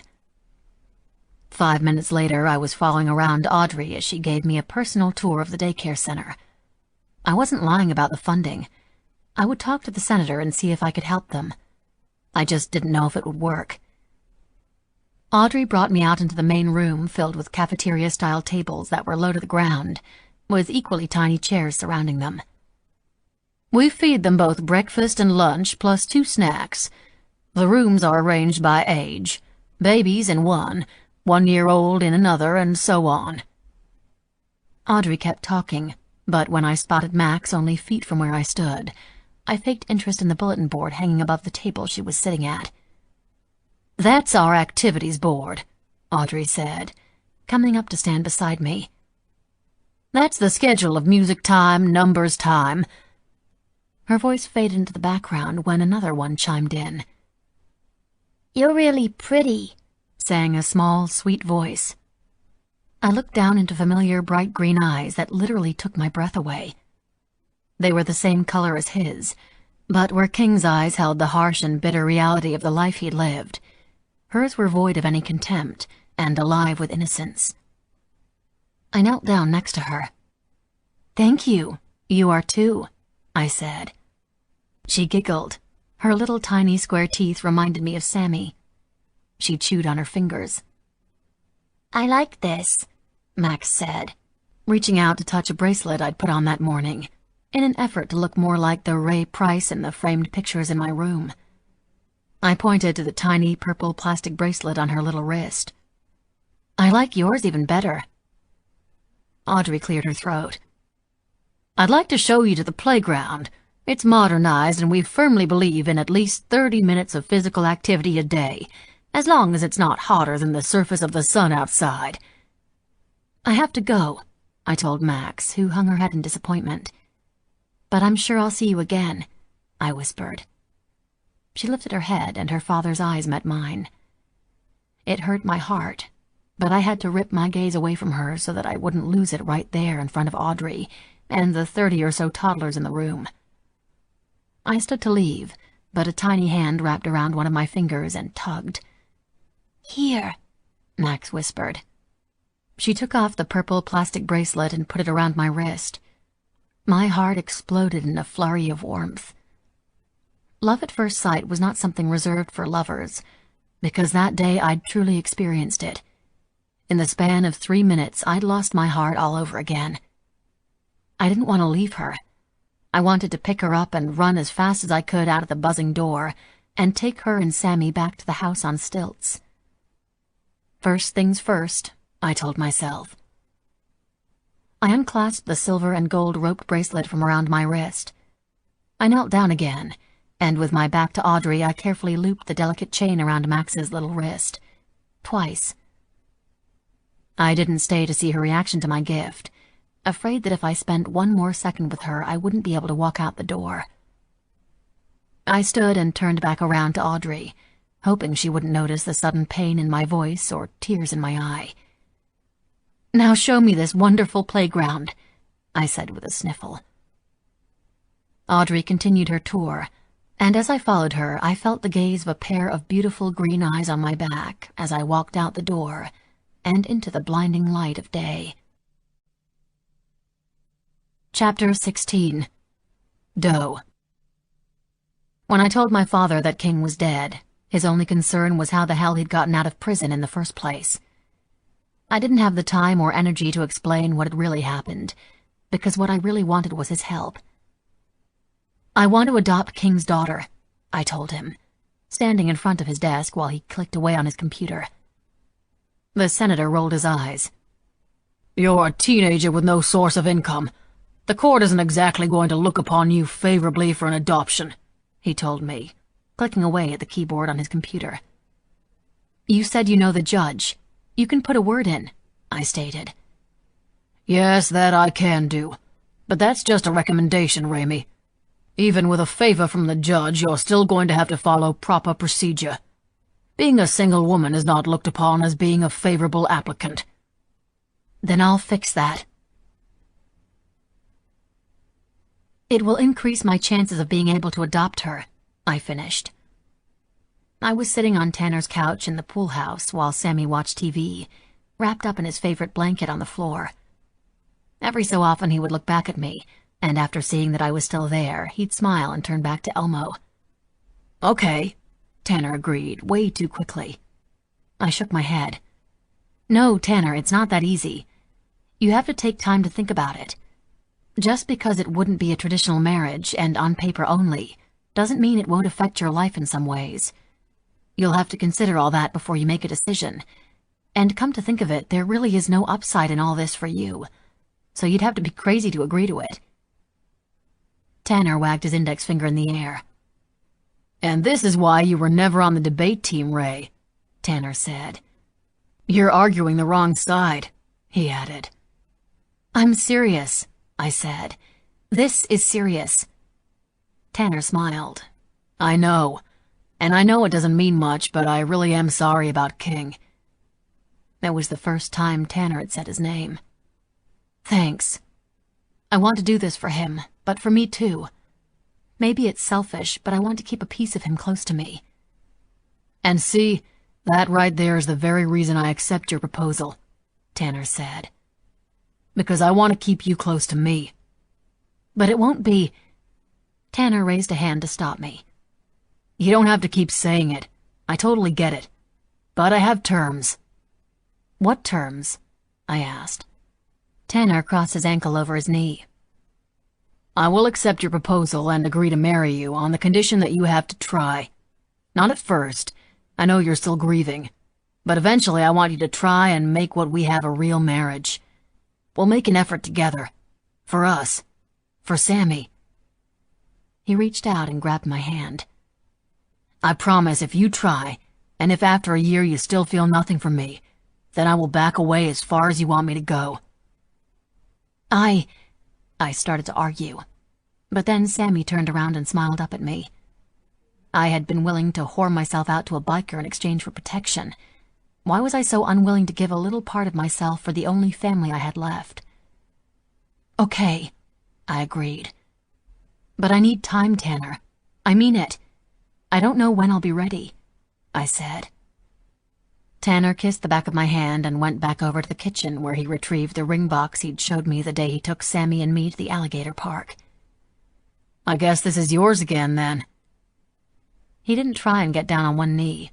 He didn't try to put it on my finger for me. He just tossed me the box. And it was the best thing he could have done, because just then, I had real hope that he really did understand why I was doing this. And maybe because he understood how important getting Max was to me, I could try and understand how giving our marriage a real shot in the future was important to him. I opened the box and stared down at the little diamond. I guess it is. Chapter 17. Doe. The morning of the party, I went to the courthouse with Tanner and picked up the application to start the process to become Max's adopted mother. It was also the morning I became Mrs. Tanner Redmond. And while I was dying inside, it was the thought of being there for Sammy and Max that kept me breathing. They were the ones propelling me forward, moving my feet, one in front of the other. King was willing to do whatever it took to get his daughter back. He proved that when he was willing to let me go. Now it was my turn to do this for him. Choosing something to wear to a wedding where I'd be the reluctant bride was a daunting task. I didn't want to pretend the marriage was something it wasn't. I skipped over the rows of knee-length sundresses, pausing for a moment at a white one with a halter top. But it was too wedding, and this wasn't a wedding. It was just paperwork, business, family business. I finally decided to pass on the dresses altogether, and instead chose a pair of dark jeans and a fitted black V-neck. I was doing this for King. I wasn't ready to be a show pony led around by her halter. King would have liked my choice of outfit, and the senator may have succeeded in containing me, but I was never going to be tamed. I wasn't about to wear white and pretend to be an angel when I'd lived and fallen in love with the devil. There was a wild part of me that flourished when I was with King. I liked who I was with him. I knew who I was with him. That part, The part that couldn't be controlled belonged to King, and no matter where I was or where he was, or what either of us were doing, no one could ever take that from me. At the courthouse, I fully expected to sign some papers, signature and stampings. That was it. But when Tanner and I had finished signing the license and the woman behind the desk handed us our IDs, she stood and slid her chair back against the linoleum floor. To my great surprise and horror, she started to speak.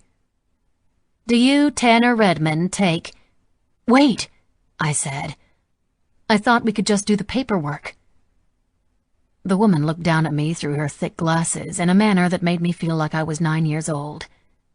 "Miss, the ceremony is less than an hour long, and in the state of Florida, a ceremony needs to be performed to make the marriage legal. And since you checked the box that you'd like to file the license today, shall I continue?" "Yeah," I said. Tanner grabbed my hand and squeezed it. I was tired of him needing to feel like he had to reassure me. I didn't want reassurance. I wanted to stop having to go through things that required it. I nodded, and the woman started back up. She was right. The ceremony was short. Just under a minute. "Do you take Tanner to be your lawfully wedded husband?" They weren't romantic words, but nonetheless they were promises.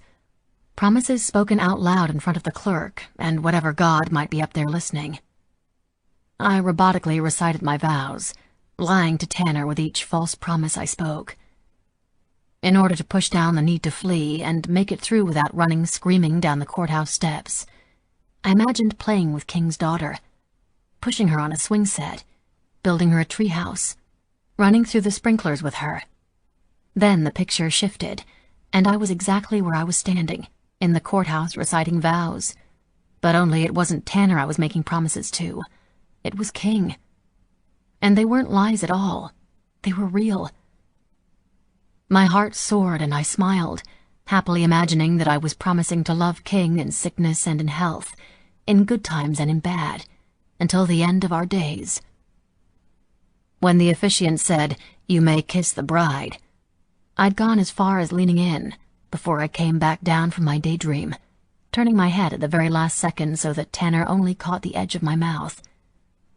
When he pulled back, despite my obvious aversion to his kiss, he was smiling as if I really was his wife.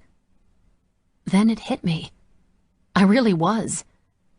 I must have looked like I was about to have the stroke I was almost positive was about to happen, because the officiant kept asking me if I was okay. "Mrs. Redmond, are you all right?" I nodded and smiled the best I could manage. Tanner paid the $42 fee for the license and filing. I didn't speak again. I couldn't. Because if I'd answered her question, if I'd opened my mouth to speak at all, I was afraid the truth would have come tumbling out of my mouth. So I kept quiet, and Tanner and I walked in silence from the courthouse and remained silent during the entire drive home. I didn't even say goodbye when he dropped me off at my house. I didn't speak again until I was alone on my bed in a room I didn't remember, in a life I didn't want, in a family that was built on a foundation of lies.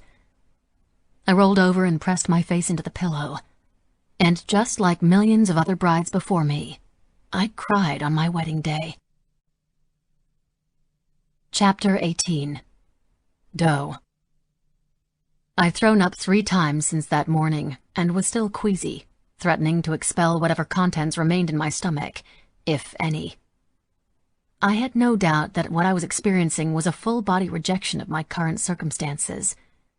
The party, or fundraiser, was being held in the Tanner family's backyard, and it was the last place I wanted to be. The senator was in his element, shaking hands and recalling the names and occupations of each and every guest at the party, as if he were a best friend to every person in attendance. The Olympic-sized pool had been covered with plexiglass to create the illusion of walking on water. How appropriate, I thought as I saw my father cross over the pool. My mother held court by the bar with several women wearing varying shades of the same style sundresses and the same chunky jewelry and French twist hairstyle. They weren't doing half as good of a job pretending to be sober as she was. And as my father was, acting every bit the practiced and perfected politician.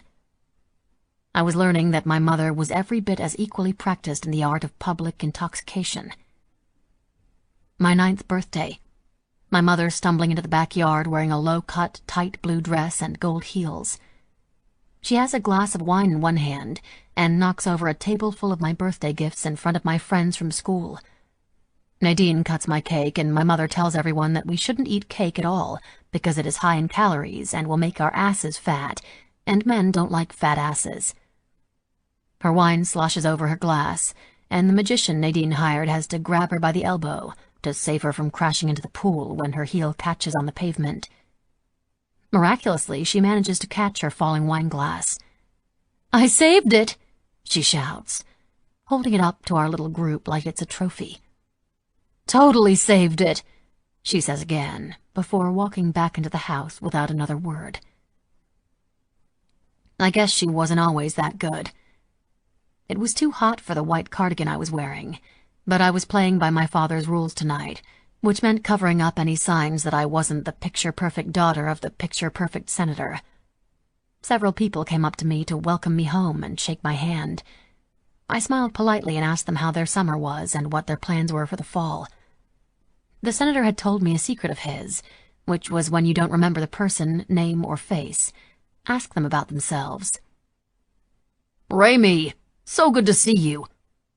A short, plump man wearing an off-white linen suit stepped into my line of view. He grabbed a glass of champagne off the tray of a passing waiter and handed it to me. "How was Paris?" he asked. "Parisian?" I said. His laugh came out in one big burst, like a shot through a cannon. "I see you gained a sense of humor in France. Hard to do. The French aren't exactly known for their humor," he said. "Are you still considering art school? Francine said your drawings are quite impressive. How long has it been since you've seen her?" Crap. My father came over and stood by my side. With a smile still on his face, he waved to the passers-by who called out greetings and returned them with his own. With a stealth-like move, he took the champagne glass out of my hand and held it in his, like the drink was his own. Shit. Drinking age. Not allowed. I mentally chastised myself. "George, my friend, how have you been? Raymie was just saying how she and Francine needed to catch up, and art school is so far away in Rhode Island. I think now that she has a family of her own, she'll be sticking close to home." "Ah, then you will be joining your father on the campaign trail?" he asked me. "We haven't really talked about it yet," I answered as sweetly as I could manage. "Well, I think you should consider it. Seeing this man behind a podium is a wondrous thing to behold," George said, holding up his glass to my father. "Ah, you are too kind, George. Let's have lunch this week, if you're up for it." "Always am," George said.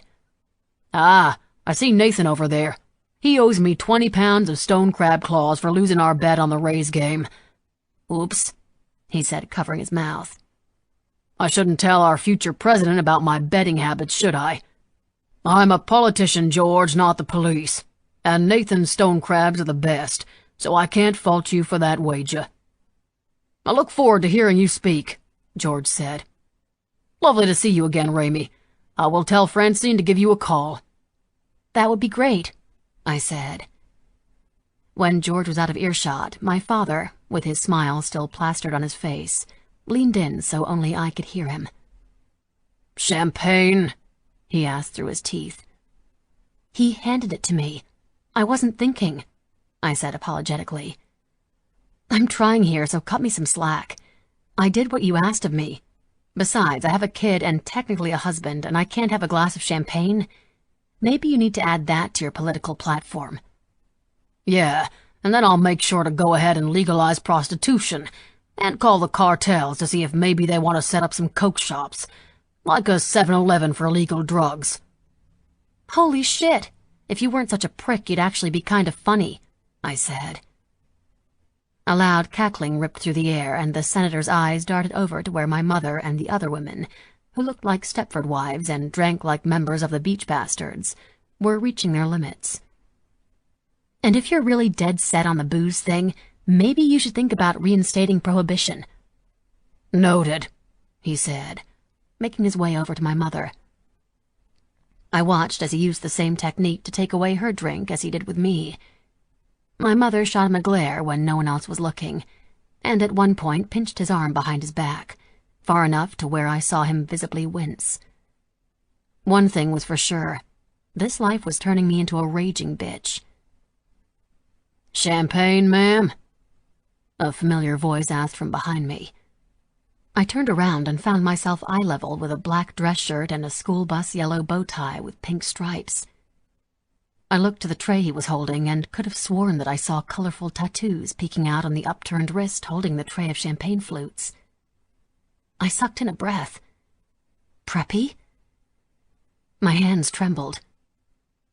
Just as I was about to look up at the waiter's face, the screeching feedback from the microphone came blaring over the speakers.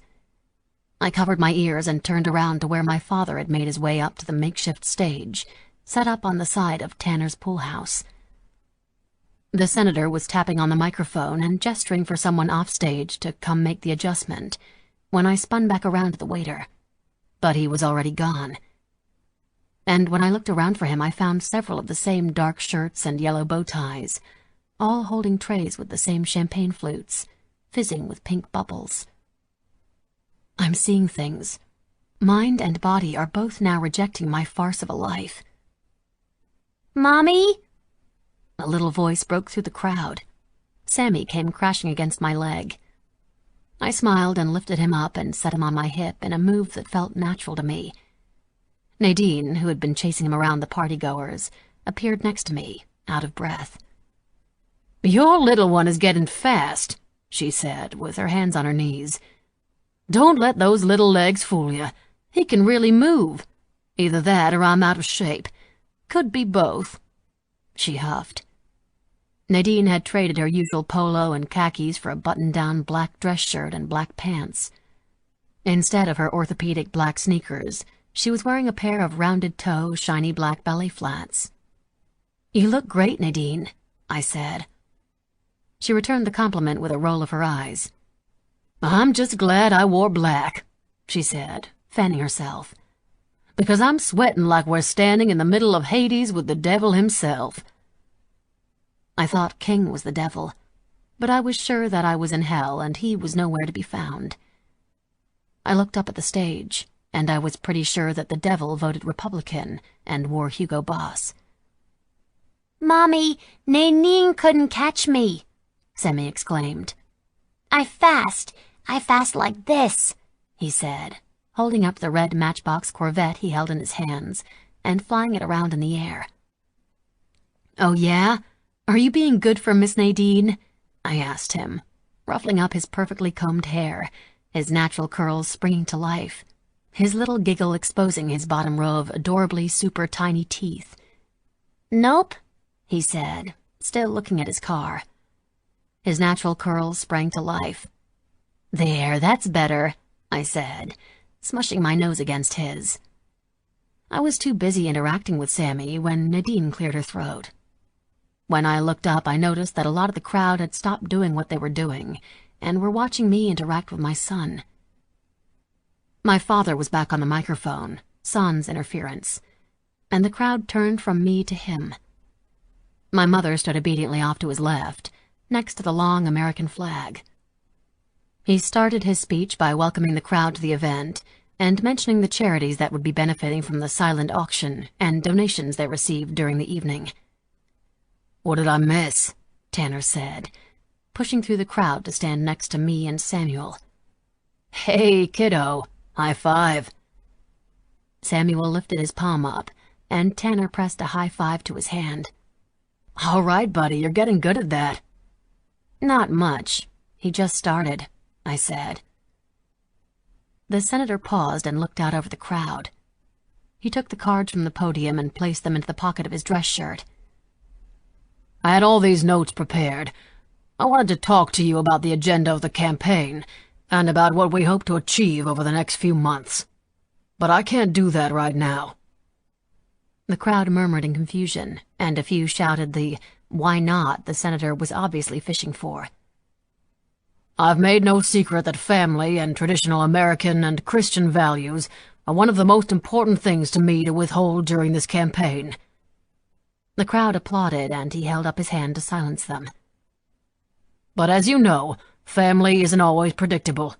It isn't something you can control," he said. "As you all know by now, either through rumor or from reading it in the paper recently, a few years ago I became a grandfather." It was the first time I heard him reference Sammy as anything other than my son. Grandfather wasn't exactly the title I would have given him either. "My daughter, Raimi, and her boyfriend Tanner made the decision to enter into a relationship they weren't ready for at the tender age of 15. I'm not excusing their actions nor their behavior, but what some of you don't know is that Tanner was sick." "Oh my God, he's telling them everything," I said, covering my mouth in shock. Tanner grabbed my hand and held it in his. "I'm not surprised," he muttered. "Did you really think he was just going to let them think we were two horny teenagers who had sex under his roof? Too much blame in that. He's going to blame my illness now. This is an art form to him, more so than your sketches are to you. He's creating emotion, opinions. He's telling them what they need to think without coming right out and saying it. It's kind of beautiful if you think about it." "You don't sound embarrassed," I said. "You sound impressed." "I'm not embarrassed. He's telling the truth. It's us. Nothing about us would ever bother me, Ray. Besides, it's probably the most honest thing he's said all day," Tanner said, staring at the stage with an interest that made me uncomfortable. "We thought we were going to lose him," the senator continued. My mother reached out for a handkerchief that one of the guards handed her and dabbed at the corner of her eyes. "Nice touch, Mother," I whispered. "The doctors all said the same thing, that there was no hope for him. They told his parents, Chuck and Renee, to make their final arrangements." The senator sought them out in the crowd and nodded toward them. "Nice to see you two here," he said with a smile when he found them. "We were all preparing for the death of my daughter's best friend." The crowd gasped. He had them eating out of the palm of his hand, and they were jumping up to eat every morsel he was throwing at them. "It was a strange thing to be thinking about, especially since Margot and I know Tanner's parents as well, always thought that our two crazy kids would grow up to get married and have a family of their own." The senator's eyes went misty. He should win an Emmy. My mother walked up to him and dabbed at his eyes with her handkerchief. No, these two should win an Oscar. "Sorry about that," he said, sniffling. He paused for a moment before looking out into the crowd. "It's funny how God works. You never know what his plan is going to be. Chuck and Renee had given up the hope of ever becoming grandparents.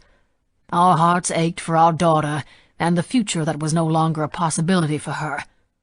On the day that Tanner received the news that his time here on God's great creation of a planet was coming to an end, my daughter and Tanner made a decision that I don't agree with, that I don't support.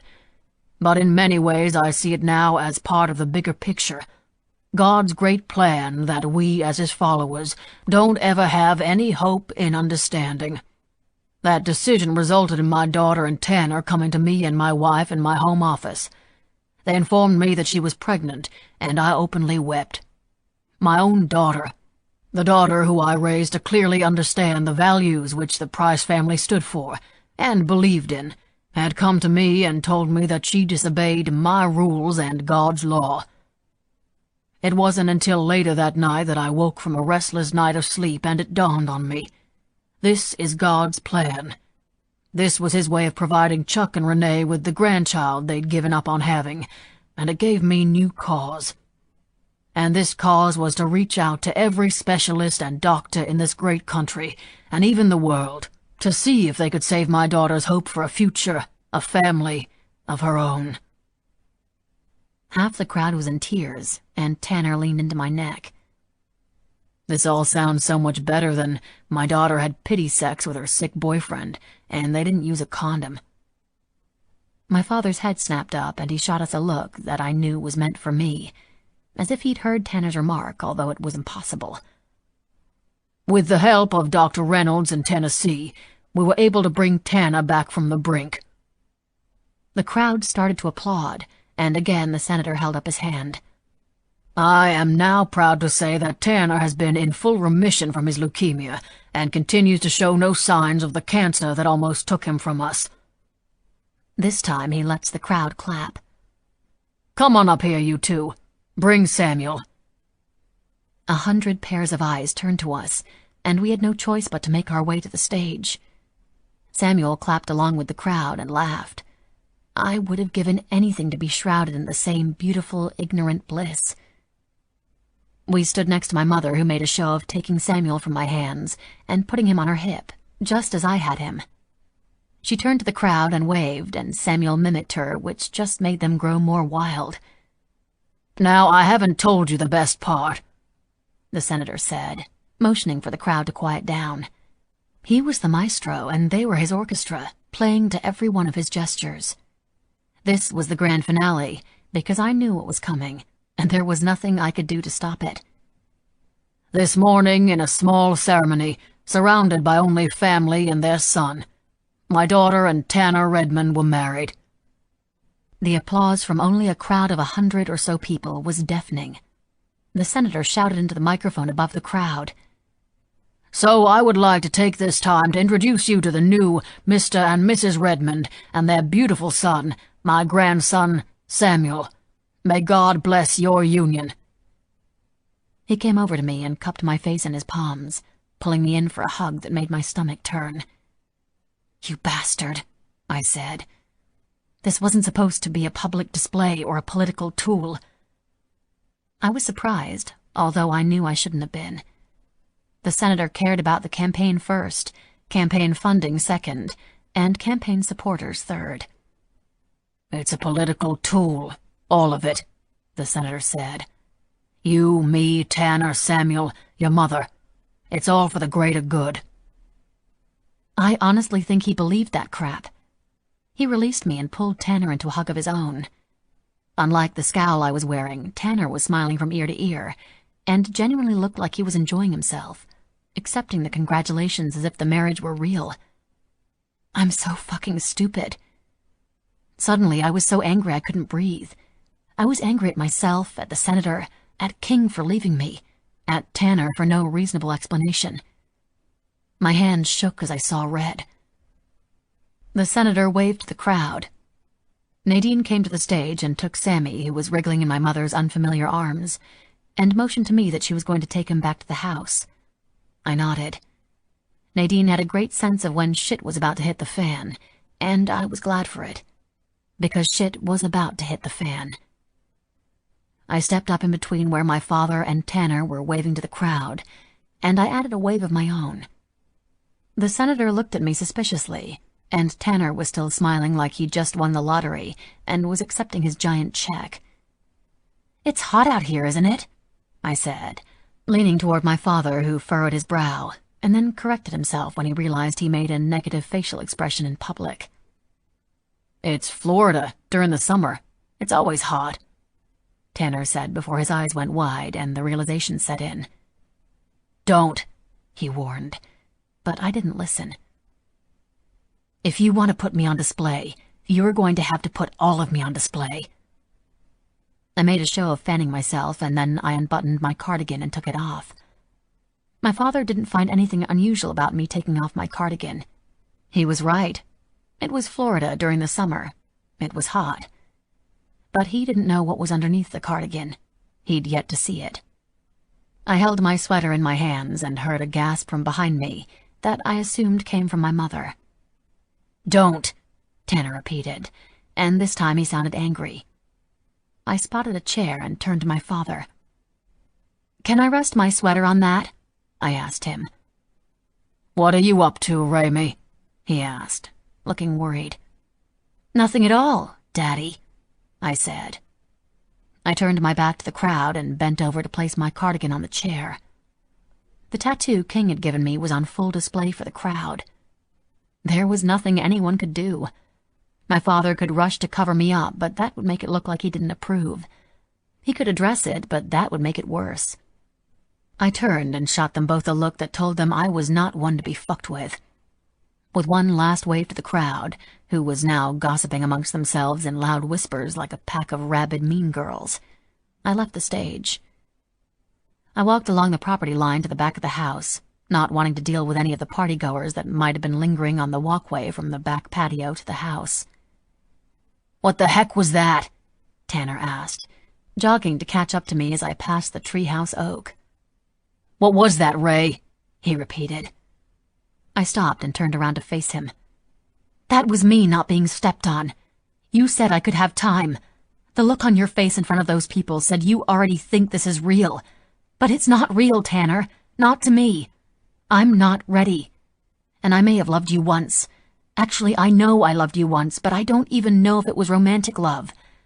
I love that you were kind to our son, and I respect the hell out of you for everything you've been through. And I hate that I've hurt you. But I don't want to be with you like that right now. Not when my heart still belongs elsewhere." "What do you expect from me, Ray? To be sorry that I'm happy to be your husband? Because I'm not. I'm not sorry I married you, whatever the reason. You are the love of my life, for Christ's sake. Always have been. We were always meant to be together. So of course I jumped at the chance to announce it to the world, because it was always meant to happen." Tanner's eyes softened and he took a step toward me, folding his hand around my wrist. "No, Tanner," I said, pulling out of his reach. "Don't." Tanner ignored me and reached around my neck to pull me toward him. He softly pressed his lips against mine, and I just stood there and let it happen. His lips were soft and warm, his breath cool against my skin. I imagined that Tanner really was the one who I wanted, but instead of recalling feelings for him, King's angry face kept flashing in my mind. Tanner opened his mouth and I reluctantly followed his lead, his tongue dancing on mine. In a way, I wished for the memories to come flooding back, for me to feel what it was he wanted me to feel. But as we continued to kiss and his hand slid from my neck to my waist, the only thing I felt was wrong. Beyond wrong. I pushed against his chest, but he moaned into my mouth and held me tighter. I tried again, and when he didn't budge, I bit down. Insistently, he reeled back, holding his hand against his bloodied bottom lip. "You are ruining everything I thought I felt about you. Don't make a mess of what I do remember about us." "I'm the one making a mess of this?" He laughed. "You ruined everything when you went after Nikki. You couldn't just let her go. I told you 100 times not to get mixed up in her mess of a life, but no, you had to let her drag you down with her. You put her above your family by going after her, by getting hurt, by going away. You were the one who ruined us that night, not me. I'm trying to save us while you're hell-bent on destroying us. So fuck you, Ray. You broke my heart when you left. You smashed it into pieces when you came back. And I don't know who you think you are, but you aren't the Ray I knew. And this person I see before me, I kind of fucking hate her right now," Tanner said. He turned and stormed off into the darkness. I opened my mouth to call after him, but I didn't know what else I could say. He was hurt, and I'd done the hurting. I'd done nothing but make one stupid decision after another since I'd been there. It was stupid of me to flaunt the tattoo. I'd acted out of anger. But that didn't give him the right to treat me like I was a commodity that could be bought or traded or married. Although that was exactly what I was. Chapter 19. Doe. I closed the door to my room and pressed my forehead against it.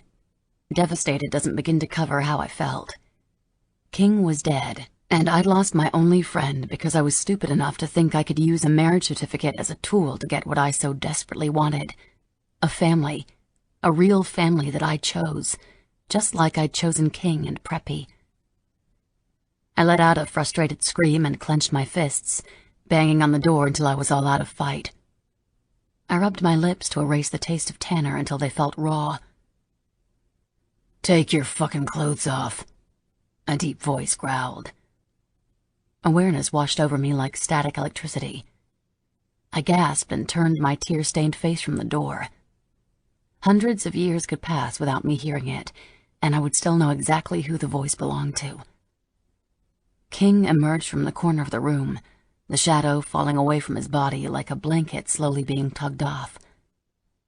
You know I don't like to repeat myself, but for you, I'll do it just this once, pup. He stopped in front of me and peered down, his eyes burning with both lust and anger. Take your fucking clothes off. You're alive, I whisper as my heart hammered in my chest. Was I imagining this? You're about to find out how alive I really am. He stalked toward me. You and I communicate better when I'm inside you, and there is a lot I've got to say. So instead of the question and answer bullshit that will get us a fuck of a lot of nowhere, so we're going to do this in a way I already know works. I thought you were dead. My chest heaved with fear and desire. My skin prickled. My nipples tightened. Were you grieving when that kid had his tongue down your fucking throat? King reached for my hand, holding up the finger that held Tanner's ring. Is your grief the reason why you're wearing this? I ripped my finger from his grip and placed my hands against his chest. My intention was to push him away, but as soon as I made contact, I couldn't let go. I didn't want to. I fisted his shirt in my hands. The relief I had felt over him being alive was being replaced by my anger at his accusatory tone. I thought you were dead, I repeated. He spoke into my hair, his breath warm against my scalp. Oh, pup, I'm pretty sure even death couldn't keep me from you. I inhaled, taking in the scent of cigarettes and wind. I'd missed the familiarity of his smell almost as much as I'd missed him. I never thought I would see you again. I went to the MC.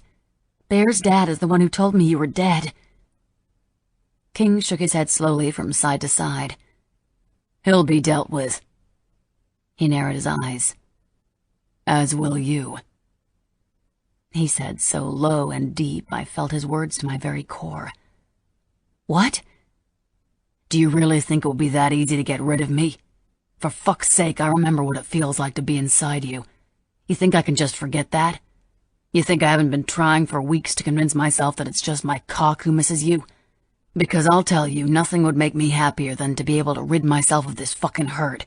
Right now. Right here. King pounded on his chest with a closed fist. I sometimes wish I could just forget it all, but I can't. I won't. Because I don't want to ever want to forget you. And I welcome this pain, because it reminds me that you were real. I bit my lips so hard I could taste the copper in my mouth. King spoke while walking toward me, backing me up further into the shadows until my back connected with the dresser. He placed his hands on the wall around me, caging me in, leaning down until we were eye to eye. I don't know why you're holding on so tight, pup, when your body is clearly telling me that you're still mine. King inhaled me, like I did him. Closing his eyes, he rubbed his nose across my jawline. Do you love him? He growled, nipping at my neck with his teeth. Yes, I admitted. King pulled back and scowled. I clarified. It was never a love like he thought it was, like he wanted it to be. I loved him like a best friend, never like the way... His eyes searched mine, eagerly awaiting the rest of my answer. Weeks go by without a single word, and you show up out of nowhere, sneak into my room, and demand that I take my clothes off on the day I couldn't finish the sentence. I couldn't say the words that I didn't want to be true. Because King was alive, and I was married.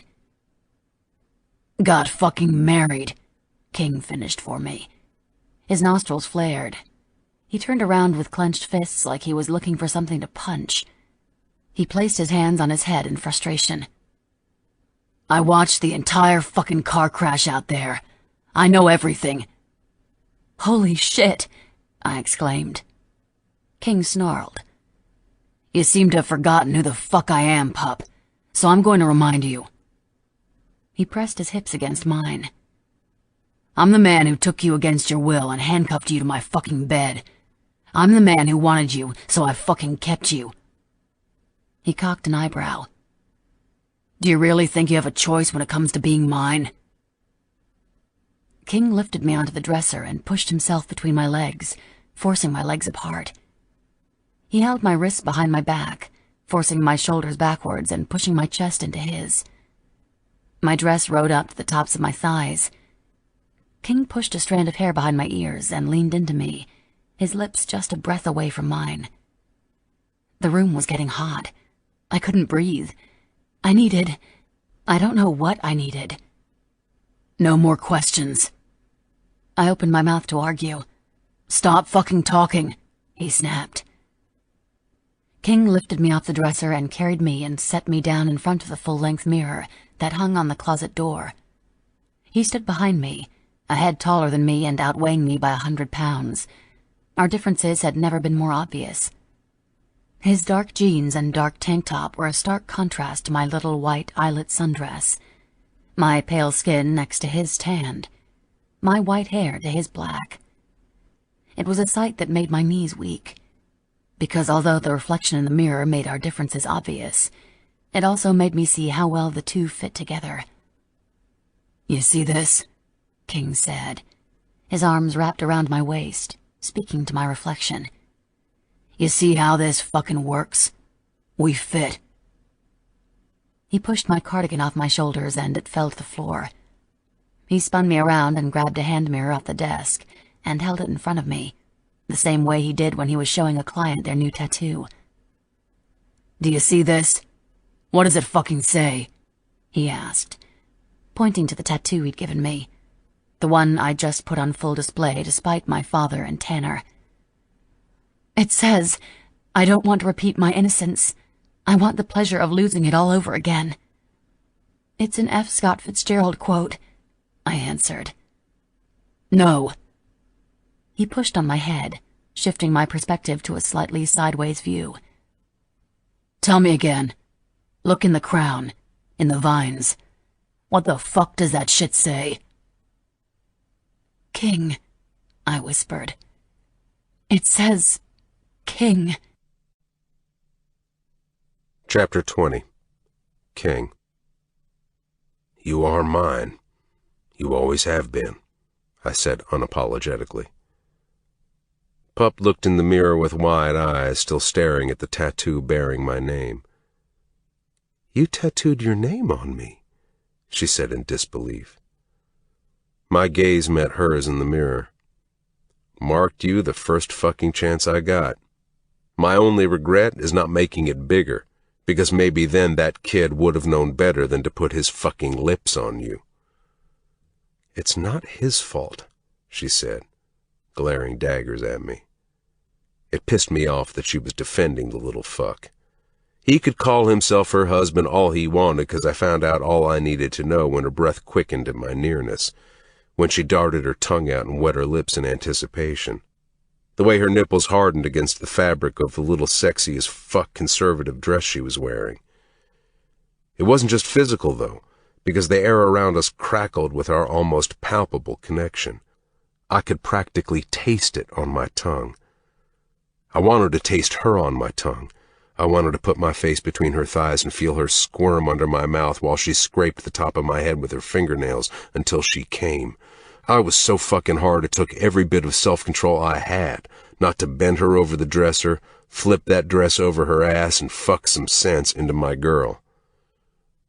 I ran my hand over her mouth and her lips parted. Those beautiful pink lips of hers would have made my cock instantly hard if it wasn't already an iron rod straining against my jeans.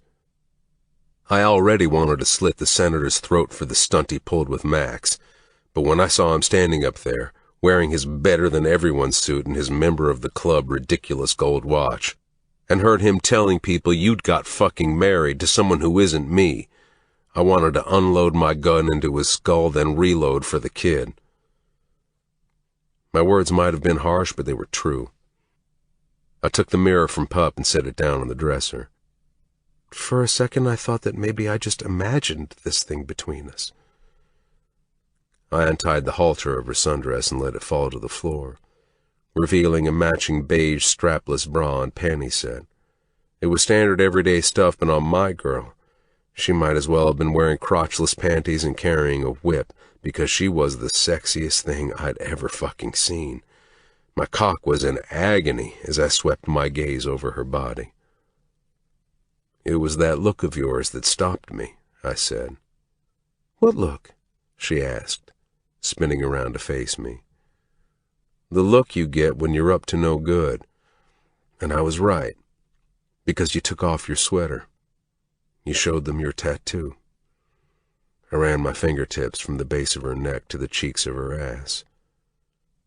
"I was showing them I wasn't a monkey, and no matter what I agreed to, I wasn't going to dance for them," she said, unable to contain the thrill of being able to put them in their place. "You showed them more than that," I said, circling her, praising her body that I'd missed so much, taking her all in. "You showed them you were mine." I stood behind her again and reached between her legs, her panties already soaked. She closed her eyes as I stroked her through the material. "But most importantly," I told her as I rubbed faster, and her mouth opened as she lost herself in the pleasure of my touch, "you showed me that you were still mine." I turned her around and crashed my lips to hers. She shuddered under my touch.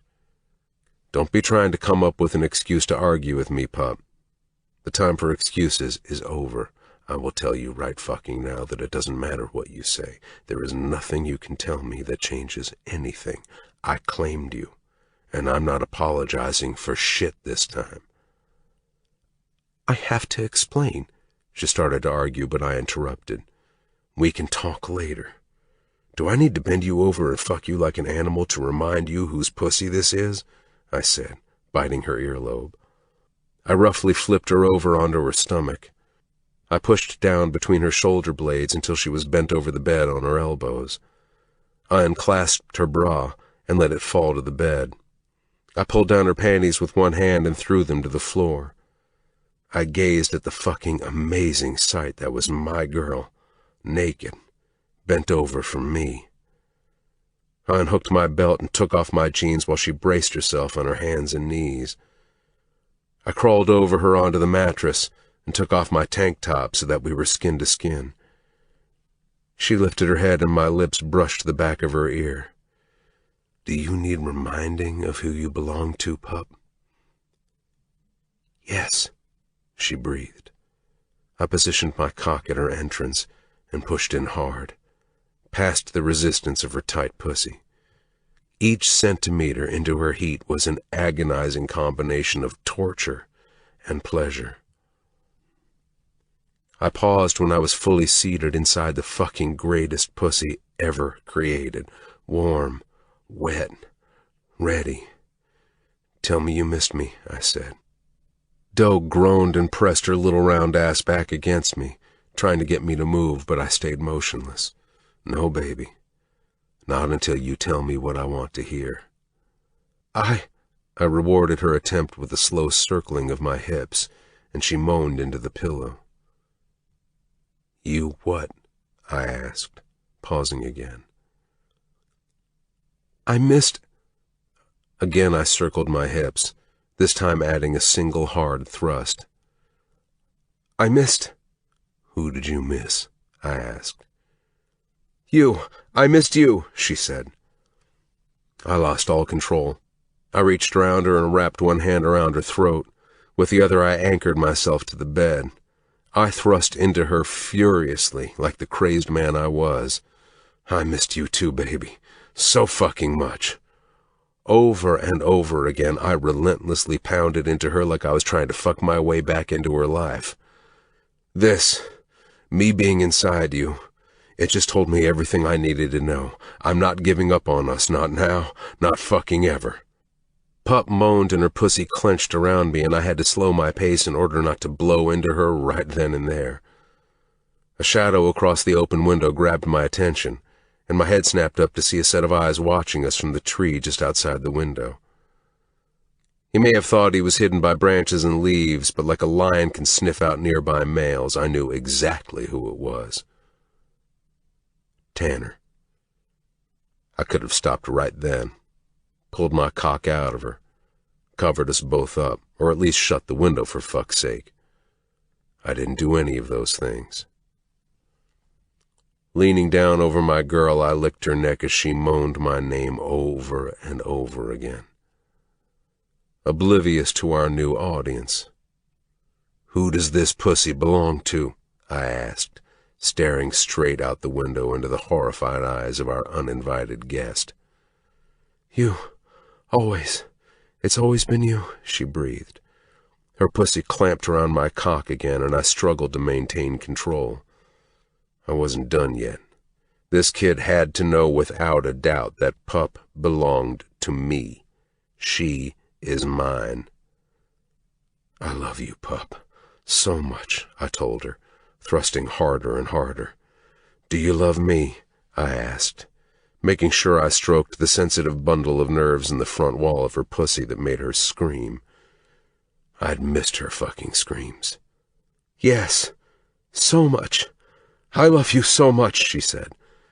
It started out as a whisper, but as her orgasm took hold, it became louder and louder, until she had to shove a pillow in her face to prevent anyone who might be in the house from hearing her. But someone had heard.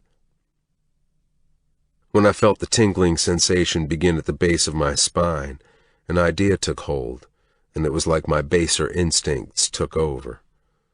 Once I thought about doing it, I couldn't think of anything else.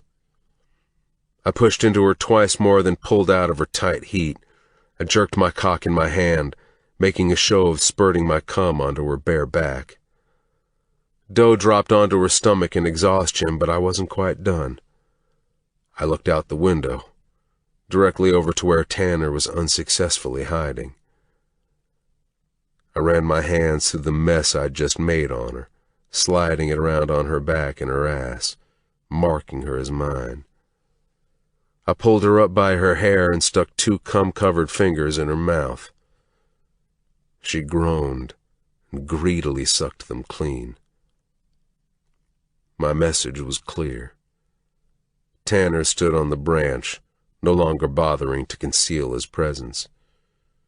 For a long moment he continued to stare until finally he turned and leapt from the tree. Both Pup and Tanner now knew who she belonged to, and it sure as fuck wasn't him. Chapter 21. Doe. King fell on top of me, pressing me into the mattress as we both caught our breaths. The weight of him over my back was almost crushing, but I didn't want to move, afraid that if I did I would wake up and this would have all been a dream. King sat up and leaned against the headboard, pulling me close to him.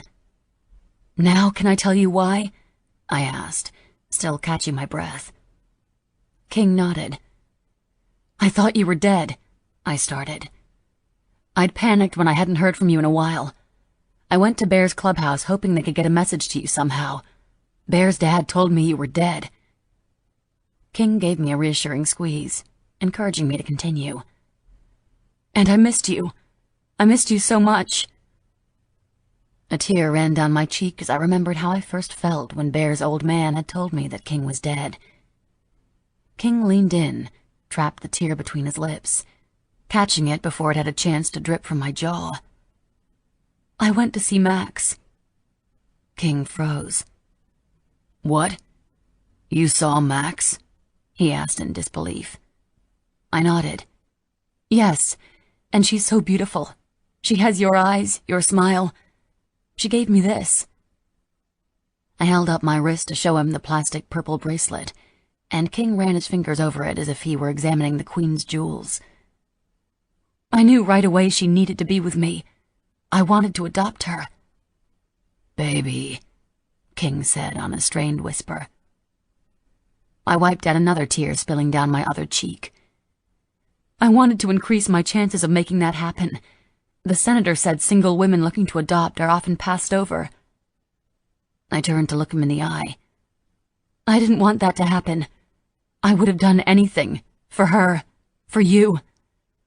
But to be honest, I was doing it mostly for me, because she's a piece of you, and I wanted that piece with me. Always." I laughed. "So I did what I had to do." "You married Tanner. For me," King said. There was no more anger, no judgment. If anything, he sounded in awe of what I'd done. Gently reaching out to cup my face, he leaned forward and pressed a kiss to my lips. Where most of our kisses are full of heat and passion, this one was all tenderness and love. He pulled back slowly, looking me over as if he were searching for something. "And for me," I reminded him. "I hate to break it to you, but I fell in love with her faster than I fell in love with you." King laughed. "I love you. I've never said that to anyone but Max before. Since the day you turned up at my party, it's been you." He kissed me again, then rested his forehead on mine. "Only you." It was exactly what I'd needed to hear. Warmth spread in my chest, and I felt my heart expand as the beautiful man in front of me worshipped me with his eyes. "I never loved him, just so you know," I said, offering King something I knew he wanted to hear. I remembered him, but it wasn't that kind of love. Not for me, anyway. "You loved him enough to let him fuck you, to have his kid," King stated.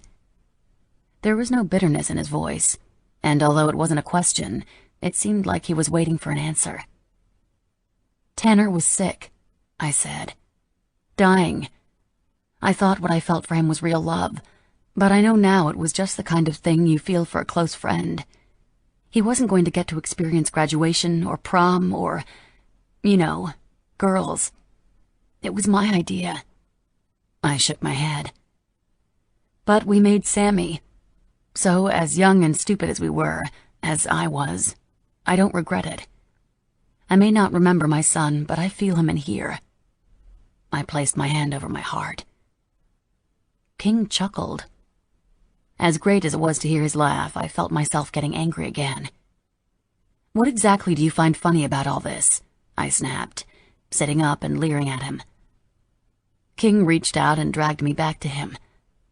"Because, Pop, I could feel my blood boiling when I thought you were about to describe fucking another guy. But instead, my sweet girl tells me how she gave up her virgin pussy to her dying friend." King nuzzled his nose into my neck. "Sweetest pity fuck ever," he said, erupting in laughter. I grabbed a pillow and swung it at his head, but he caught it and threw it to the floor, grabbing my hips and settling me on top of him. "Now tell me where the fuck you were for a whole month," I demanded, feeling free to be pissed at him now that he was alive and well. I crossed my arms over my chest. He pulled my arms away from my body and moved his lips from my ear to my nipples, sending my head rolling backward. I pushed at his head until he fell back against the headboard with a thud. "Shit with Eli. It's over," he said, looking relieved. He rested his hands on my waist. "It wasn't pretty, Pup. He found us first. Shit went down you don't ever need to know about. Shit with Bear." "What happened to Bear?" I asked, feeling panicked.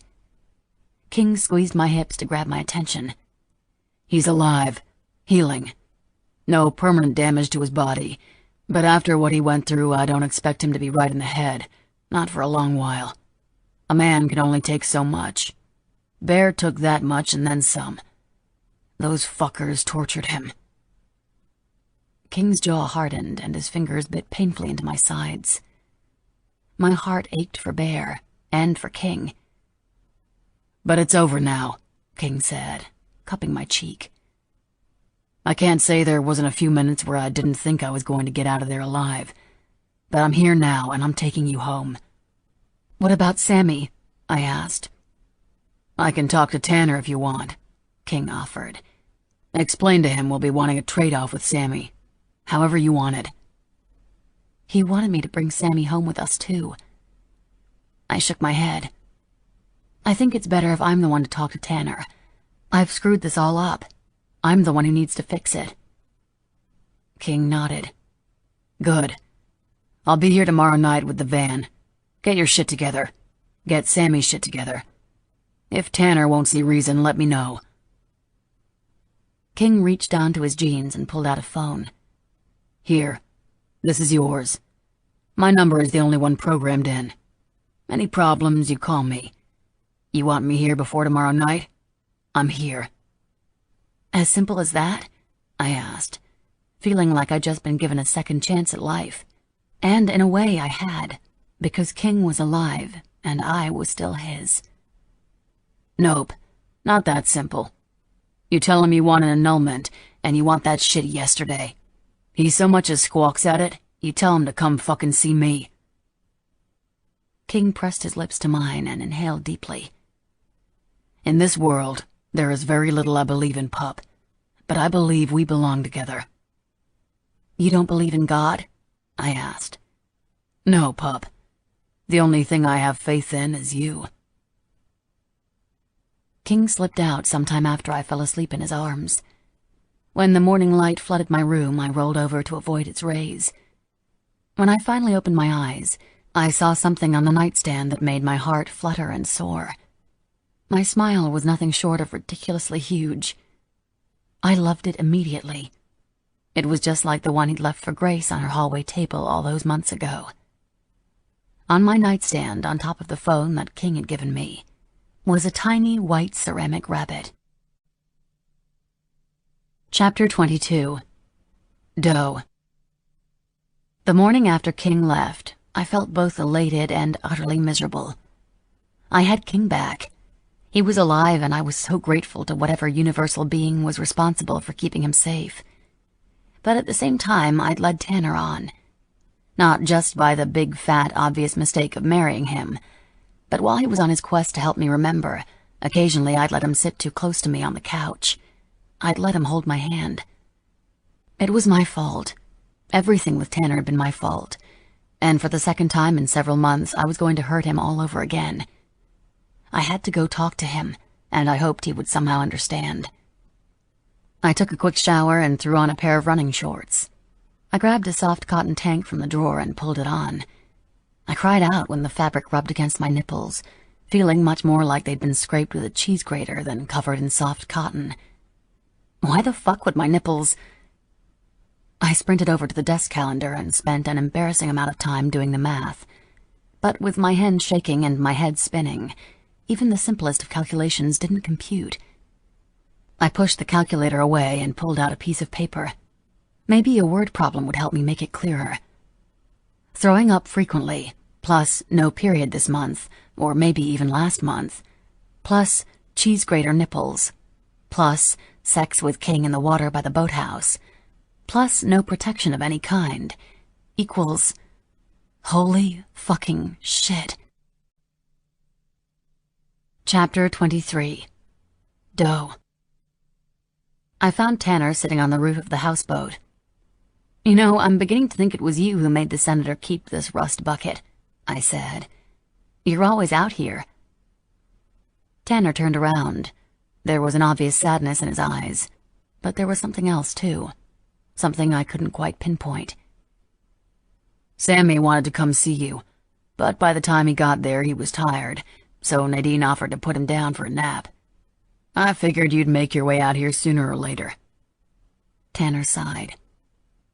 "This place is probably my favorite place in the world, you know. The three of us spent all our time out here when we were kids." The only thing I could do for him was to listen, because over the past few months he'd done his share of listening to me. "I want to apologize about the party. It wasn't right. I wasn't right." He set his hands on top of his head and blew out a breath. "I shouldn't have gone along with the senator and his speech, especially when I knew your heart wasn't in it."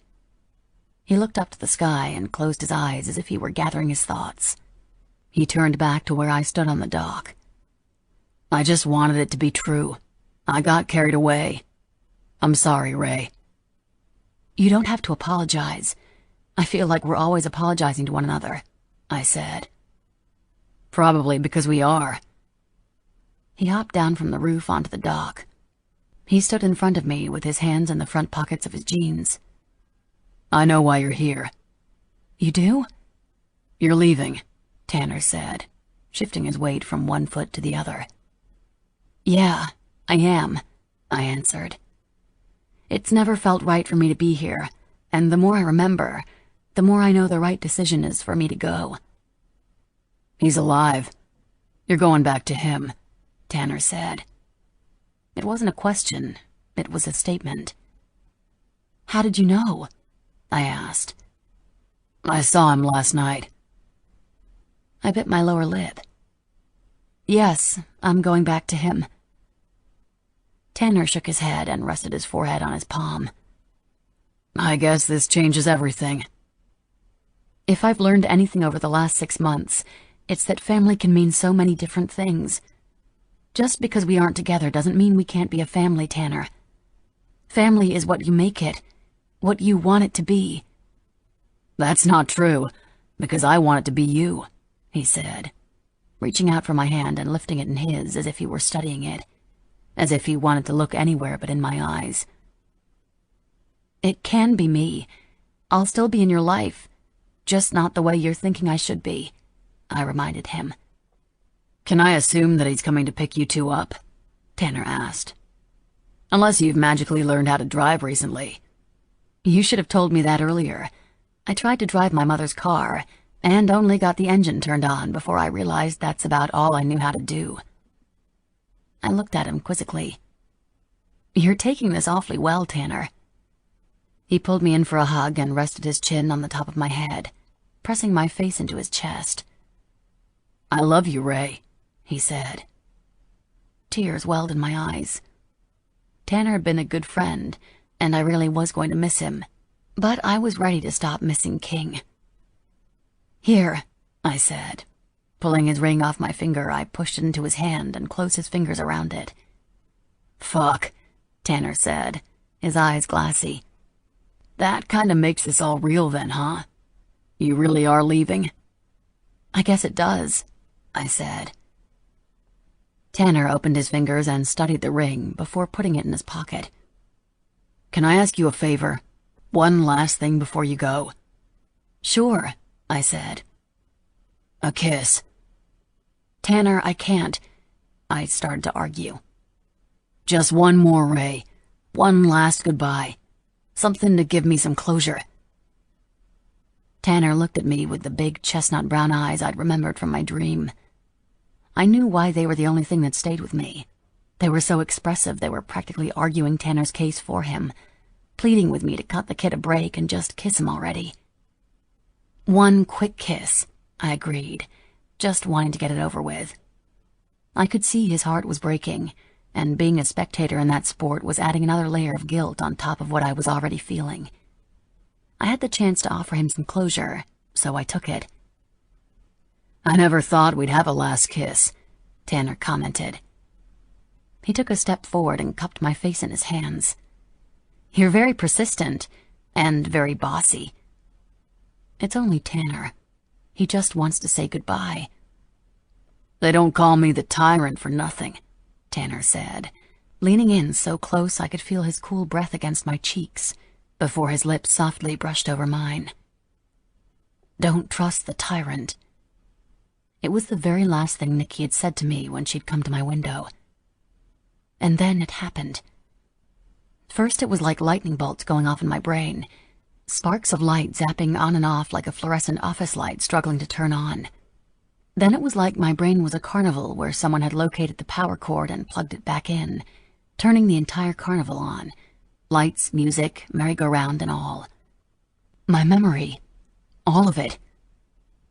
Tanner pulled away as a very clear memory came bounding into my brain, of a very different Tanner.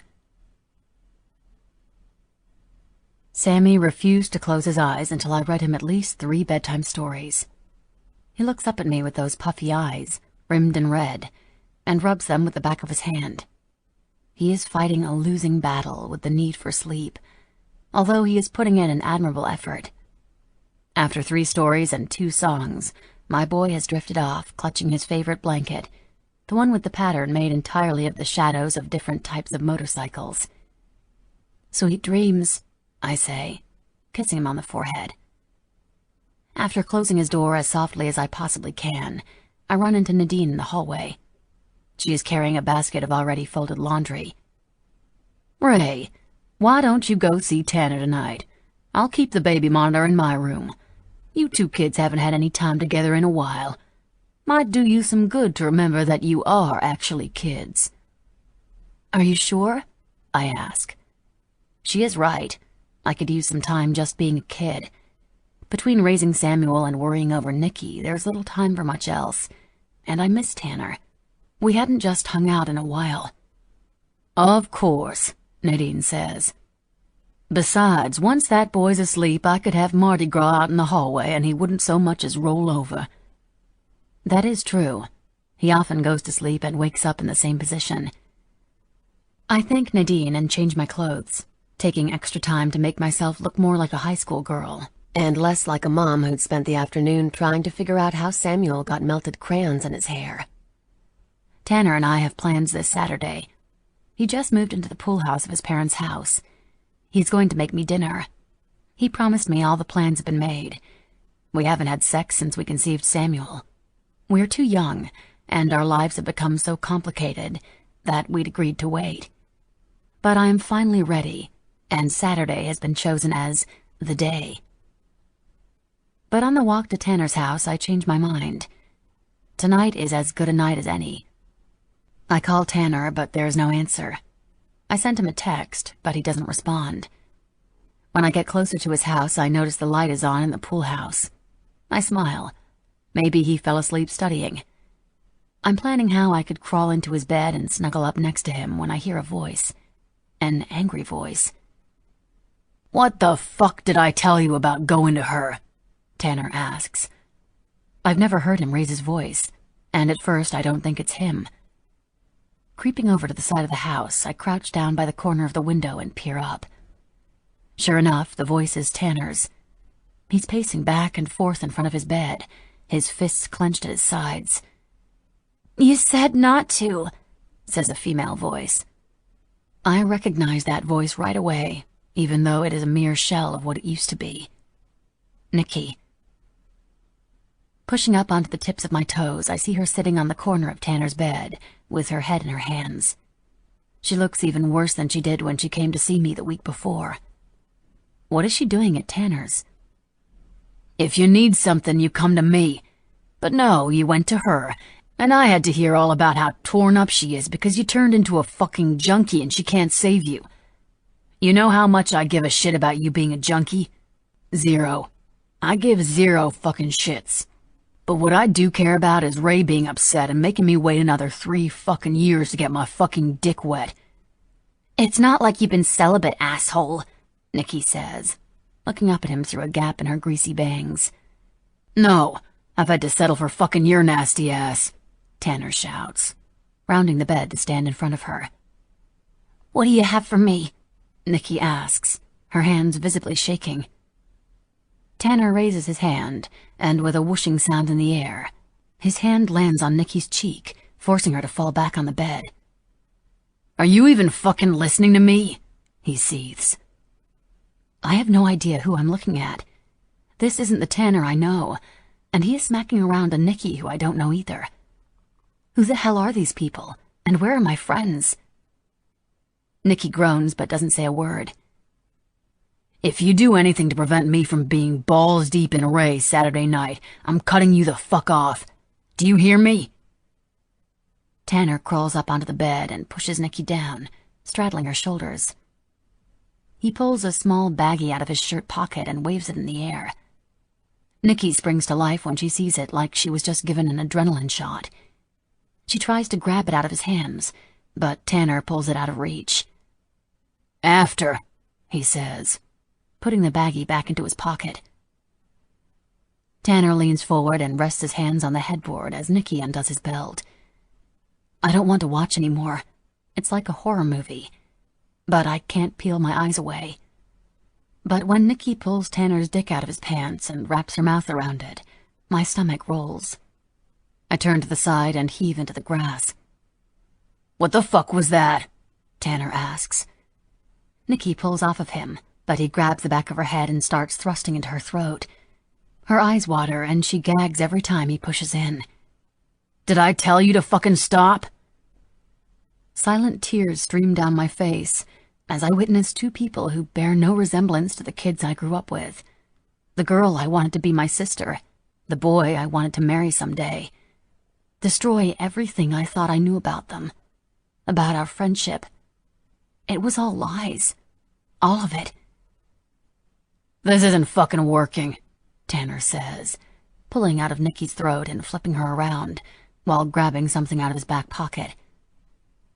"Let's see if that snatch of yours has been completely ruined by now, or if it still feels as tight as it did when you were 12. Holy shit. My entire life is a lie. This monster is the father of my child. I can't breathe. My stomach rolls again. Nikki lifts the scrap of fabric that barely covers her ass up to her waist and reveals that she isn't wearing any panties. Tanner rolls on a condom, grabs her hips roughly, and pushes himself inside her. Nikki cries out and fists the sheets in her hands. "I'm going to teach you a fucking lesson, slut. You need your fix? You come here and you're going to suck my fucking cock for it, take it in the ass like you are now. But you'll get what you want, and I'll get what my future wife thinks she can deny me."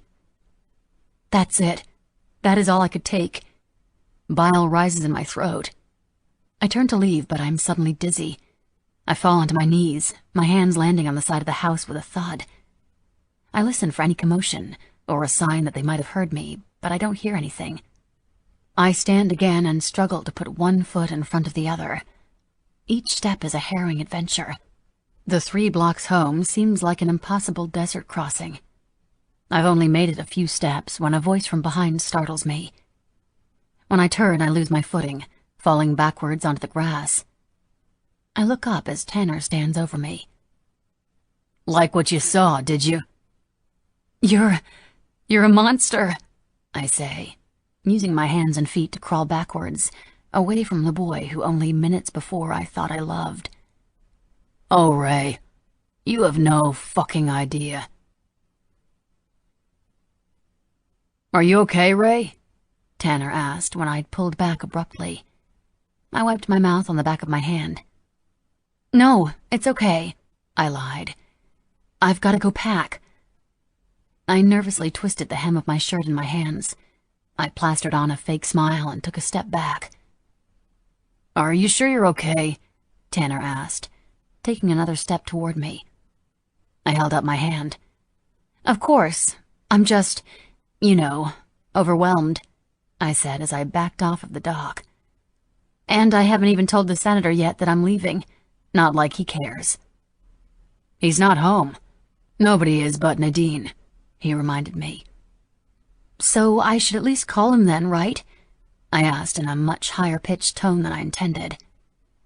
Why did I have to be such a bad fucking liar? "Sammy should be up from his nap soon. Go pack, and then I'll drive you guys," Tanner offered. "No, I mean, you don't have to do that. King's—" "Oh, come on," Tanner said, continuing to advance toward me.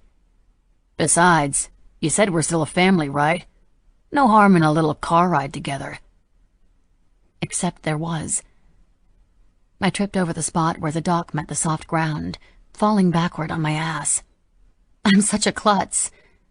I was about to stand up, but Tanner startled me by moving quickly to my side, hoisting me off of the sand. "I've got you," he said, and when I turned toward him and my eyes caught his, I saw a quick flash of the Tanner from my memory. I took a steadying breath. "Thanks," I said, trying to appear casual by brushing the sand off of my legs. "And yeah, you're right. A ride sounds great. Just let me get cleaned up and get Sammy's stuff together." Tanner smiled and pushed a strand of hair behind my ear. All the little hairs on my neck stood at attention, and not for the same reasons they did with King. There was something cold behind his words. Haunting. Sinister. Chapter 24. Doe. Gone was the boy next door. With that last kiss, he'd been replaced with the monster from my memory. That kiss brought it all flooding back, and what I saw shook me to my very bones. "I'll run to my house and grab the truck. I'll meet you out front, on your porch, in, say, 30 minutes? 30 minutes. Yes, I nodded. With a little wave, I turned and jogged up to the house, practically falling again, this time over the threshold of the back sliding glass door. I flailed my way up the stairs and ran into my room. I ripped open the top dresser drawer I'd hidden the burner phone in that King had given me, tearing it from its hinges, sending socks and the phone sliding across the room. I dove for the phone and hit the speed dial button. It rang several times. "Come on, pick up," I prayed, nervously tapping my fingers on the carpet. When there was no answer, I shoved the phone in my back pocket. I was going to grab a duffel bag to toss some essentials into, but looking around that room, there was nothing there I needed, nothing I wanted. The only essential things to me were Sammy and King, and one of those was sleeping down the hallway. I'd try calling King again after I got Sammy from his room. "Nadine?" I called out down the hall. The only sounds were coming from downstairs, the hum of the refrigerator and the spinning lull from the running dishwasher. "Nadine," I called again. "I need you to pull your car around. I'll explain when we're on the road, but we have to leave now." I opened the door to Sammy's room. I turned the knob as quietly as I could, closing it again behind me with a soft click. I'd hoped Nadine had heard me and was pulling the car around. I tiptoed over to Sammy's crib. Leaning over the railing, I expected to see my sleepy man with his hair pointed in a million directions, clutching his favorite motorcycle blanket. Sammy wasn't in his crib. It was empty. The light clicked on, and every hair on my neck and arm stood on end. "It was that fucking weak kiss that gave you away," a voice said, startling me so much I jumped and knocked into a pile of Sammy's toys, which came to life in a burst of music and flashing lights. "Tanner, I thought you were meeting us out front. Where's Sammy?" I tried to hide the shakiness in my voice. I fell backwards and landed against something soft but unmovable. When I turned around to see what it was, I was eye to eye with a motionless Nadine. Her eyes unfocused and staring straight ahead, her mouth still opened as if she'd been surprised. Dead. Nadine was dead. "What the fuck did you do?" I cried. Tanner stood from where he'd been sitting on the rocking chair I used to rock Samuel to sleep. "Where the fuck is my son?" Tanner knelt over me and smiled, but it wasn't the same toothpaste commercial smile I'd seen before. There was no perfect boy next door behind the menacing expression and crazed look in his eyes. "You used to kiss me like I was the most important person in the world," he said as he reached out and ran his thumb over my lips. I jerked my head away, but he grabbed my chin and yanked it back to him. "You used to love me," he spat. "At some point I probably did." I shook my head. "But I don't remember," I lied. Tanner reared back, delivering a punishing backhand across my face. "Liar!" It stung so bad it rattled my cheekbone, and I swore I could hear it vibrating in my ear. "There is no probably about it. I know you remember. Do you want to know how I know?" "Where's Samuel?" I asked again. "Let me up, Tanner." I tried to stand. "No," Tanner shouted, pushing me down on my shoulders, pinning me to the floor. "You will stay right the fuck there while I'm talking to you. I'll ask you again. Do you want to know how I know you remember me?" Tanner hissed through gritted teeth. I slowly nodded, giving in and playing the game of question and answer Tanner was so hell-bent on playing. "Because, Ray, I felt your fear. I felt your lips tremble against mine, and the only reason they would do that would be if you remembered the last time you saw me." "You mean the night I caught you fucking Nikki? The night I saw you give her drugs? Hit her?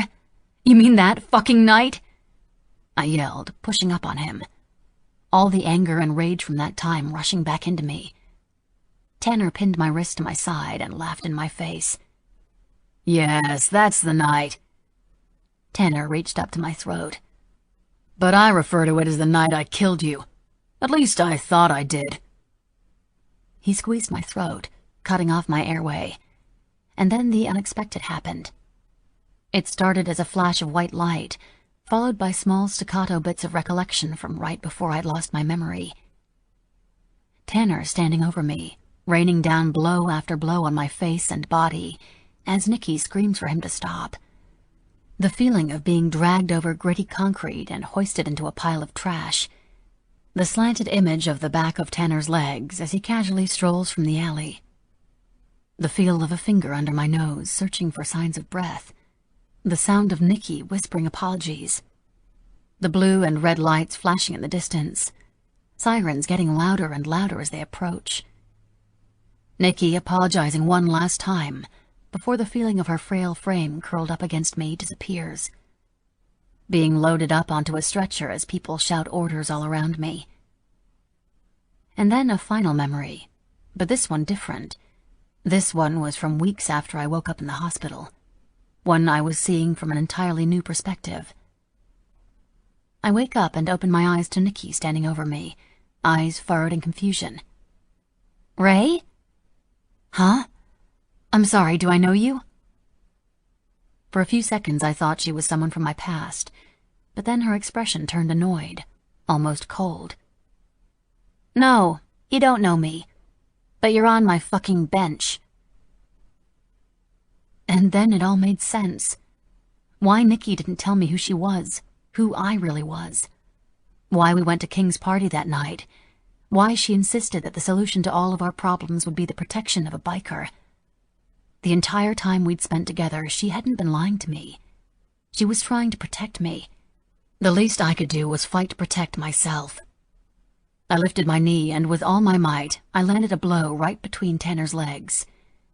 When he reached down to cup his balls, I held his head between my hands, and then there was a deafening crack as my head connected with his. Blood, warm and thick, dripped into the corner of my eye. I stood on shaky legs. "You fucking bitch!" Tanner wailed. Holding onto Sammy's crib in order to keep myself upright, I attempted to put one foot in front of the other, and I just about made it to the door, but I wasn't fast enough. Tanner grabbed my ankle, and on the next step I landed chin first on the carpet, my teeth cutting into my tongue, filling my mouth with the taste of copper. "I'd rather have you love me, but I'll settle for you being afraid of me." Tanner flipped me over onto my back.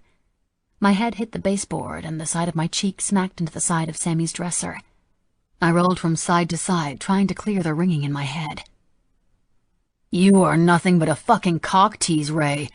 The only time I succeeded in fucking you was when I was a dying 15-year-old. I thought that us having a kid would tie us together, bring us closer.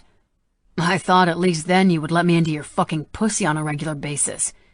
That's why I made sure I put holes in the condom we used that day. Shocked the hell out of me when it actually worked, too. And I guess that makes you the lucky one. You were the only one special enough to carry my baby, because I'd made Nikki get ours cut out of her." Tanner had the audacity to wink. "But even then, with my kid in your belly, you wouldn't wear my ring. Wouldn't wear it after, either. Said you had plans. Plans you—" Tanner used his fingers to make quotation marks in the air. "Didn't know if they would include me as more than your best friend and the father of your kid," he said, using a high-pitched voice, mockingly swaying his head back and forth from side to side. "Well, golly gee, Ray, sign me up. That sounds fucking swell." "Fuck you," I spat. "Get off of me. You're a fucking monster." "Now you get it. It's about fucking time, too. Do you even know how exhausting it is pretending to be something I'm not? The fucking all-American kid next door. Your father even liked me, and that asshole doesn't like anyone. He wasn't even fucking pissed when I knocked you up. Do you know how hard that was to fucking pull off?" "Do your parents know what a fucking freak you are?" I asked, struggling underneath him. I looked around on the ground, but there wasn't anything I could use as a weapon. "You know better than that. They're more oblivious to me than the senator is to you." Tanner pulled the hem of my tank top up over my breasts, and I kicked my feet out to push him off me, but he pushed my knees together and straddled me, paralyzing the use of my legs. "But that's why I had Nikki. She let me fill every fucking hole of her since we were 12. And when she started experimenting with drugs, it was like winning the lottery, because in exchange for a taste, the bitch would let me do anything. Cut her, burn her, choke her, tie her up until her wrists fucking bled." "Nikki, I remembered all the times she'd shown up to my house with marks all over her body. She'd always made excuses. She cut herself on a nail on the houseboat. She walked into a door. She got bucked off of her cousin's horse. Nikki had always been clumsy. She didn't ever have a boyfriend to be suspicious of, and her parents were the modern-day Cleavers. There was nothing to make me question that her excuses were lies, but every single sign that something was very wrong was there. I'd failed her. I'd failed her because I was too busy with my perfect little life to even think about the fact that something was far from perfect in hers. I cringed when I thought about all the times I'd bragged about Tanner, about how attentive he was to me, about how great he was with Sammy. She's the only person I could talk to about being nervous to commit my life to someone when I was still just a kid myself. You should thank Nikki, really. She was the only reason I let you have your space. The reason why I was the perfect patient boyfriend. She took every single thing I wanted to give to you. But that fucking slut had to go and fuck it all up. When I dragged you into that alley, she had to go call for help. Tanner rolled his eyes. And when they didn't find your body, and she stopped coming back for dope, I knew you were alive and that cunt was with you. That the two of you were hiding from me. Tanner smiled a vicious and evil smile again as he clasped his hands around my throat and squeezed, playing yet another round of his sick, choking game. But eventually I caught up to Nikki in that shitty motel room, and when she wouldn't tell me where you were... Tanner looked off to the side, lost in a memory. His face reddening, his forehead creasing as he grew angrier, his neck bursting with thick, pulsing veins. He refocused his attention on me, tightening his grip around my throat, pressing harder until I was no longer able to draw in a breath. Tanner pressed his lips against my ear. I killed the whore. He released my throat suddenly. I gasped for air as my windpipe opened back up at an agonizingly slow pace as I tried to fill my lungs. Fuck you, I said, as soon as I had enough air to say it. Tanner killed Nikki. She didn't overdose by accident. She didn't overdose on purpose. My father didn't kill her. No, the boy next door killed her. My boy next door. I think I like it when you're afraid of me. Makes my fucking dick hard. Tanner grabbed my wrist and pressed my hand to his hardening erection, pressing against his shorts. Maybe I was wrong all this time. Maybe it should have been you instead of Nikki taking it up the ass, Tanner said, grabbing a hold of my breast and digging his nails into the tender flesh. I tried not to react. I tried not to scream. I didn't want to waste my energy on something that wouldn't get me any results. I learned that from fighting with King. You think I'm afraid of you? I laughed, shaking my head from side to side. I've known fear, real fear, shit that would make you piss your fucking khaki shorts. You think you can scare me? Think again. Because I've seen what real fear looks like, and I'll tell you something. Real fear is much bigger than you, has bright green eyes and a lot more tattoos. You're talking about that fucking felon? Tanner asked bitterly. That motherfucker is going to pay for what he did to me the night of the party. What did King do to Tanner at the party? Oh, he didn't tell you? He asked. I came to your window to make yet another fake apology to the almighty Ray Price when I saw you two. My eyes went wide. That motherfucker knew I was there watching, made a show of fucking you in front of me, making you tell him that you loved him. Tanner heaved as if he were about to throw up, but took a deep breath and continued. He fucking came all over your back, literally rubbing it in that you were his. Tanner grabbed the sides of my head and started lifting it up and pounding it back into the carpet, like he was trying to force his point into me. Over and over again until my eyes started to cross and I saw double. 2 crazed Tanners were shouting at me, spit flying out of their mouths as they pounded my head into the floor. But you're not his. You're not fucking his, Ramey. You're not. You're mine, Tanner roared. Cocking back his fist, his blow landed in the dead center of my stomach. All the wind left my lungs. A sharp pain tore up my spine. I turned on my side and folded myself in half, hugging my middle. I prayed that he hadn't taken away the life that King and I had made. "Are you afraid of me now, bitch?" "Stop! Don't! I croaked out, stopping just short of saying the words. Tanner's eyes went wide. His chest heaved up and down. He didn't blink. His mouth opened, but no words came out. Then suddenly it was as if he'd registered what I'd said, because he stood from the floor and kicked the side of the dresser, sending the baby monitor and the contents of Sammy's diaper-changing station crashing to the floor around my head. He crossed back over the room and stood above me, glaring so hard I could feel the heat of his stare. I flinched when he bent down, but he'd only picked up something from the floor. The phone King had given me. A wicked smile lit up his face. With a guttural roar, he lifted his boot. The last thing I saw was the heel. The last thing I felt was it connecting with my face. Chapter 25. King. "So I've decided I'm not going to die," Grace announced, handing me a beer. Ever since I brought her back home from the safe house, I'd noticed a change in her. She was moving with more ease. Her skin had some color back in it. The bags underneath her eyes were gone. "That's just something you can decide now?" I asked, taking a swig of my beer and setting it back down on the table. Grace reached over and picked up the bottle, setting it onto the coaster she'd set out on the table for me, but I'd forgotten to use.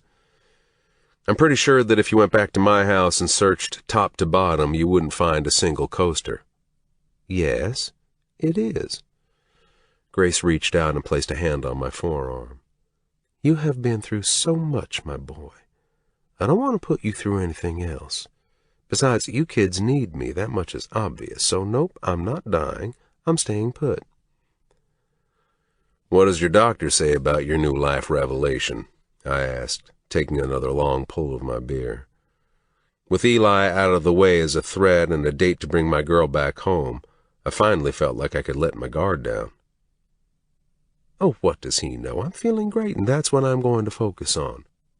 Going back to him week after week, wasting hours of my life just to hear him tell me how much of it I have left? It's absolutely useless.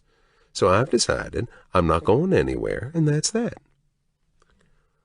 "Honestly," I started, "if anyone can avoid meeting their maker just because they decided to live instead, I believe you can." And it was the truth. Grace wasn't just an old lady with too many ceramic rabbits. She was a force to be reckoned with, and if she wanted to use that force to fight the boatman, then who was I to argue? "So you won't need me to bring you weed anymore?" "Now, I didn't say that," Grace sang, "and I have to be around for a lot longer, especially now that my boy is going to have a kid running around. Grandma Grace has her spoiling hat on, and I'm warning you, once it's on, it's hard to get it back off." "Kid's got a dad, Grace. I'm just going to be his—" I paused. In my head, I'd never put a title on what Doe and I were. She was just mine. So when faced with having to say it out loud, I faltered. "Stepdad type figure?" Grace offered. Her smile turned into a straight line.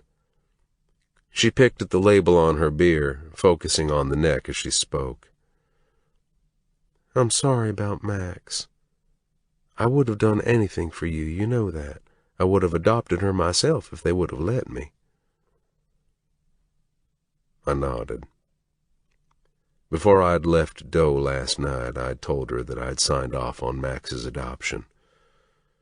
I could fight it, but Max deserved a good home and not a battle that could keep her in foster care until she was 18. I just hoped that one day she would seek me out and let me explain that I did what I did, not because she was a burden, but because of the tremendous amount of love I had for her. "Or you can be his real stepdad if you decide to marry the girl," Grace said. "Can't marry her. She's already married," I reminded her. "Right now she is, but that will all be fixed. And if you're half as smart as I think you are, you'll figure out that being married isn't just fodder for stand-up comics. If you two have even half of what Edmund and I had, you best snatch it up as quickly as you can. Hold on tight and never let go." She's a teenager, Grace. Grace shook her head. There ain't nothing about that girl that's a teenager except her age. She's lived 2 lives already. I think you need to make sure that life number 3 has been worth the trouble. That's the plan. So, when are you going to get her? Grace asked eagerly. Tonight, I said, hiding the smile that threatened to take over my face. I can count the times I'd smiled in the last year, and every single fucking one of those smiles were because of my girl. My phone buzzed in my pocket, indicating a text message.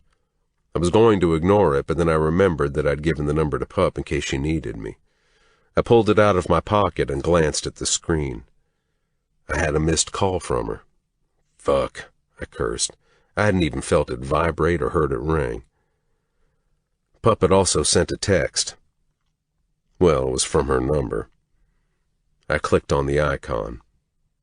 What I saw made my heart drop and my blood boil. There on the screen was a broken, bloodied, and bruised version of my Pup. The hair that fell into her face was streaked with red. She was tied to a chair, her mouth wide open, her jaw set to one side like it had been punched repeatedly. Her clothes were torn and hanging off her body. Then I noticed that the picture had a sideways triangle in the middle of it. What the fuck is it? I asked out loud. Grace came to stand at my side to see what it was that had struck me completely silent. I pressed the triangle, and the horrible scene I thought was just a picture played out in front of me in video form. Pup, being hit over and over again in the face with a man's closed fist. She was screaming, crying, begging for the beating to stop. By the time the frame froze again, she was lifeless, but as the blows continued, delivered by a closed fist wearing a gaudy gold watch with red diamond bezel. The Senator. Another text came in, the icon appearing over the playing video. Houseboat, 11 p.m., alone, unarmed, or she dies. Chapter 26. King. The worst fucking feeling in the world is not being able to help the person you love. Hearing her cries of pain and seeing her bleeding and broken was enough to drive any sane man crazy, and I wasn't exactly sane to begin with. I thought the Senator might have wanted me dead, but I honestly never gave a thought to him hurting his own daughter. I've hurt people, and given the chance to be a father, I would see to it that harm never came to my daughter. I was hoping the Senator operated under an honor amongst thieves set of rules, but apparently I underestimated his determination to ruin lives. I was going after her, and I didn't care if I died. I didn't care if he shot a cannon at my head, but I was going to save Doe, and then, if I was still breathing, I was going to make sure that before I killed the Senator, he suffered pain and fear like he never knew existed. The funny thing happens when you fear for the worst. Some people give in to their panic and freeze when a situation seems dire. Others stay and fight, even if the situation is hopeless. The prison psychologist called it fight or flight response. I'm a motherfucking fighter. Always have been, from the playground to the prison yard.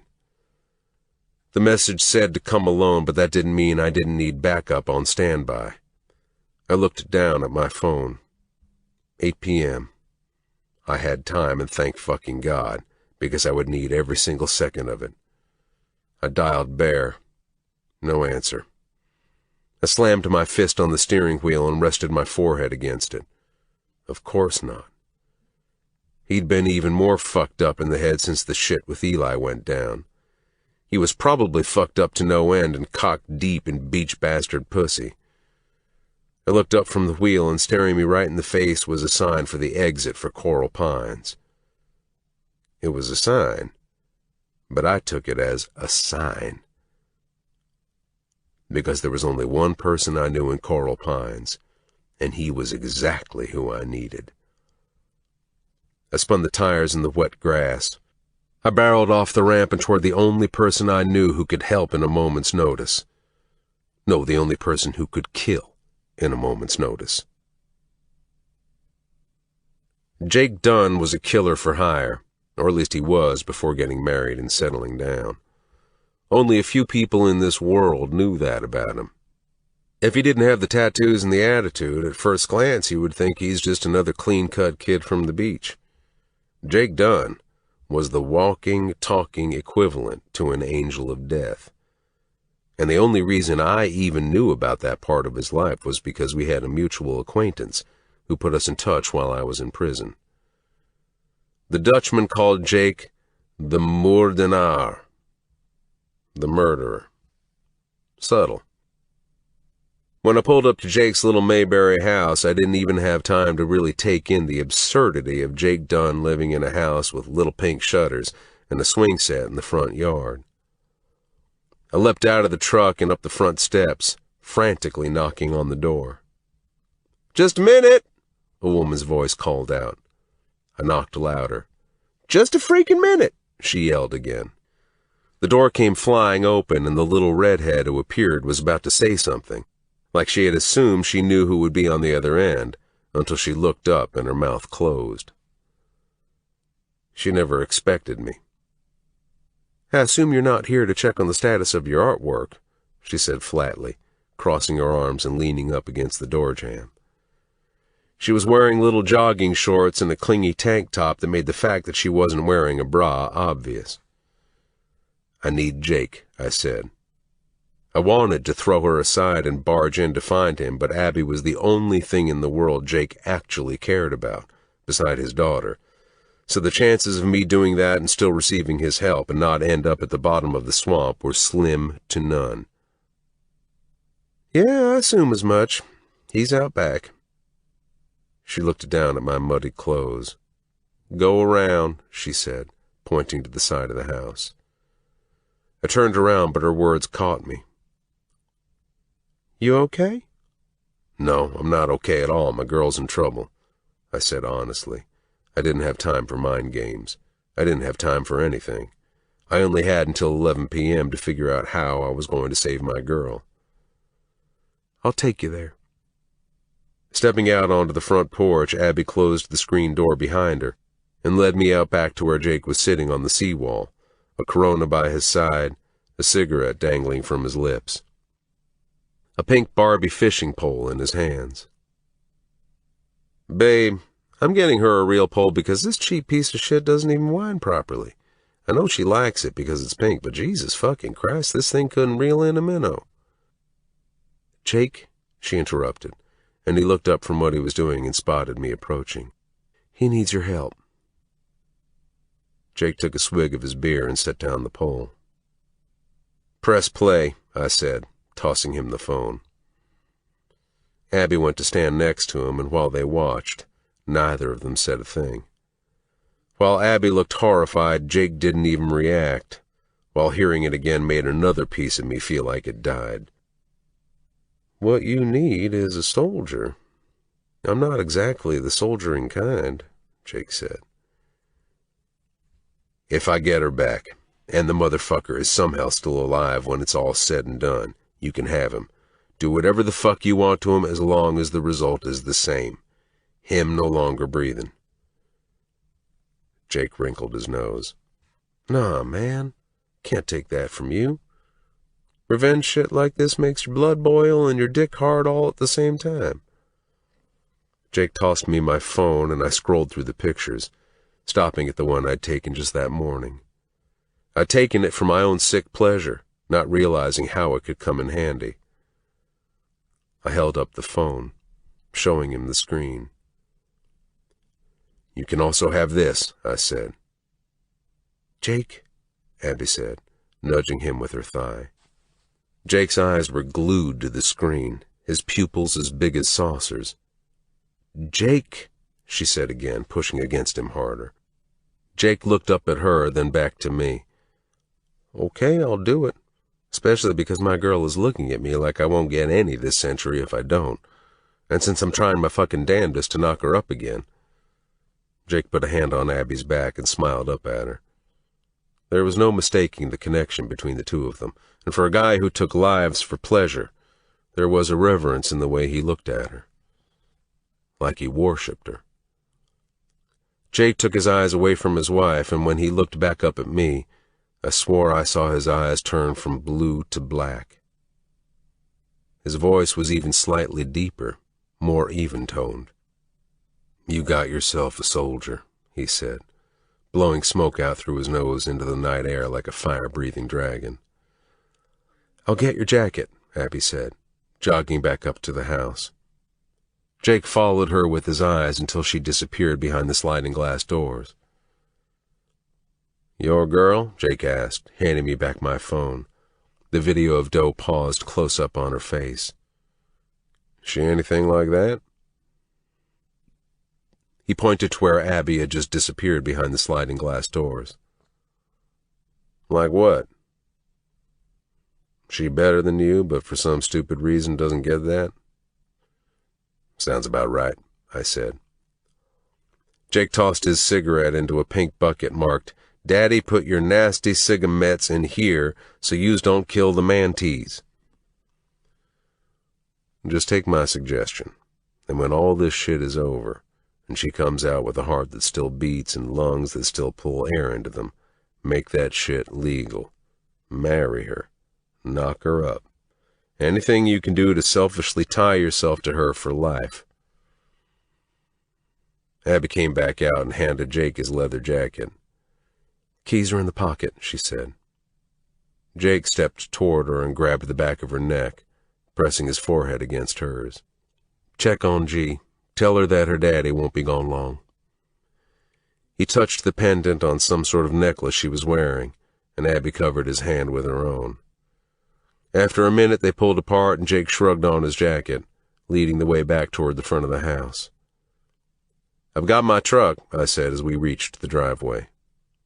"Message said you best be there by 11 tonight?" "Yeah." Jake shook his head. "I'm going to grab my bike, ride around for a bit, clear my mind on the ride. I'm going to head to the clubhouse, see if Bear's around. I can't get him on his damn phone. Meet you at my place in an hour," I said, turning toward my truck. Jake lit a cigarette. He straddled his bike and turned the key, the engine roaring to life. With a quick tip of his chin to me, he rode off down the shell driveway and onto the road, kicking up white dust into the black night air as he sped down the road. I looked at my phone. 9 p.m. 2 hours. 2 hours until I would see my girl again. Dead or alive. Chapter 27. King. I pulled up to the clubhouse, and the skinny prospect manning the gate, a little shit they called Thor, stood from his ripped bar stool to slide open the gate. I drove in and parked next to Bear's bike, leaving the keys in the ignition and the door wide open. I jumped from the passenger seat and headed to the courtyard. "King!" Thor called from behind me. When I turned around, the skinny kid from the gate was running toward me. "Stop!" he shouted, coming to a breathless halt in front of me, resting his hands on his knees to catch his breath. He held up his index finger. "I ain't got time for you to learn how to breathe again, kid. What the fuck do you want?" I asked him harshly. "I forgot. I ain't supposed to let you in here no more. You can't be here," Thor said. "Who the fuck told you that?" "Prez. He said you ain't one of us, so you can't be coming around here no more. And I smoked a joint and I got fucked up, and I totally fucked up. He's gonna fucking kill me." "What the fuck does your VP think of that order?" I asked, crossing my arms across my chest. The kid's eyes went wide as I stared him down. "Don't know, man. He's been holed up in his room, rotating the BBBs in and out. He doesn't come out except to grab another bottle and buy blow from Wolf. Won't talk to no one, neither. But seriously, you got to leave. Prez is going to kill me, and worse than that, I'll never get my patch." "What are you afraid of more, him killing you, We're not getting your patch. Patch, course, Thor scoffed, scrunching his nose. Stupid little shit, I muttered, heading toward Bear's room. Seriously, man, if you don't turn around, I got to shoot you or they'll shoot me. So fucking shoot me, I called back over my shoulder. Fuck, man, he groaned. Just don't be long and don't let no one see you. Fuck.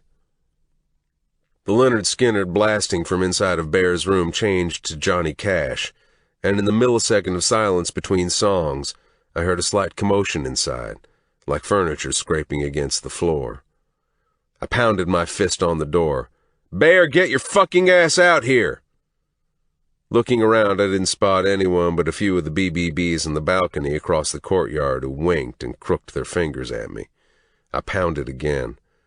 When he still didn't come to the door, I walked over to the end of the hall to the old elevator shaft, which no longer housed an elevator, and pulled at the crumbling knee wall in front of it until I found a piece of concrete that was big enough to accomplish what I needed.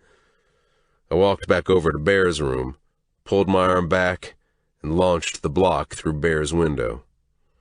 A woman inside screamed as I stepped through the window, ducking underneath the jagged shards of glass that still clung to the frame. Bear was lying on his bed, naked except for his cut. A petite Asian girl was straddling him, the source of the scream. Get the fuck out, I told her. She hopped off Bear and pulled down the scrap of material that had been bunched up above her tits until it barely covered her ass. She ran past me, grabbing a pair of 7-inch clear platform heels on her way out the door. You ain't supposed to be here, Bear said.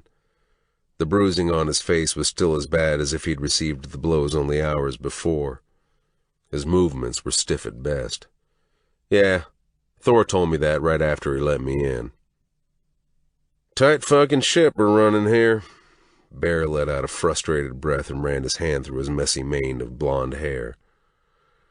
And I'm supposed to be captain of the SS Fucked Up when shit's sinking faster than the fucking Titanic. An alarm sounded. The sound of muffled voices from the floor below rose up to Bear's room. Alarm sounded, Bear said flatly. Cavalry's a-comin'.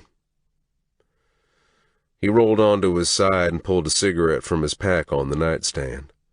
He lit it and leaned back onto the bed, pulling off a condom and tossing it into the trash. Pop said I can't play with you no more, Bear laughed, taking a swig from a bottle of whiskey he picked up off the floor next to the bed. I figured that when he didn't answer my calls, when we were in the weeds with Eli. Bear flinched at the mention of his name. And I don't give a fuck what your old man thinks right now, 'cause we got a fuck of a lot of trouble and no fucking time. So cover your fucking cock and get in the truck and I'll fill you in on the way.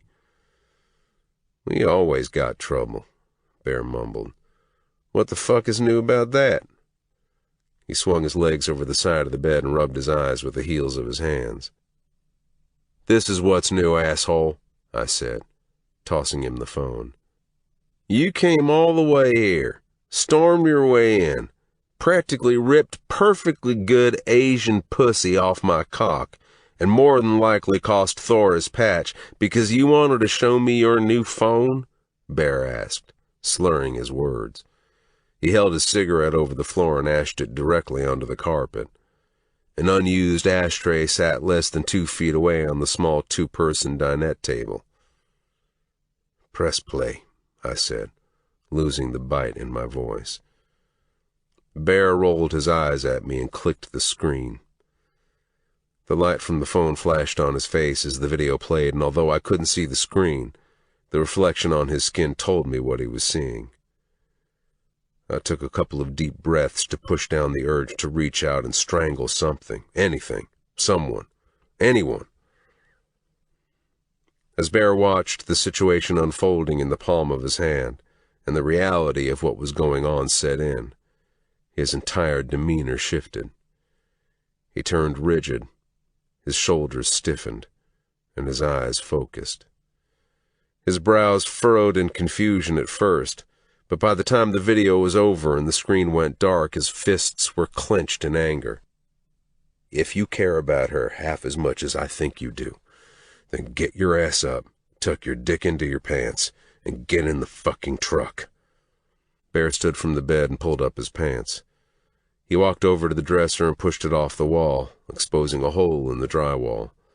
He reached inside and felt around, producing 2 pistols, making sure both of them were loaded before placing them in the holsters under his cut. "Let's fucking go," he said, shoving his feet into his boots, which had been sitting by the open door of the tiny bathroom. He didn't bother with the laces. Bear shoved me aside and left the room first, leading the way toward the back staircase, the opposite of how I'd come. The sound of boots coming up the stairs on the other end of the courtyard echoed underneath the flimsy overhangs. "I guess it doesn't matter what rules I set, boy. You ain't going to listen to a damn one of them anyway." Chop stood at the bottom of the stairs. "Had high hopes for you. But how the fuck am I supposed to pass the gavel to a VP who doesn't respect his brothers, his president, or the rules we live by?"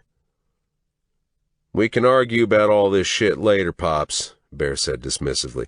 "King's girl's going to get herself dead in about an hour if we don't get to her, so we can have our little heart-to-heart when I get back from making sure that doesn't happen."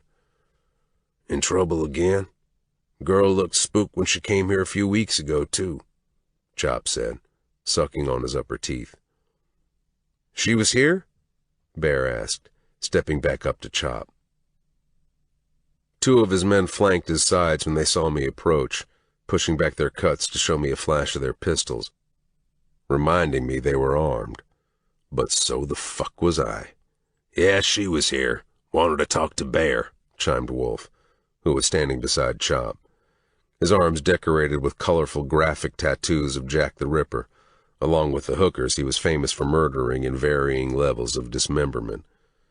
It was some sick shit to put on your arms for the world to see, but it was great work. Some of my best. "Why didn't anyone tell me she came looking for me?" Bear asked, his chest heaving with anger. "First off, 'cause we were on lockdown while you were out doing fuck knows what with this one." He waved his hand at me. "And 'cause I gave orders. This is still my club," Chop said. "And the simple truth is that she ain't club business, son. She ain't no one's old lady, and she ain't coming here to suck anyone's cock. So I sent her packing." "Yeah? You also told her I was fucking dead," I said, feeling the rage building. Chop had the fucking audacity to laugh. "So fucking what? I told her both of you were dead." "Fuck you!" Bear roared, launching himself at his father. If Pup weren't in immediate danger, I'd have thrown caution to the wind and taken them out, biker by biker. But this wasn't my fight, and even if it were, I didn't have fucking time for it. "That ain't your call to make." "Yes, it is my call. That's what you don't seem to fucking get. Every decision involving this club is my decision to make. I'm the fucking president. But you don't seem to remember what that title means these days. I want to pass you the fucking gavel, but you spit in my face every time you turn it down." Bear turned down being president? I grabbed Bear by the shoulders, catching him before he reached Chop. He shook me off, but stopped. I looked around at the various bikers standing straight-faced, watching our confrontation unfold. "I've known most of you my entire fucking life," I said. "I've known all of you bitches longer than most of you have known each other. I've never asked you for special favors. I've never asked you for anything I've not paid back tenfold. But my girl comes here looking for help, and you turn her the fuck away because Prez here is pissed that I didn't patch in when he wanted me to?" I shook my head and looked at Chop. "If this is how you treat someone you've known for decades, then I made the right fucking decision by not patching in. You're mad at me because some blood was spilled on your doorstep? Be mad at me. But it's not your fucking blood that got spilled. It was mine, my friend, my family. So you can take this self-righteous brotherhood and go fuck yourself with it. Because I know what brotherhood is." I took one last glance at the men around me. When any of you have ever needed something, I've never turned a single one of you motherfuckers away from my doorstep. Preppy knew what brotherhood was. Bear knows what brotherhood is. You? I pointed to Chop. You don't know shit. You better watch your fucking mouth, boy, Chop seethed. He pointed to Bear. Whatever his girl's got troubling her doesn't concern you, or us for that matter. Neither does he. Chop turned his attention to me. You had a chance to be a beach bastard, boy. Lots of chances. But you didn't want this life. You turned your back on the chance to have the loyalty and protection of this club. He turned back to Bear. Yet you still give it to him like he walks around wearing a goddamn invisible cut. He looked me up and down like I disgusted him, then turned back to his son. He don't deserve your loyalty, boy. Your brothers could have been meeting their makers because of him. And you either don't fucking get that or you don't fucking care, and honestly, I don't fucking know which one pisses me off more. Chop stepped up into Bear's face. They were shoulder to shoulder, staring into identical blue eyes as they both puffed out their chests and shifted their weight from side to side. Isaac was here because someone in our club let him in. One of our brothers. One of the people I'm supposed to be the most loyal to made sure that Isaac was in place to take us all out. Not just King or Preppy, but me too. Whoever let him in was one of our own brothers, and he didn't give a fuck that the end result was supposed to be a bullet in my motherfucking head. Chop opened his mouth to speak, but Bear wasn't finished. And don't you dare fucking speak to me about loyalty. Just ask Mom. Oh, wait, you can't. She's fucking dead because of you. You ungrateful motherfuck. Chop wrinkled his nose like he was about to breathe fire from his nostrils. Are you questioning my fucking loyalty to this club? I have taken bullets for you. I have killed without question. I have been nothing but in 150% since the day I put on this cut. It's you who needs a reality check, Pops. Bear took a step back. Prep, King, they were more family to me growing up than you ever were. And if you really want to talk loyalty, then let's talk loyalty, because if Prep was still here, I would take that bullet for him. I would gladly give my life for his. And now King's girl is in trouble, might already be dead, and I would step into her place in a heartbeat so that he wouldn't have to live without his girl. Chop took another step forward, his forehead almost touching Bear's. I'm not talking about them. I'm talking about your fucking brothers. So the fuck am I, old man, Bear said, sidestepping his father and heading toward the gate. So the fuck am I. Bear nodded to me. Let's fucking go. It's your decision, boy, his dad called out. But if you leave right now, then you leave your cut here. I fucking mean it. Without hesitation, Bear shrugged out of his cut and held it up, exposing his bare chest and the double gun holster that his vest had easily hidden. Fine by me, Pops, 'cause this thing we have here? Bear looked around to the balconies, which were now full of spectators. This whole thing is supposed to be about family. But as much as I want that to be true, it isn't. Hasn't been for a real long fucking time. The only real family you got is me, boy, Chop hissed, his face reddening as he focused on the cut in Bear's hand. That's where you're wrong, old man, 'cause whether he wears a fucking cut or not, King is my brother. And if you can't respect my family... Bear looked up to the biker-filled balcony. Then he walked over to a broken plastic chair leaning haphazardly against the chipped stucco. With one last reverent glance down at the scrap of leather that meant everything in his world, he set his cut on the chair. Then I can't respect yours. Let's go, man, I said to Bear. I'd been around the beach bastard since I was 15. Long enough to know I needed to get Bear the fuck out of there as fast as fucking possible. Not just because time was ticking for Pup, but because I knew that once your prospect time was up and you were patched in as a full member of the Beach Bastards, there was no walking away from your brothers. There was no abandoning your cut.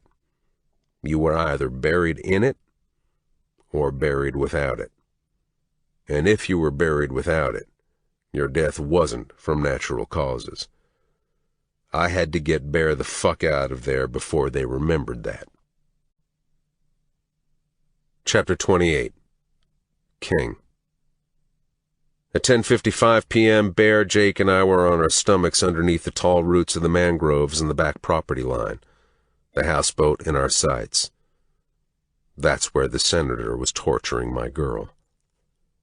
That's where he was going to die. Again, the plan is that you wait 10 minutes, I said. No matter what you hear, no matter what you see, you wait 10 minutes. I can't risk Pup being killed because I didn't play by the psycho senator's rules. Jake and Barrett both nodded in agreement. I also need to make sure you two both know how this ends. When you come in and the choice is between me or her, you choose her. You always choose her.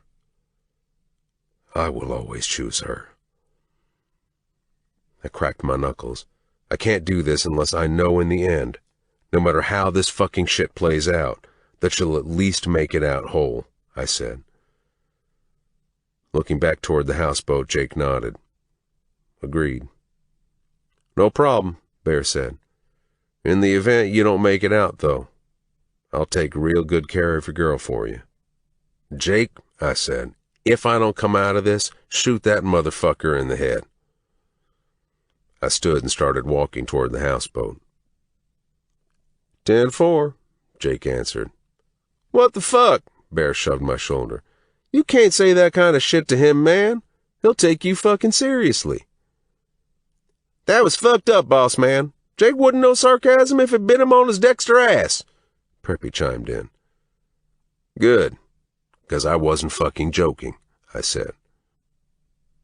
It's time, Jake said, checking the clip on his gun.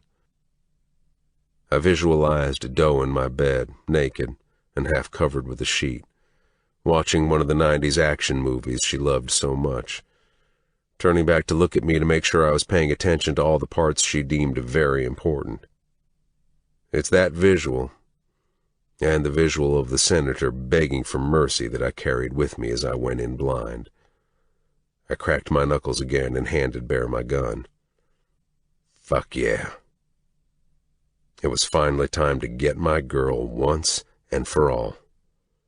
No matter what, I wouldn't be leaving without her. Chapter 29. Doe.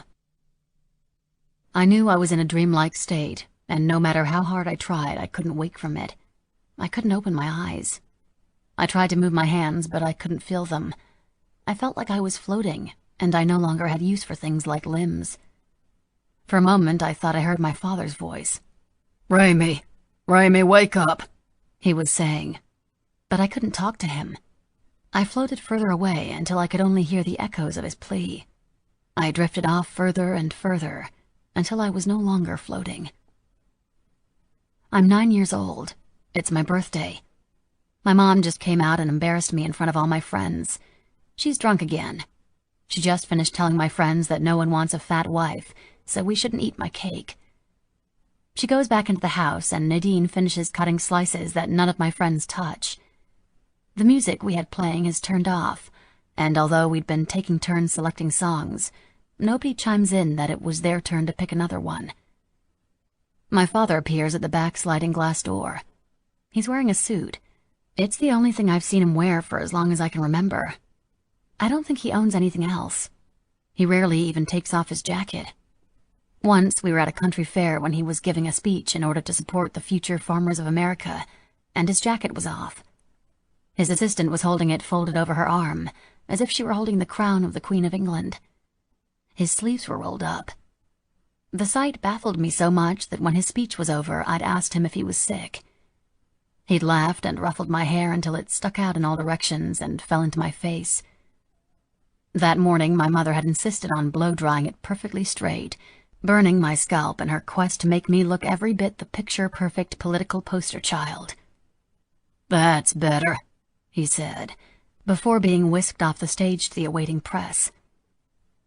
My father slides the door open to the backyard.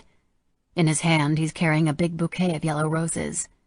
I think they're for my mother, but most nights they don't even sleep in the same room. And it's been months since either one of them has bothered apologizing to the other after one of their shouting matches. They don't even really fight anymore. They ignore.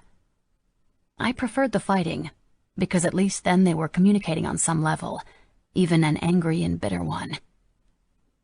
My father smiles and walks up to me where I'm sitting on the edge of the pool in silence, while Nadine tries to raise the spirits of my classmates and friends.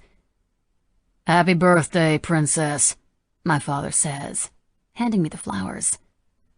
"For me?" I ask, pushing my bangs out of my eyes. "It's your birthday, isn't it?" "Yeah, it is." I sound as defeated as I feel. "You're 9 now, and that's a big birthday. I was thinking of getting you another stuffed animal, but I figured that flowers would be a much more appropriate gift for a young lady like yourself." My father stuck his nose inside the bouquet and inhaled, only to pull away abruptly to close his eyes and cough. I giggled. "People always say these things smell so good. To me, they smell just awful." My dad laughed when he saw my smile and handed me the bouquet. "But nonetheless, they're for you, my sweet girl." The green tissue paper is melting underneath my wet hand that isn't big enough to fully circle the stems. The flowers tipped in my hand, and my father caught them before they fell into the pool. He held them out to me, and I pressed my face into the bouquet and inhaled like he had, but didn't have the same reaction. I decided right then and there that roses were my new favorite smell, my new favorite thing ever. "Why do all the party-goers look as if they just played pin the tail on the donkey and the donkey kicked them?" he asks. Glancing over at the table, my friends sit in silence. I don't want to tell him that Mom crashed my party in every way, but I don't have to, because the sliding glass door opens and my mother walks out in a black bikini and floppy hat. She's still holding a glass, except this one is full to the brim. "Margot," my father says in a warning tone. "What?" she snaps loudly. My father stands and holds onto my mother's elbow as he guides her back inside. His jaw is tight, and I can't tell that even though his mouth isn't opening and closing, that he is doing that thing where he talks through his teeth because his lips are moving. "Fine!" comes a shout from inside the house, followed by a crash. A few minutes pass and he hasn't come back outside. I just gave up and was about to just tell my friends they should leave before things get worse, when the door opens and my father comes running out of the house. Not in a suit, not in a jacket, not in a tie. Nope. My father, senator to his very core, was wearing long black swim trunks and nothing else. Shirtless. My father, shirtless. "Cannonball!" he shouts as he leaps off the edge of the pool and launches himself into the air, hugging his knees to his chest as he crashes into the water, sending water splashing over the edge like a tidal wave, completely soaking me and the picnic table where my friends sit in total shock, followed by total laughter. "Now let's see who has the best splash," my father says, coming up for air and shaking the water from his black hair.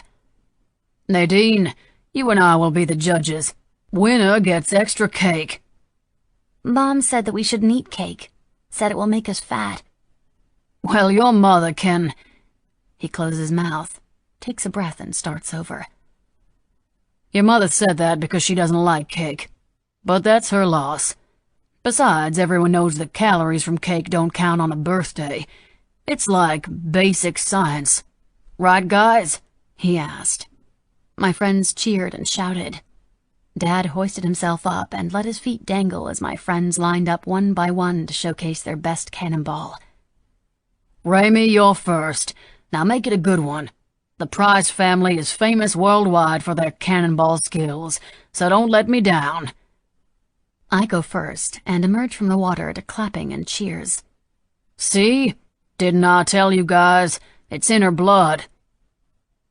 After the competition, my father's assistant enters the backyard through the side gate and informs him of an upcoming teleconference that he is almost late for.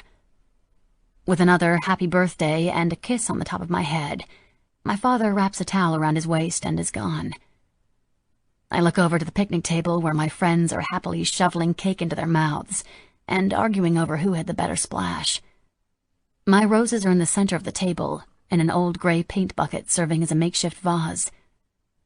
It was the best day of my life, and although he'd only been part of it for less than an hour, it was the best day with my dad I'd ever spent. Because that hour wasn't about politics, values, campaigns, my mother, how we looked to the public, agendas. It was just about me and my birthday. Your dad actually jumped in the pool, Nikki exclaims, dumping a scoop of ice cream onto her third piece of cake. I know, I whisper, still not believing it myself. Unlike the other party-goers, only Nikki and Tanner know that this wasn't normal behavior for my dad. I wish my dad was more like yours, said Stephanie, twirling a strand of her curly red hair in her fingers. Because your dad's the best. I catch a glimpse from the side of the house of my father emerging from the garage in his standard uniform of suit and tie. But before he gets into the awaiting town car, he turns, and our eyes meet. He waves and blows me a kiss. I catch it in the air and press it onto my cheek. He flashes me one last smile and wave before ducking into the car. Yeah, my dad's the best, I agree. And on that day, in that moment, for the first time in my life, I'd meant it. Raymie, wake up! Wake up! I opened my eyes, but only one cooperated. The other was swollen shut. And although my head was still spinning, my vision finally focused in on my father, who was kneeling over me. I tried to lift my arms, but they wouldn't separate. I glanced down to find them bound together in a weave of elaborate knots. Dad? I asked, still thinking I might be caught up in my memory. But as a drop of sweat beaded from his forehead and dripped onto my arm, I knew it was really him. Who the hell did this to you, Raymie? My father asked with genuine concern in his voice. He jostled my wrists around, trying to untie the impossible-looking binding. I opened my mouth to speak again, but my tongue felt heavy in my mouth, dry and thick. All I could manage was a few groans and grunts. It's going to be okay. I'm going to get you help. I needed to warn him, to tell him about Nadine. Tanner, I croaked. Tanner! Where is Tanner? My father asked, still pulling on the ropes. He is the one who told me to come out here. He texted me, said there had been some sort of accident. I borrowed my secretary's car and raced over here. And where is Samuel? I was brought fully back into the present at the mention of my son's name. I sat up and the room spun. Dad, go find Sammy, please. Don't bother with me, just go find my son, I pleaded.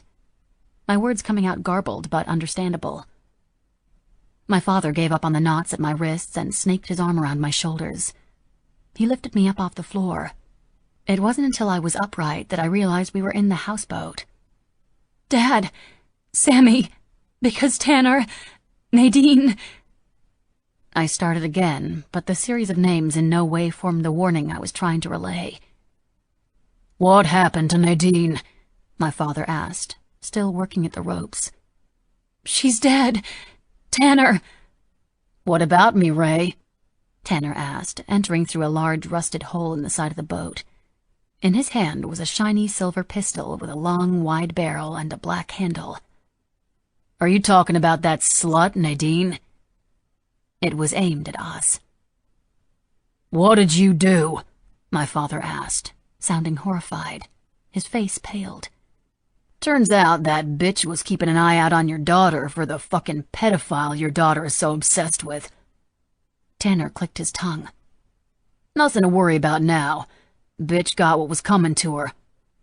Son, you don't have to do this. Tanner laughed. Son? He waved the gun from side to side. Ray doesn't want me to be your son anymore. Watch your mouth, boy, and lower that pistol. Ray's hurt. I'm taking her to the hospital. You and I can talk when we get back, my father argued, his southern accent coming out in full force, which made me realize that in public he took great steps to hide it. But now, not concerned about pre-planned speeches or impressing constituents, his drawl was much heavier and thicker than I remembered. He hadn't lost his accent. He'd just been hiding it. "Step aside, Tanner." My father took a step toward the door, and I limped beside him. Tanner aimed his gun at the ceiling above our heads and fired off a shot which tore a skylight-sized hole in the roof that rattled the houseboat, echoing in the small space, sending rust raining down on us.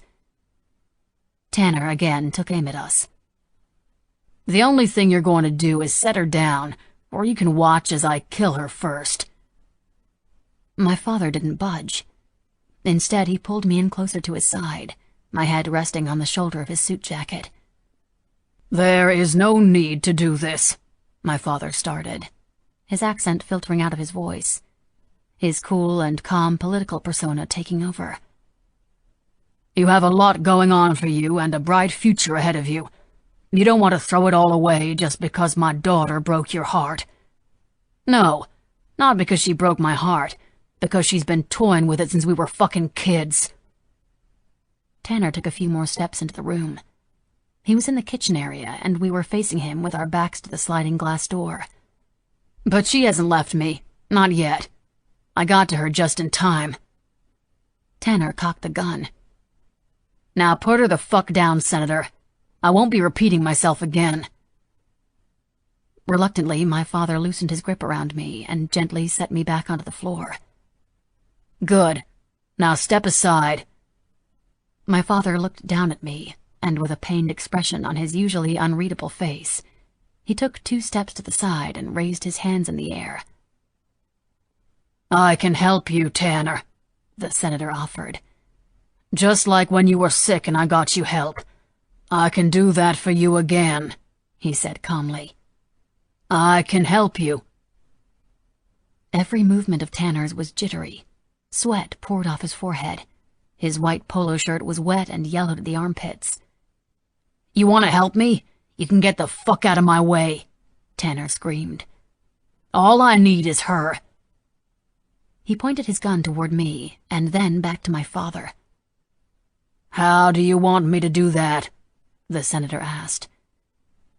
A good negotiator asks more questions than he gives answers to, I remembered my father always saying.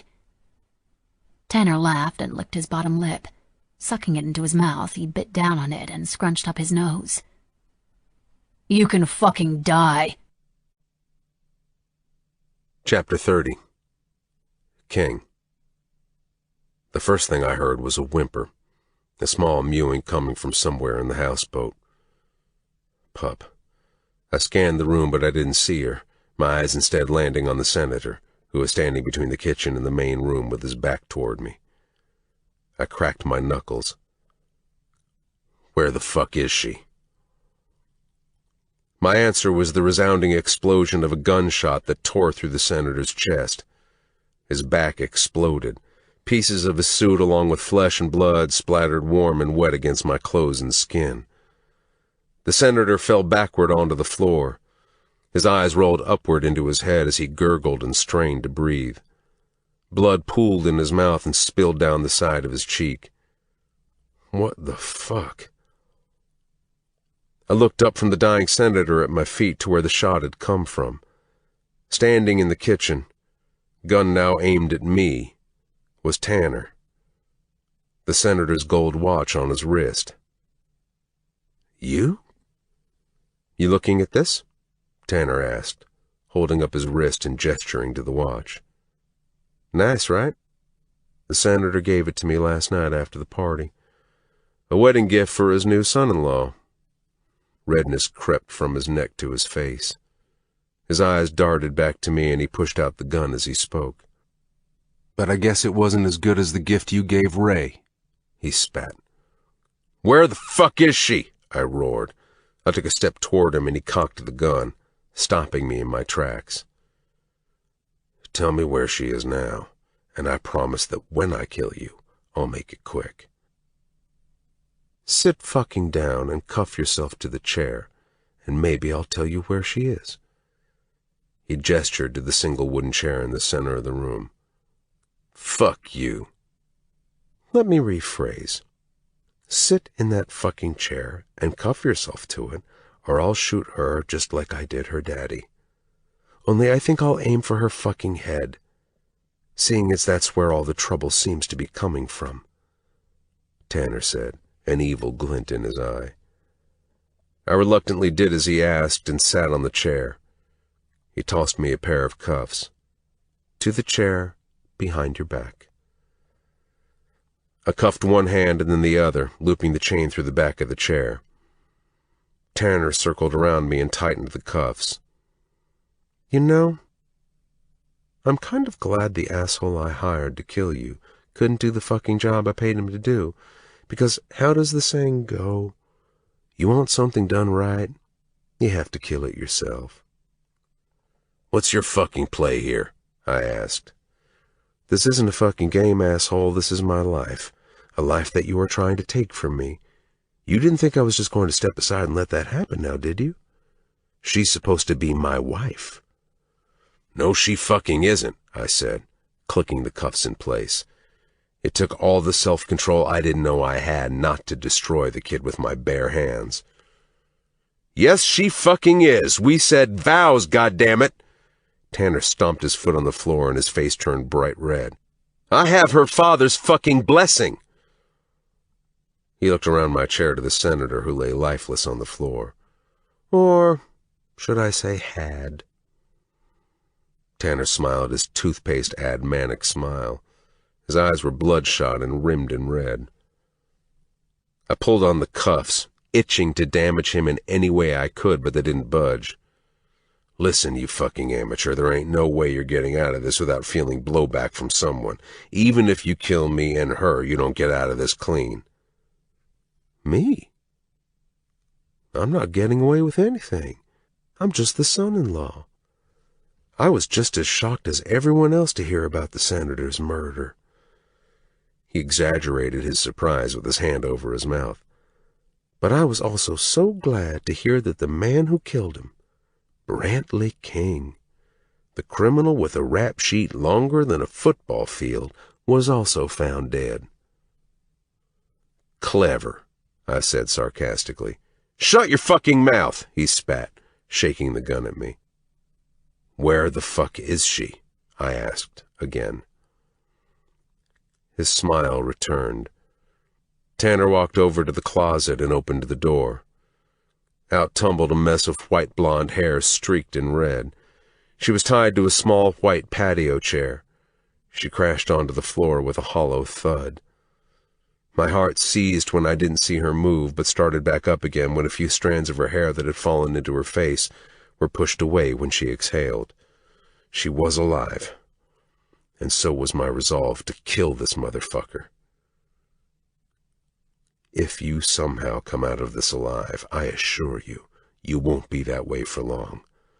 I may be alone now, but there are people out there. They know where I am," I warned. "Yes, but who do they think you are meeting?" Tanner laughed. "They think you're meeting the senator, right? So when I crawl out of here, they'll easily believe what I tell them to believe, because it's what you had believed. You barged in here, had a fight with the senator. Guns were fired. People died. That's all she wrote." He leaned down and pushed the hair out of her face, kissing her on the lips. She stirred and my heart leapt. It was killing me that I couldn't help her. I wanted to carry her out of there and put a bullet in this kid's brain. "What's going?" she started to ask. Her eyes opened and landed on Tanner. She jumped like she'd been doused with ice water, but bound to her own chair, both legs and wrists. She couldn't get more than an inch or two as she'd tried desperately to scoot across the floor and away from Tanner. He picked up her overturned chair and set her a few feet in front of me, so she was facing me. She was close enough to where if I reached out to her, I could put a hand on her leg, if I had use of my arms. "Shh, darling," Tanner said, running the barrel of his gun down her cheek. "I'm here. Your husband is here. Everything is going to be okay now." "Tanner, no. I have to go. I have to go get—" She stumbled over her words, clearly confused from whatever damage Tanner had inflicted. Tanner grabbed her chin and forced her head up. "This who you're looking for, dear?" he asked, rubbing his nose against her cheek.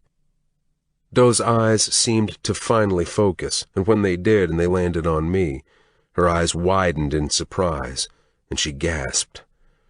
She struggled against her restraints, but it was useless. Surprisingly, Tanner released her bindings. "Neil," he hissed. "Please, don't do this. Let's talk, okay? You and me. Let him go. He has nothing to do with this anyway, and we'll go for a walk like we used to and talk."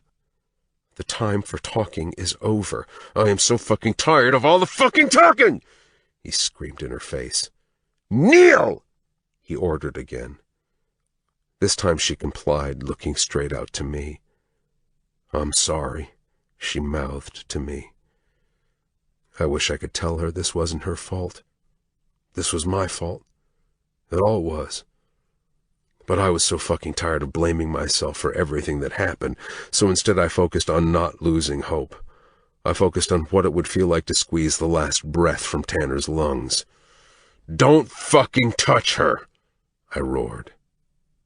"Do you think she really wants a white trash piece of shit like you? She's confused. She doesn't know what she wants.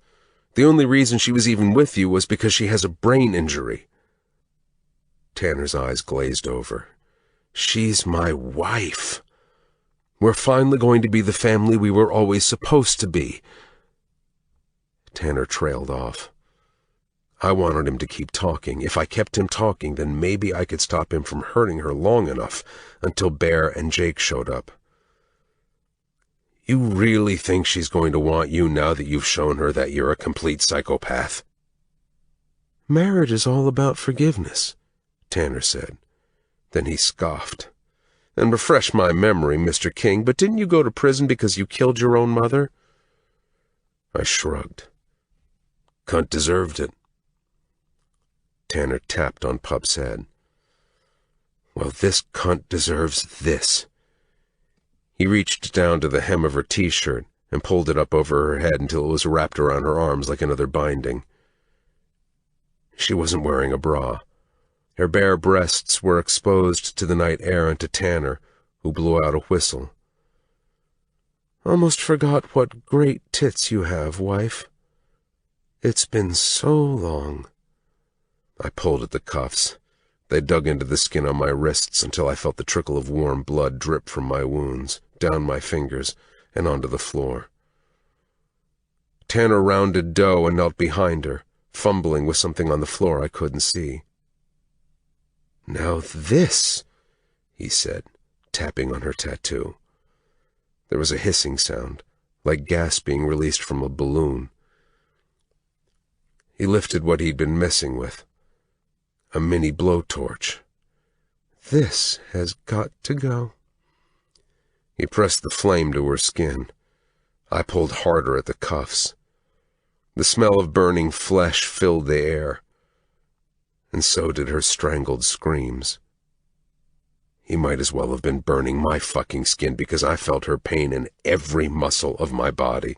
The hurt I felt for her was more hurt than I'd ever felt for myself. She wasn't just mine, she was a part of me.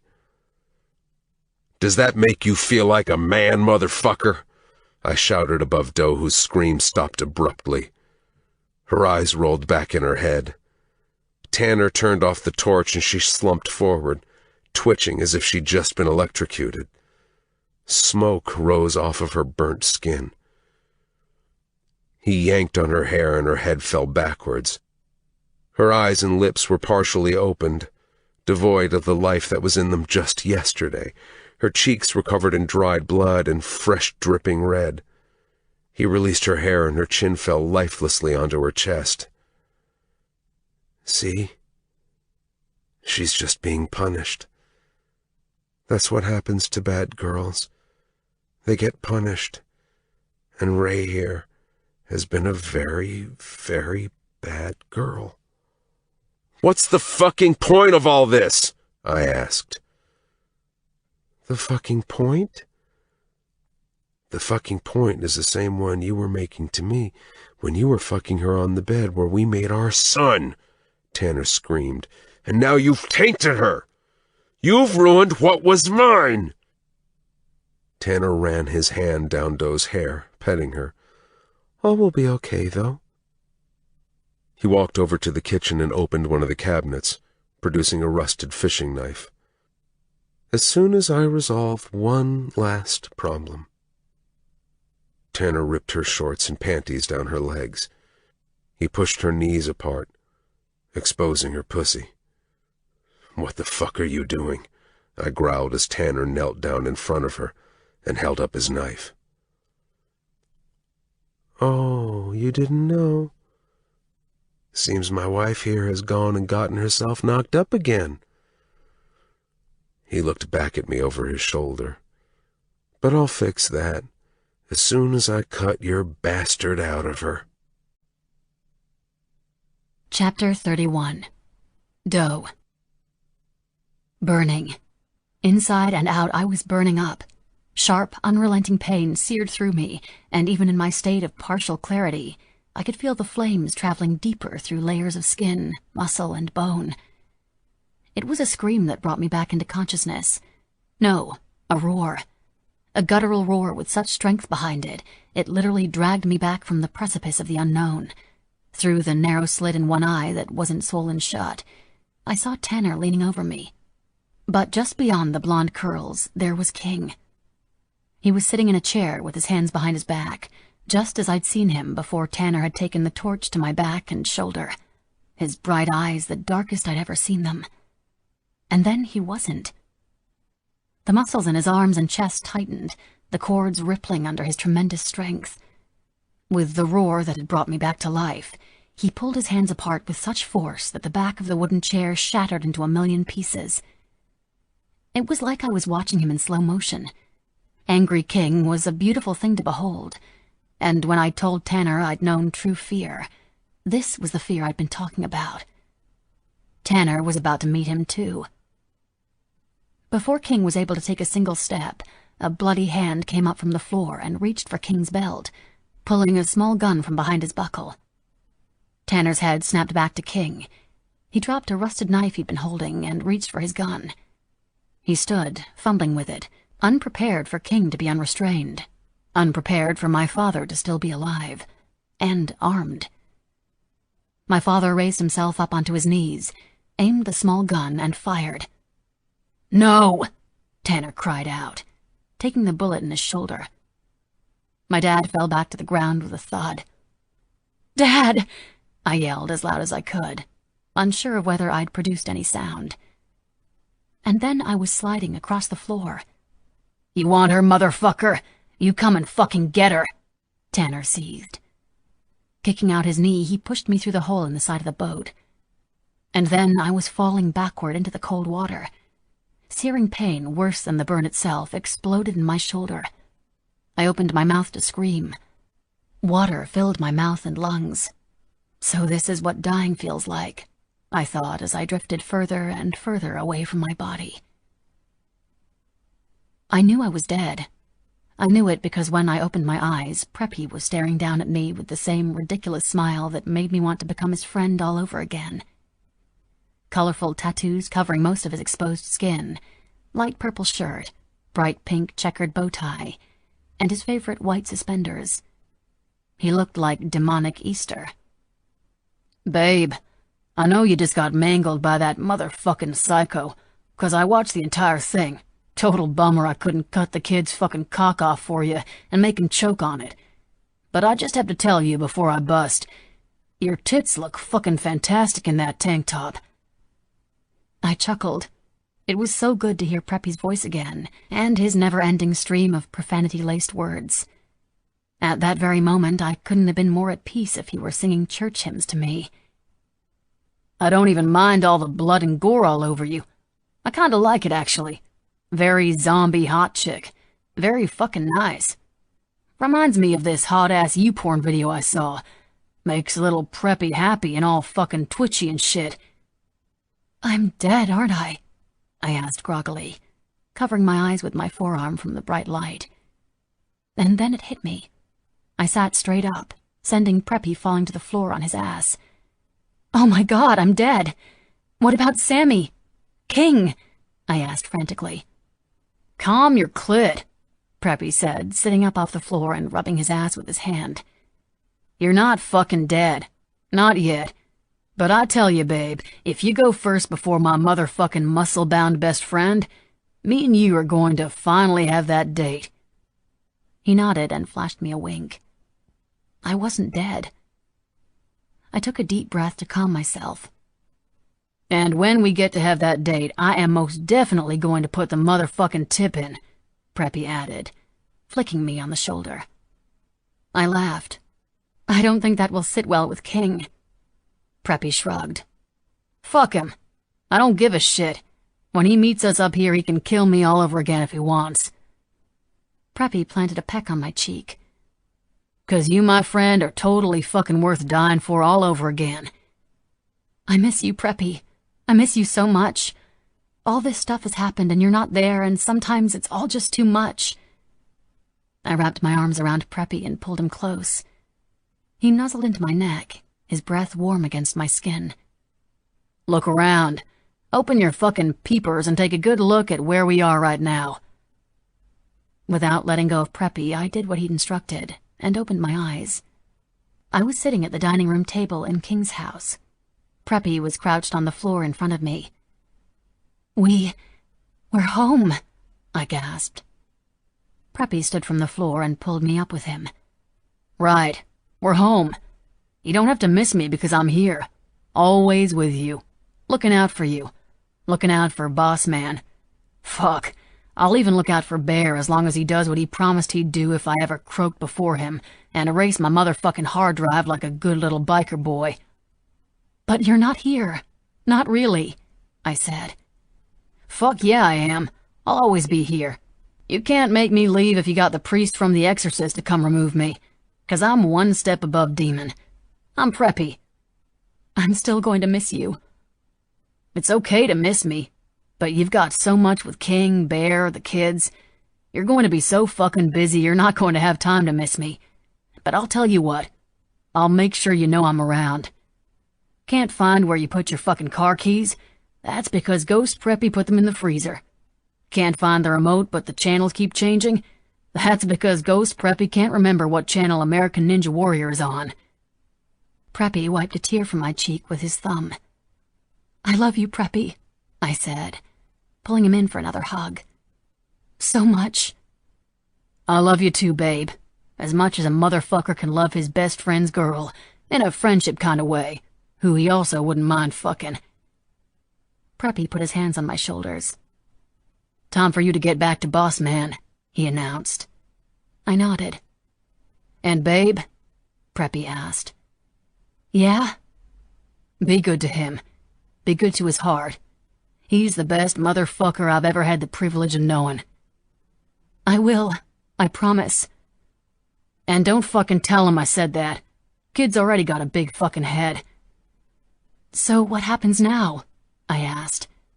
"Now?" Preppy asked. Lifting my hand, he spins me around like a ballerina. "Now you fucking live." Chapter 32. King. I ran over to the hole in the boat. Stepping over Tanner, I dove into the water, barely registering the sting of the bullets as they connected with my arm and hip. The water was dark but shallow. Pup's white hair floated around the surface. The rest of her was submerged under the murky water. I lifted her up by the shoulders and cradled her against me as I waded over to the shore, kicking through the water as fast as I could. I set her down in the sand, and although the water had washed away most of the blood, the black and purple bruising around her eye and jaw were much more pronounced. Her face was so swollen I could barely recognize her. I tipped her head back and opened her mouth. Pinching her nose closed, I took a deep breath and then covered her mouth with mine, blowing my air into her lungs with all the force I could manage. Instantly, water filled my mouth and I released her, turning her head to the side as she coughed out the rest onto the sand. I breathed out a small sigh of relief. "Kid running away. He our guy?" Jake asked flatly as he came jogging up the beach with Bear by his side. "Fuck!" Bear shouted when his eyes landed on Pup. "I told you we shouldn't have waited 10 minutes. It was 10 fucking minutes too long." I looked to Jake and tipped my chin. "Get the fucking kid," I growled. Jake's eyes gleamed with something so dark and so brutal that I wouldn't want to ever find myself on the wrong end of that stare. He turned and disappeared through the trees. I lifted Pup into my arms, trying to be as careful as I could not to touch the wound on her shoulder. She was breathing, but still unconscious. "I'll pull the van around," Bear said. "And I know you're busy saving the girl and all, but do you know you've been hit?" "I don't give a fuck," I said, fully registering that I'd been shot, and more than once. Bear ran off, and by the time I made it to the front of the house with Doe, Bear was already there with the van. He opened the back door and jumped in as I reluctantly handed Pup over to him and climbed inside, shutting the doors behind me. Bear set Pup across the back seat and I climbed over, wedging myself between the front and back seats so that I was eye level with Pup. "The boy!" I shouted, remembering Pup's son just as Bear hopped back in the driver's seat. "We need to find him. He's 2 or 3 and he's—" I started to describe him when Bear cut me off. "You mean this guy?"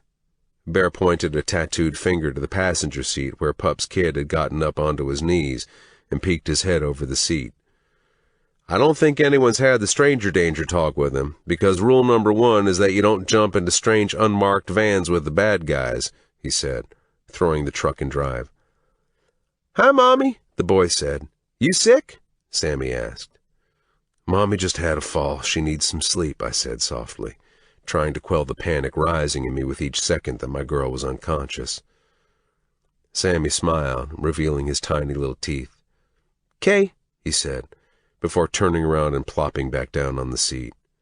"Seatbelt, kid," Bear ordered. Sammy stretched the belt over his lap but was lifted off the seat when it sprang back. Bear leaned over and inserted the belt into the buckle for him and took off down the road. Pup stirred, just a small moan, and her one eye fluttered before opening slightly.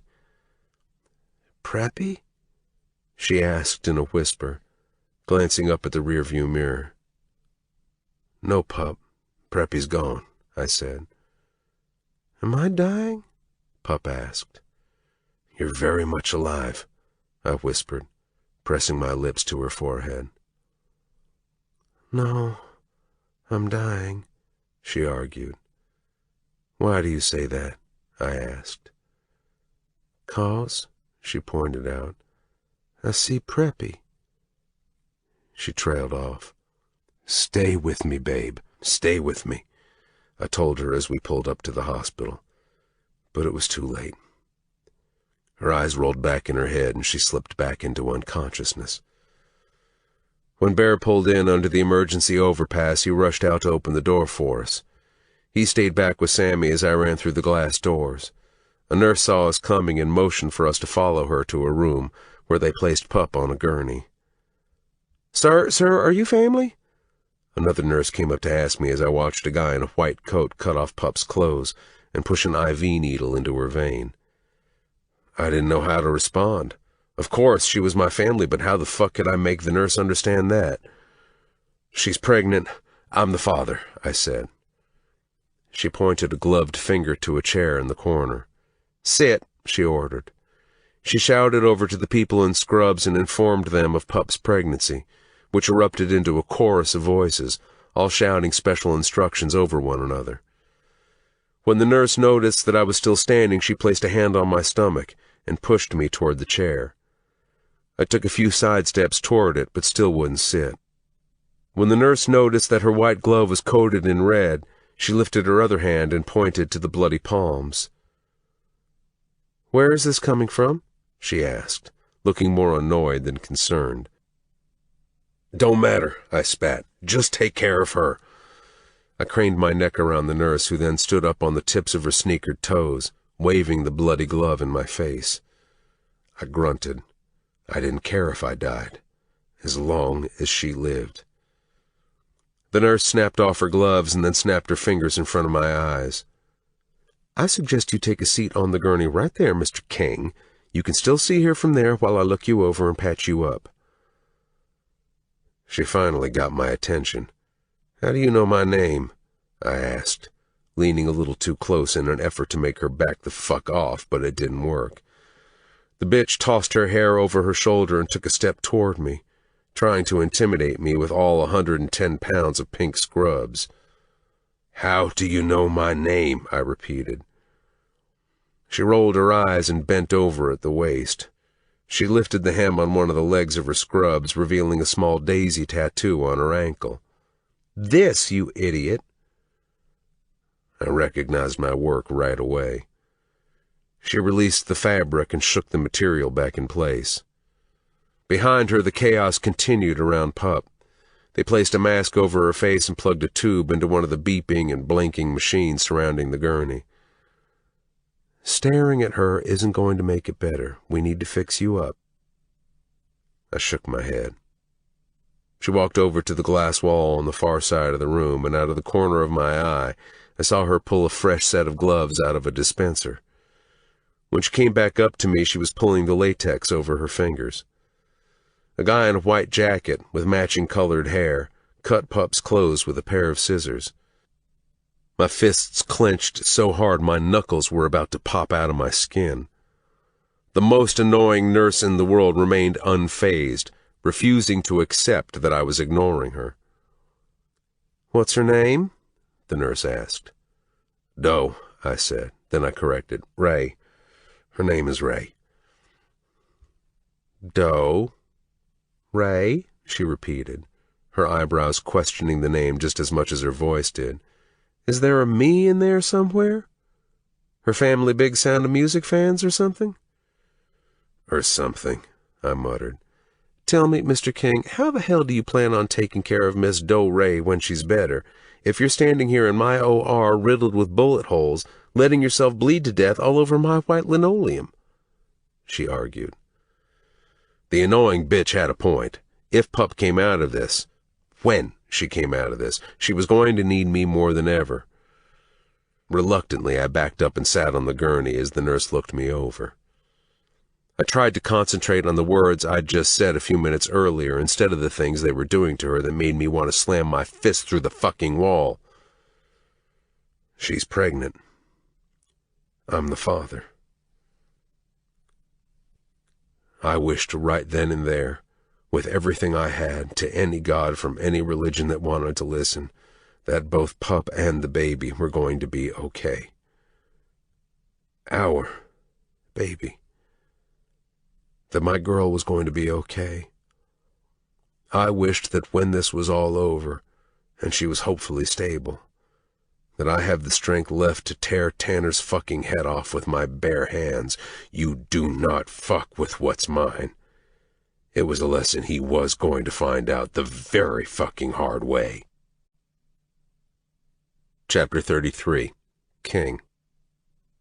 Stable. It was the word I was waiting for before I could finally let out a long-held breath.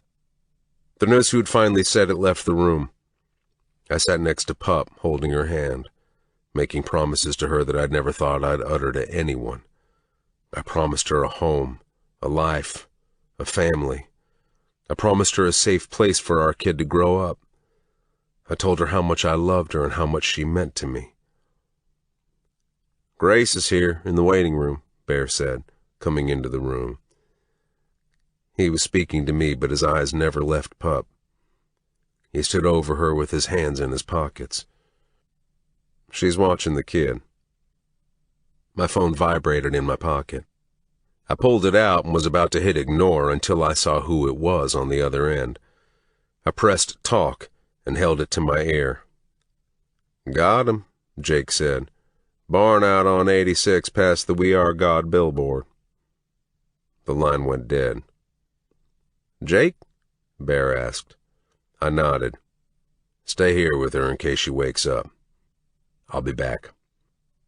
I kissed Pup on the forehead, and although they'd given her medications to keep her sedated, I'd hoped she could somehow still hear me when I said, "I love you, baby."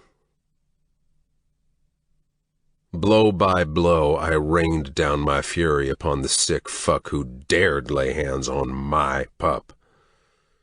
His pale white skin swelled and ripped open, spraying red from where my fists connected, over and over again, until his features morphed into something unrecognizable. His deceiving all-American boy bullshit good looks were gone. The motherfucker now looked like the piece of shit monster he was. This wasn't a controlled rage, far from it. This was me unleashing the pent-up anger and frustration I'd been feeling ever since that bullshit fake cop tried to take me to ground.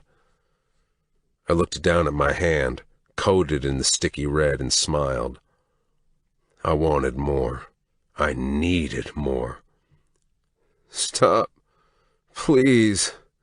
I beg you," Tanner moaned, revealing bright white teeth coated in even brighter red blood. He rolled his head from side to side, choking on the blood that had pooled in his throat. "You started this, motherfucker. You can't rein it in now just because you're fucking pissing yourself. This is on you. You lay your filthy fucking hands on my girl. Burn her skin. Try to fucking kill her. And I'm supposed to show you mercy?" I shook my head. "You don't fuck with what's mine. And unfortunately for you, you're about to learn that lesson the hard way." I looked up at Jake, who was standing to the side. His eyes were black and intently focused on Tanner. At first I thought he was almost bored, waiting for me to end the kid and get it over with. But when I looked closer, I realized his expression was not bored at all. It was lust. And not for the boy, but for his blood. "You can't kill me," Tanner said, gasping for breath. "I believe I can, and I believe I will." I ran the barrel of my gun down his nose and pushed it into one of his eye sockets, while he squirmed underneath me. It's been a long time since I've killed anyone for the pure pleasure of it. Too long, really, I said whimsically. "You think Raimi is going to stay with you?" the little twat said. "She's a fucking teenager. She doesn't know what she wants. She could leave you tomorrow when she realizes you're just a pedophile with nothing to offer her. She'll remember soon that she's better than you and she'll fucking leave." "That's where you're fucking wrong," I said. "You obviously don't know me very well because her leaving me isn't an option." "Then you're just as much of a monster as I am.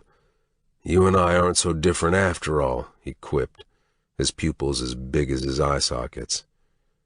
"That's where you're wrong," I corrected. "Neither of us are willing to take no for an answer. Doesn't sound much different to me." His breathing became more and more labored. His words took great effort to choke out. Jake was growing restless, passing his gun from his right to left hand over and over again. His focus on Tanner unwavered. I chuckled and ran my hand over my head. "Well, for starters, tomorrow I'll be breathing, and you won't be." Jake nodded and tilted Tanner's head, pressing the heel of his hand against his jaw. He cracked the bones in his neck. Tanner's eyes darted from me to Jake, his strained voice turning to panic. "Raimi would never forgive you if you killed me. I fucked up, I admit. I totally fucked up. But she still wouldn't want me dead. I'm the father of her son, for Christ's sake." "Wrong again. Shows how much you really don't know her. Not only will she forgive me, but she'll thank me when we're home and she's back in my bed where she belongs." I scratched my head with the barrel of my gun and stood up. "But just in case you're right, I won't kill you." I holstered my gun in the back of my jeans, and Tanner breathed out a sigh of relief. I turned around, knowing full well what was going to happen next. I'd only taken 2 steps toward the door when I heard the sound of a single gunshot. Jake will. Chapter 34. Doe, Ray. 1 month later. I spent time with Nikki's parents as soon as I was able. I needed for them to know that Nikki didn't die alone as a junkie seeking a high, but as a friend protecting her very best friend until her very last breath. We laid Nadine to rest near Nikki, and just like at Preppy's funeral, I gave the eulogy for the woman who was more of a mother to me than anyone else. Looking back at all the times Nadine defended my father, all the times she stood by him when his own wife hadn't, I couldn't help but think that maybe the two of them had more than an employee-employer relationship. My mother hadn't officially split, but when the word traveled to wherever she had secluded herself about Tanner and Nadine and what had happened that night, she just never came back. Nobody cared.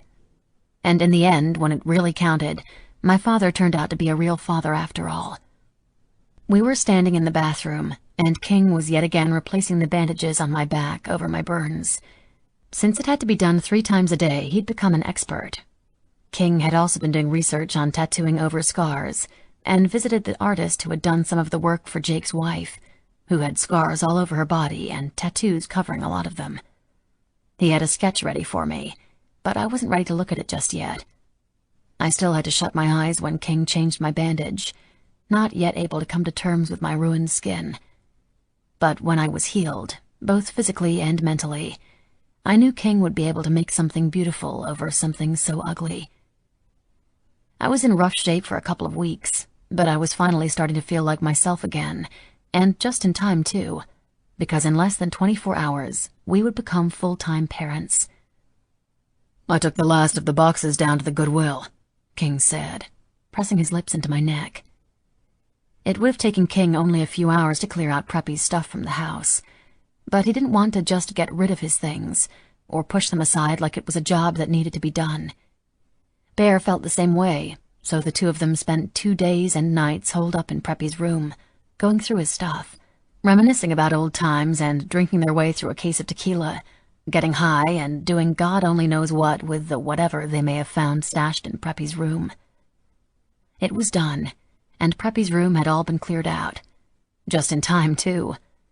Because it took a lot of adjusting on all of our parts. But with the help of Tanner's parents, who I had to reassure a million times weren't going to be cut out of Sammy's life. He was finally coming to live with us in the morning. I didn't want to rip him away from them suddenly. It wouldn't be good for anyone. Plus, I'd needed time to heal. The last few weeks had been a transition, not just for Sammy, but for all of us. "I'm so happy he's coming home today, especially now that I'm mobile," I said. "Some other things come to mind that we can do now that you're mobile. Dirty fucking things," King said, giving my waist a squeeze. My stomach fluttered, and I'm not sure if it was his words or the baby. I clasped my hands over his and looked at King's reflection in the mirror. I couldn't help but think about Max and what could have been. "I see that look, and I know what you're thinking, pup, but you have to stop focusing on the bad shit. We've done enough of that. Max will have a good family who will take care of her and give her everything she could ever want. Yeah, it fucking sucks, and there isn't a second that goes by that I don't want to be in her life. But she's been through enough shit as it is. She doesn't need to spend the next 15 years in foster care just because I was too fucking selfish to sign off on her having a real life, or because I wanted to fight the system some more and not get anywhere. Besides, when she's older, maybe she'll want to meet me. Meet us. And that's the day I'll focus on when shit gets heavy in my head," King said. "Where did I get such an amazing, strong man?" I asked. "You came to his party one night." King laughed. "Come on, let's go." "Where are we going?" I asked. "You'll see," he said, mischief glinting in his eyes. King led me through the grass. I had to hop over bricks from the fire pit that had met their end in some sort of explosion. A burnt hole in the center of the yard is all that remained. Whenever I asked about it, King would just shrug and tell me that it wasn't his story to tell.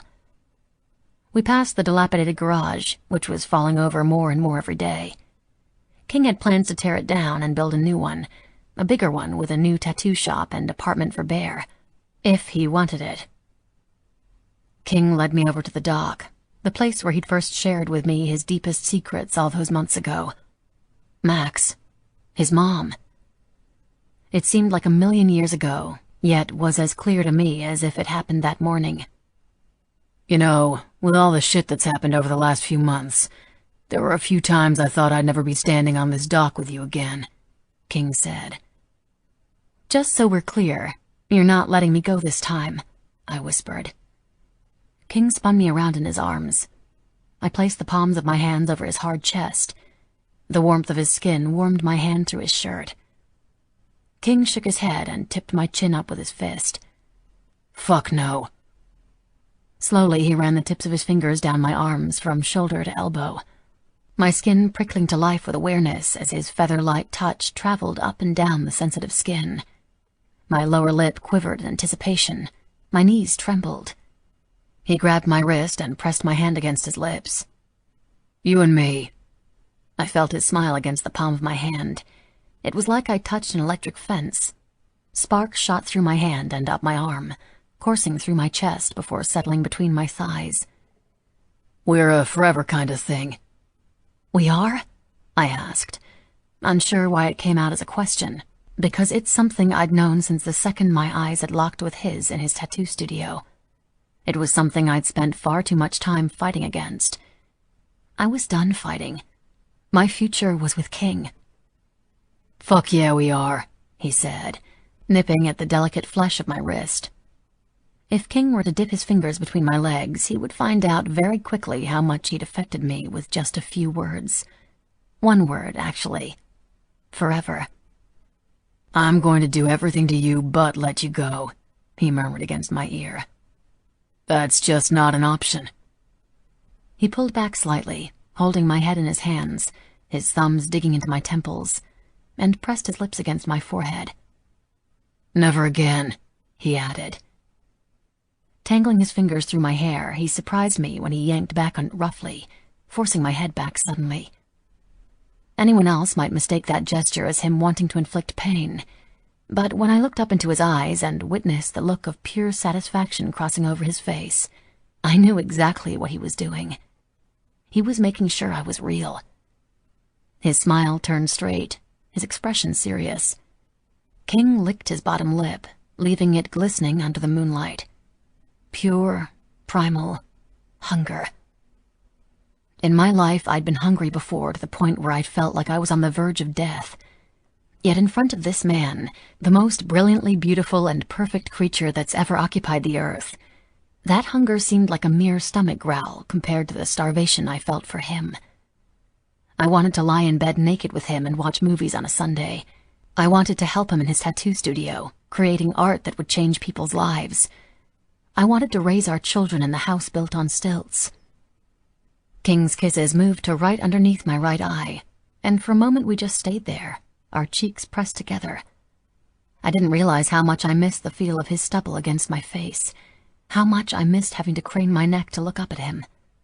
I missed that he could toss me around like a rag doll, while at the same time worshiping me like I was the most precious object in the world to him. We stayed there, lingering in the feel of one another, existing in one another's space, breathing each other in, until it was no longer enough. Because with us, it never was. He was real and right in front of me. I was like an addict who'd not just fallen off the wagon but leapt off blindly while it was still in motion. In that moment, I was willing to do just about anything to feed the insatiable hunger that was erupting inside of me, occupying every sense I had. I wanted to touch him, taste him, smell him, drink him in. I wanted it all. We weren't starving for one another. We were fucking ravenous. We were still kissing when he reached behind him and yanked his shirt off over his head. But he didn't do it fast enough. I needed to see him. I needed to feel his warmth against me. I needed to taste the sweat on his skin, on my tongue. When he was free of his shirt, he tossed it on the dock. King was even less patient. He didn't remove my shirt entirely, just yanked it up to expose my breasts. That was exactly how I felt. Exposed. Being vulnerable in front of King was a risk I was more than willing to take. His gaze dropped to my breasts. He growled from deep within his throat, looking down at me with both animalistic need and something that I didn't expect from King. appreciation. "I love your fucking tits," King said, dropping to his knees. He wrapped his full lips around the very tip of my nipple, licking ever so slightly. I moaned at the contact, needing more, so much more. King chuckled. "I got you, baby," he said. Flattening his tongue, he slid it over my stiffened peak in a long lick that made me want to cry out. Then he did it again, at a pace that was so tortuously slow, I'd rather him bite me and draw blood than continue the lazy lapping of his ridiculously talented tongue. So fucking perfect. He released me just long enough to speak the words against the swell of my breasts, before he started back up again on the other breast. This time he started off slow, but then increased the speed until he was interchanging licks for light sucking, leaving me almost unable to stand on my own. Sensing my imbalance, King held me upright by my waist. I writhed against him, holding on to the top of his head. His short hair bristled against my palms as he brought me to the edge of oblivion. And then he stopped. King was still holding onto my waist, but his attention was elsewhere. His gaze firmly fixed on my belly. Tentatively, he reached up and placed his hand flat against the slight roundness of my stomach. "It's so crazy," he whispered. He traced circles around my belly button, pressing a kiss to the skin right below it, inhaling as he made his way back up to my neck, lifting himself off his knees. There was a certain reverence in his eyes, but that didn't dim the fire. If anything, it blazed brighter, hotter. I was almost overwhelmed by the way he was looking at me, so when King took a step toward me, I took a hesitant step back. "You running from me, pup?" he asked with low ferocity in his voice. "Maybe I am," I teased, turning and bolting up the dock back toward the house. King caught up to me and spun me around, the barbarity in his gaze forcing me to retreat again until my back pressed up against the wall. He was being rough, but cautious at the same time, taking great care to make sure the burn on my back stayed out of harm's way. It was then I realized I wasn't backed up against a wall. It was a pillar. The pillar. The one where King and I had first had sex. Angry, hot, hate-filled, love-fueled sex. "There," King said. "Much fucking better." "Reminiscing, are we?" I asked, biting my bottom lip. King reached around to the back of my neck and tipped my head up to him. "Maybe," he whispered. "And later, when I'm done with you out here, I want to take you upstairs and reminisce some more. Maybe cuff you to my bed." He traced my lower lip with his, and when I made a move for more contact, he pulled back. "Would you like that, pup? Do you want me to cuff you up so you can't move? Run my tongue between your legs? Make you come so hard it fucking hurts? Or should I use a belt again? Wrap it around your neck so I have you right where I want you?" He kissed the corner of my mouth, tasting me, teasing me, making me wild with lust. Anyone could have walked by us and I wouldn't have paid them any attention. They could fucking watch for all I cared.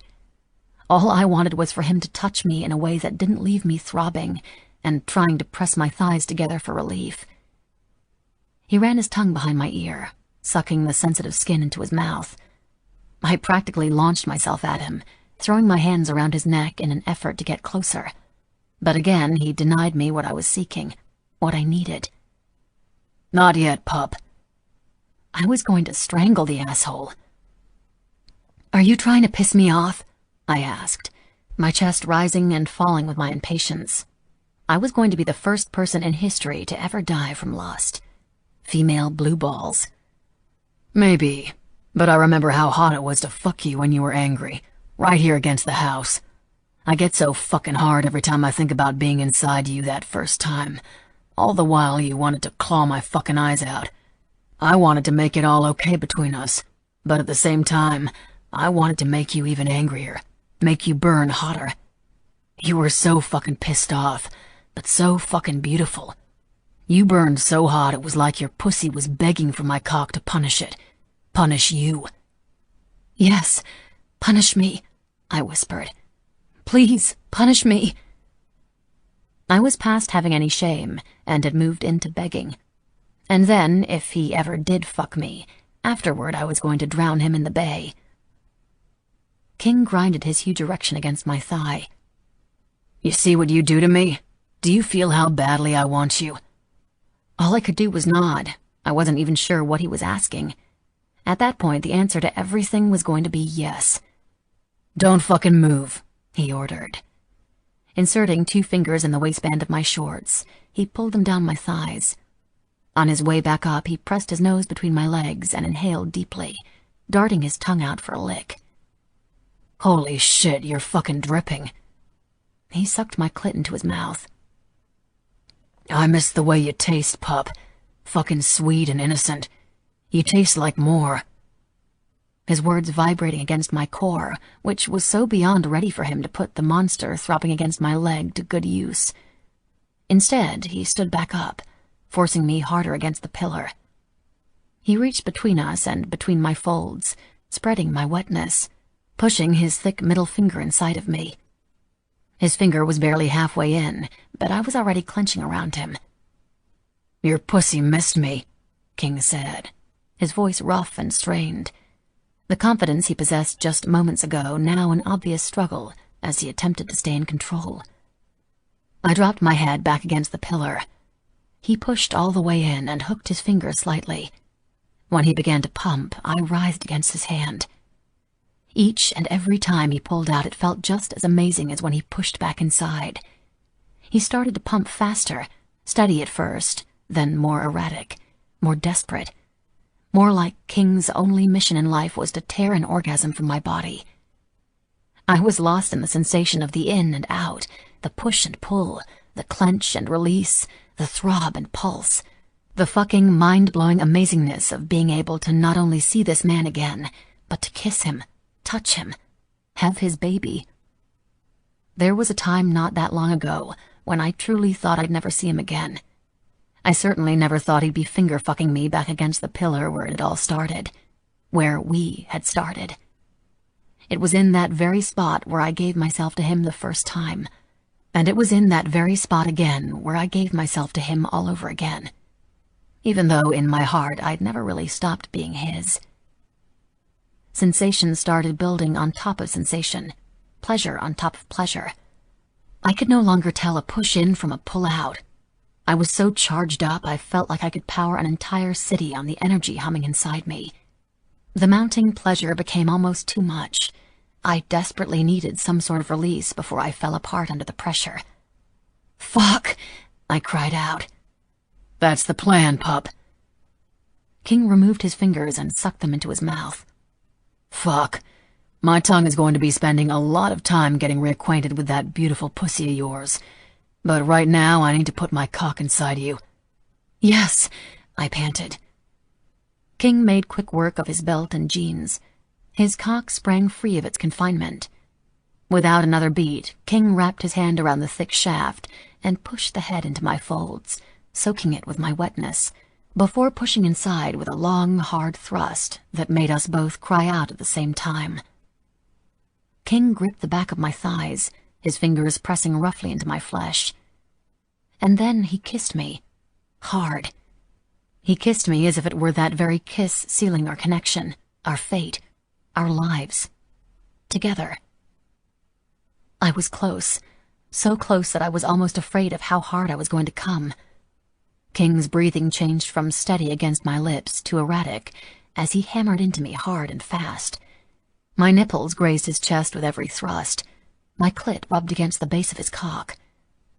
The man who I was once so fearful of, a man who was capable of so much violence and yet so much love, was struggling for control. Because of me. Because he was fucking me. Because he wanted me. Forever. We're a forever kind of thing. It was my undoing. The tension that had been building inside of me tightened to the point of pain before it finally broke, sending every single part of my body into spasm after spasm, rolling over me in brutal waves of blinding white-hot pleasure. I cried out, a strangled-sounding moan, holding tightly onto King, who, when I started to convulse around his cock, released a moan of his own. I wrote out my orgasm, writhing against him until he'd wrung out every last bit of pleasure from my weak body. He followed me over, thrusting with wild abandon until he exploded inside of me, filling me with warmth, with love, with him. King rested his forehead against mine as we tried to catch our breaths, but he didn't put me down, my legs still wrapped around his waist. Our bodies were still one, neither of us in a rush to break the connection we'd waited so long for. "What do you want to be called now?" he asked out of nowhere. "Doe? Ray?" What does that even matter? Because whatever I choose, you'll just call me Pup anyway. "True, but we need to know what to put on the form," King said, pressing tender, soft kisses all over my lips and face, even the tip of my nose and eyelids. "What form?" I asked. "It's upstairs on the counter. Grace picked it up earlier for me. We'll have to go and sign it together, but we can fill it out here. I figured since we were changing your last name, you might as well change the first one at the same time. Save some trouble." "My last name?" I asked.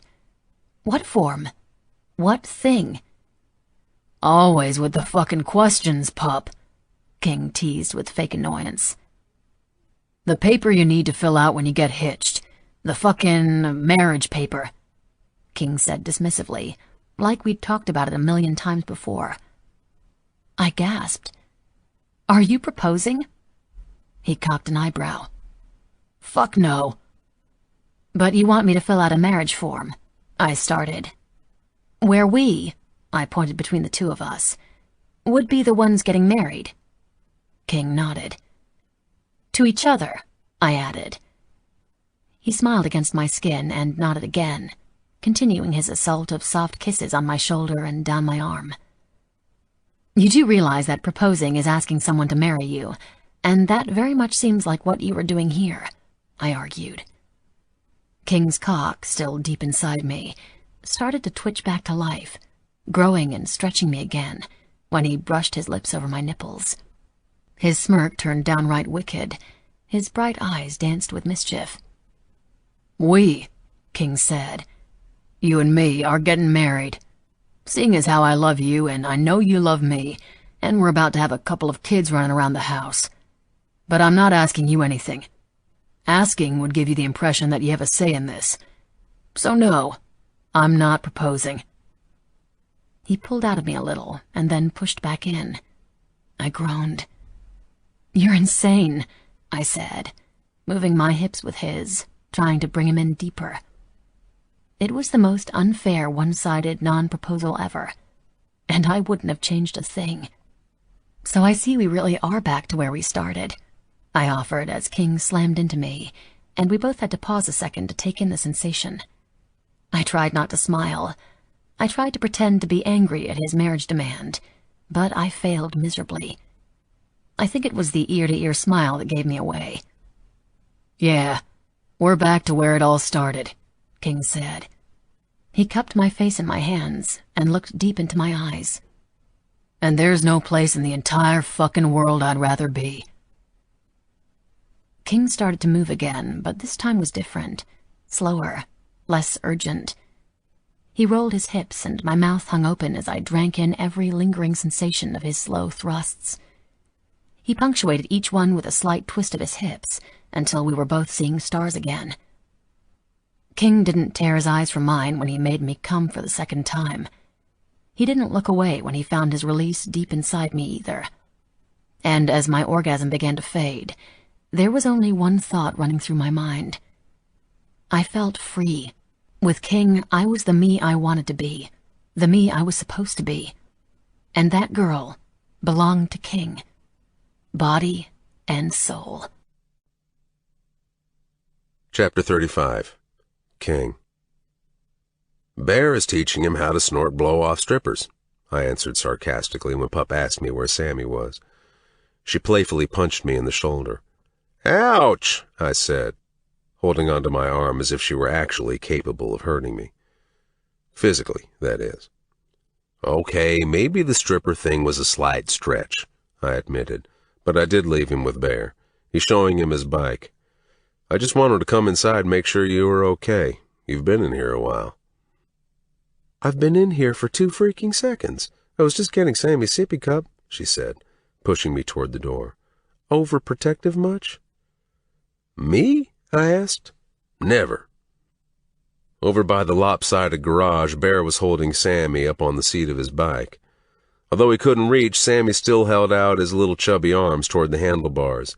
Vroom, vroom. Hey, big man. Looking good on that bike, I said, scooping him off the seat and flying him around in the air like he was Superman.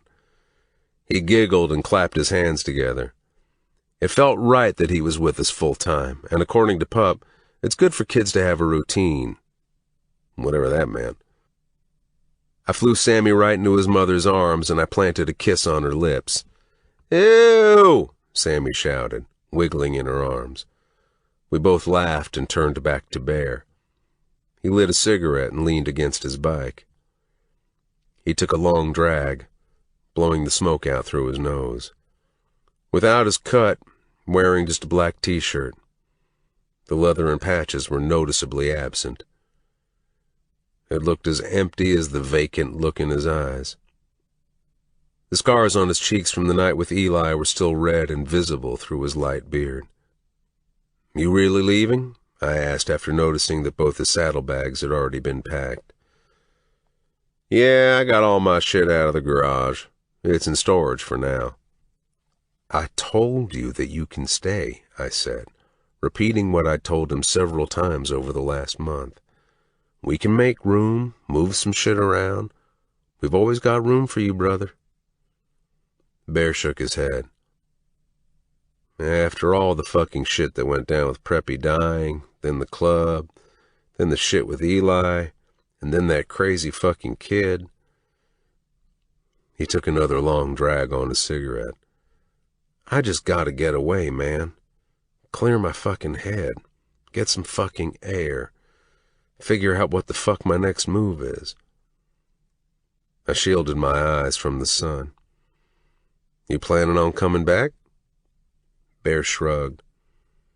Don't know that answer just yet. He stubbed out his cigarette and straddled his bike. He started up the engine and it roared to life.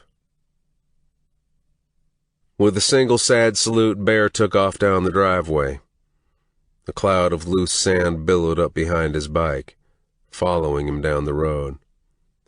Bye-bye, Sammy shouted, jumping up and down, waving frantically long after Bear had disappeared.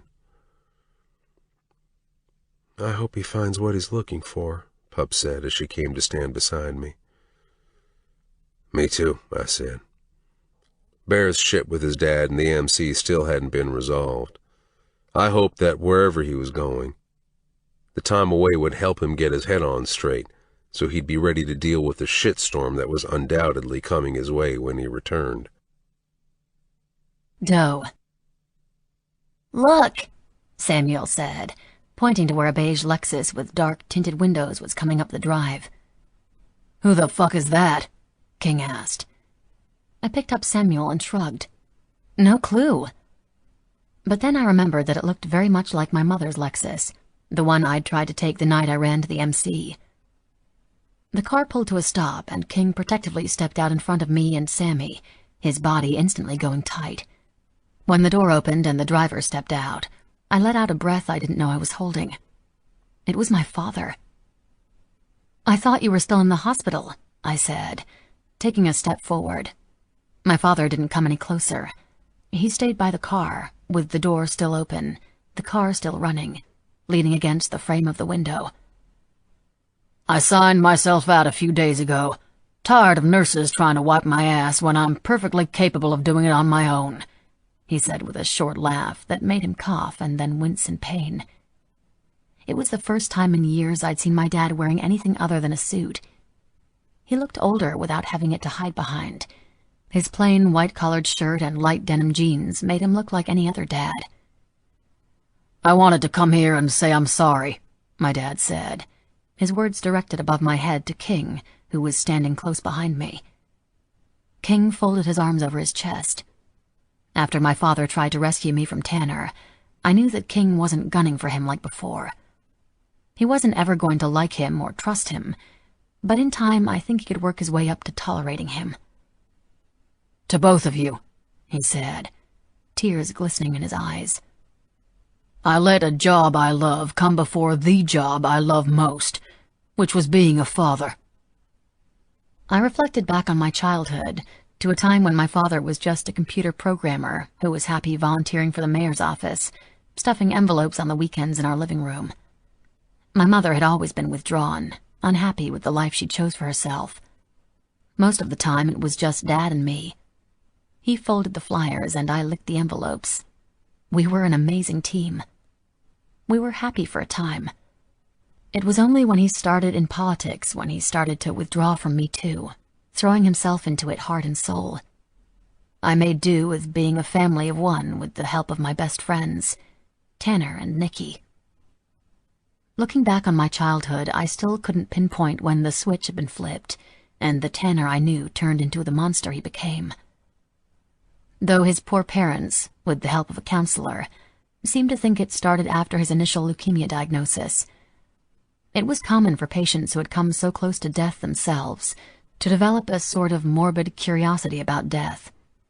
It was also common to develop mood disorders, violent tendencies, and compulsive obsessions. Tanner developed all those things, to the extreme. The shock of it all came from how good he was at hiding it. The leukemia might have been the tipping point, the fork in the road to the land of no return for Tanner. But I knew he'd started abusing Nikki as early as age 10. In hindsight, there were signs no kid would have ever picked up on. But that fact didn't change that I did have guilt, so much it felt like I was carrying a ton of bricks on my back. Nikki had always been happy and outgoing. She was bossy, confident, and a bit of a tattletale. It all changed very slowly. Over the course of 8 years, the Nikki I knew slowly slipped away, and was replaced by the Nikki who needed drugs to cope with the abuse. One day, Nikki was pointing her finger in Tanner's face, calling him out when he'd obviously cheated in a game of Monopoly by skipping spaces with his little race car, advancing 9 spots instead of the 7 he rolled. The next, Nikki was looking at the board blankly, shrugging her shoulders when Tanner had obviously cheated. And although Tanner turned out to be a monster, I couldn't help but grieve for the boy he used to be, one of my best friends. I still went to his funeral with King by my side. I decided that the Tanner who did all of the horrible things he did wasn't worth the effort of remembering. And when I thought of my childhood and my best friends, every time evil Tanner started to creep into my mind, I killed him all over again. When King came back and told me that it was over, it was like a switch had been turned on in my mind, closing off that part of my life. I didn't ask. I didn't want to know. I just wanted to live.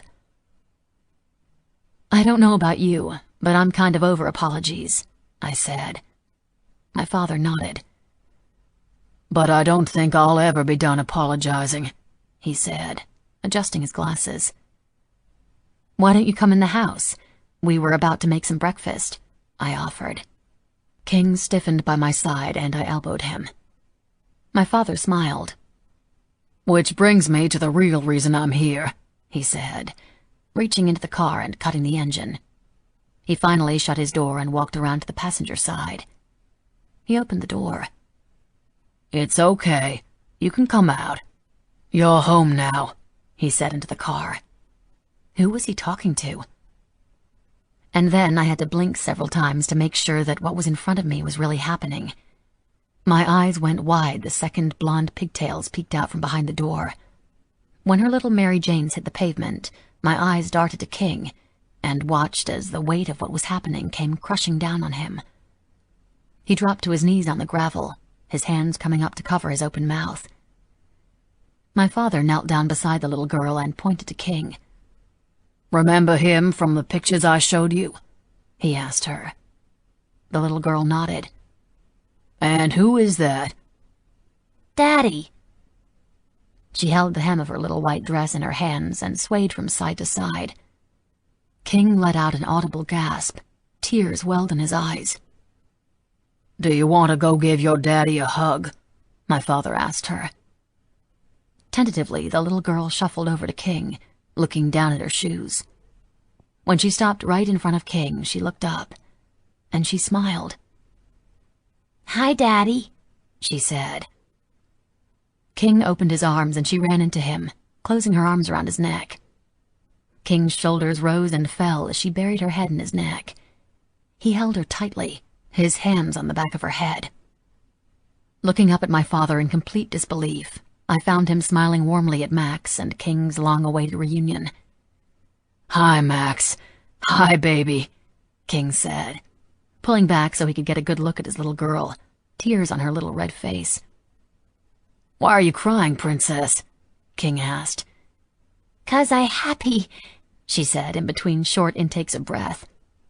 "Me too, baby," he said, pulling her in again for another hug, this time standing up with her in his arms. "Me too." I hadn't realized I was crying as well until Sammy reached up and wiped a tear off my cheek. "No cry, Mommy."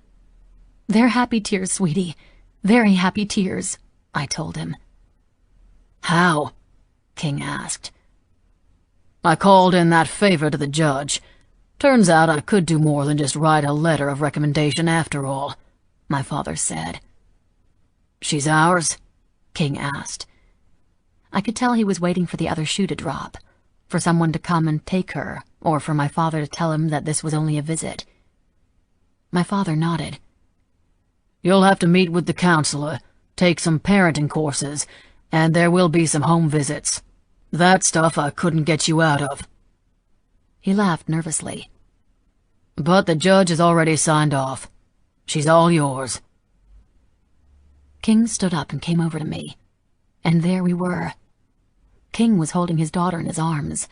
I was holding my son in mine, our baby growing in my belly. "Hi," Sammy said to Max. Max pressed the side of her face into King's chest. "Hi," she sang between the fingers in her mouth. She looked over to me, and her eyes went wide with instant recognition, and her eyes shot to my wrist. "I still have it," I said, holding it up so she could see. "What about you?" Max held up her wrist and giggled. "Mommy, are you still making pancakes?" Sammy interrupted, tugging at the ends of my hair to get my attention. Tears formed in my eyes as I looked around from face to face at my family, my real family, the one I was always meant to be with. I pushed Sammy's hair out of his eyes and planted a kiss on his forehead. I looked over to King, who smiled a rare ear-to-ear smile, his eyes glistening with his own happy tears. King reached out and grabbed my hand. I gave him a squeeze and smiled. Because pancakes. I was finally home. Epilogue. King. I'm glad I didn't just kill you the first chance I had. Turns out that keeping you alive has served a greater purpose. So in a way, I'm grateful that you're here right now, still breathing. I leaned over the chair and stared into the motherfucker's black soul. You're going to let me go? Eli asked, his face swollen and bleeding, covered in burns from the fire pit explosion. Not a fucking chance, you piece of shit. You're going to die, but not right now, and not by my hand. I've got special plans for you. What are you going to do? Eli stammered. I'm going to hand you over to a friend of mine, who in exchange for a little playtime with you this evening, helped me kill another stupid motherfucker who decided to fuck with the wrong trailer trash. I stood and cracked my knuckles, clearing room for Jake to step up. Eli's eyes went wide. I know you, Eli said. They call you the Mordinar. Good, I said, clapping my hands together. Then you two are already acquainted. I pushed off the wall and headed for the door, leaving Jake staring silently down at Eli, his eyes black, the demon within him ready to do what it does best. Kill. But you just said that I wasn't going to die right now, Eli called frantically to me as I opened the door of the shed. "You're not," I said. "Jake here has cleared his schedule." I tipped my chin to Jake. "He's got all fucking night." With miles and miles of nothing but the Everglades in every direction, Jake could make Eli scream as loud as he wanted. Which was exactly what he did, because I hadn't walked 10 steps before Eli's scream tore through the night. I stopped to light a cigarette and smiled to myself. I whistled the entire way to my bike. That night, with my girl tucked in close to me, my hand over her growing belly, Max and Sammy sound asleep in Preppy's old room, I was able to take a very long-awaited deep breath. The sounds of Eli and Tanner begging and screaming for their lives lulled me into a very deep and very happy sleep. Doe. 5 months later. I was sitting at the kitchen table, working on a sketch of a tattoo for one of King's clients, my swollen feet propped up on one of the other chairs, when King came bursting into the kitchen looking frustrated. "Baby, have you seen my keys? They were on the table and now I can't find them," King said, searching through drawers and cabinets. I looked up from my sketch. "No. Did one of the kids take them?" "I don't see how they could have. I had them an hour ago before I dropped them off at Grace's." I rested my hands on my belly. The baby, another little girl, had the hiccups so fierce my stomach jumped every few seconds. "Did you try—" My thought was interrupted when a burst of sound from the living room caught both our attention. We slowly turned to face the TV, which was changing from channel to channel. "What the fuck?" King asked. Walking into the living room, he picked up the remote off the side table and started pushing buttons. But the TV kept changing channels at the same pace, before finally coming to a stop. Holy fucking shit. American Ninja Warrior. "Check the freezer," I said. "Why the fuck?" King started. "Your keys. They're in the freezer."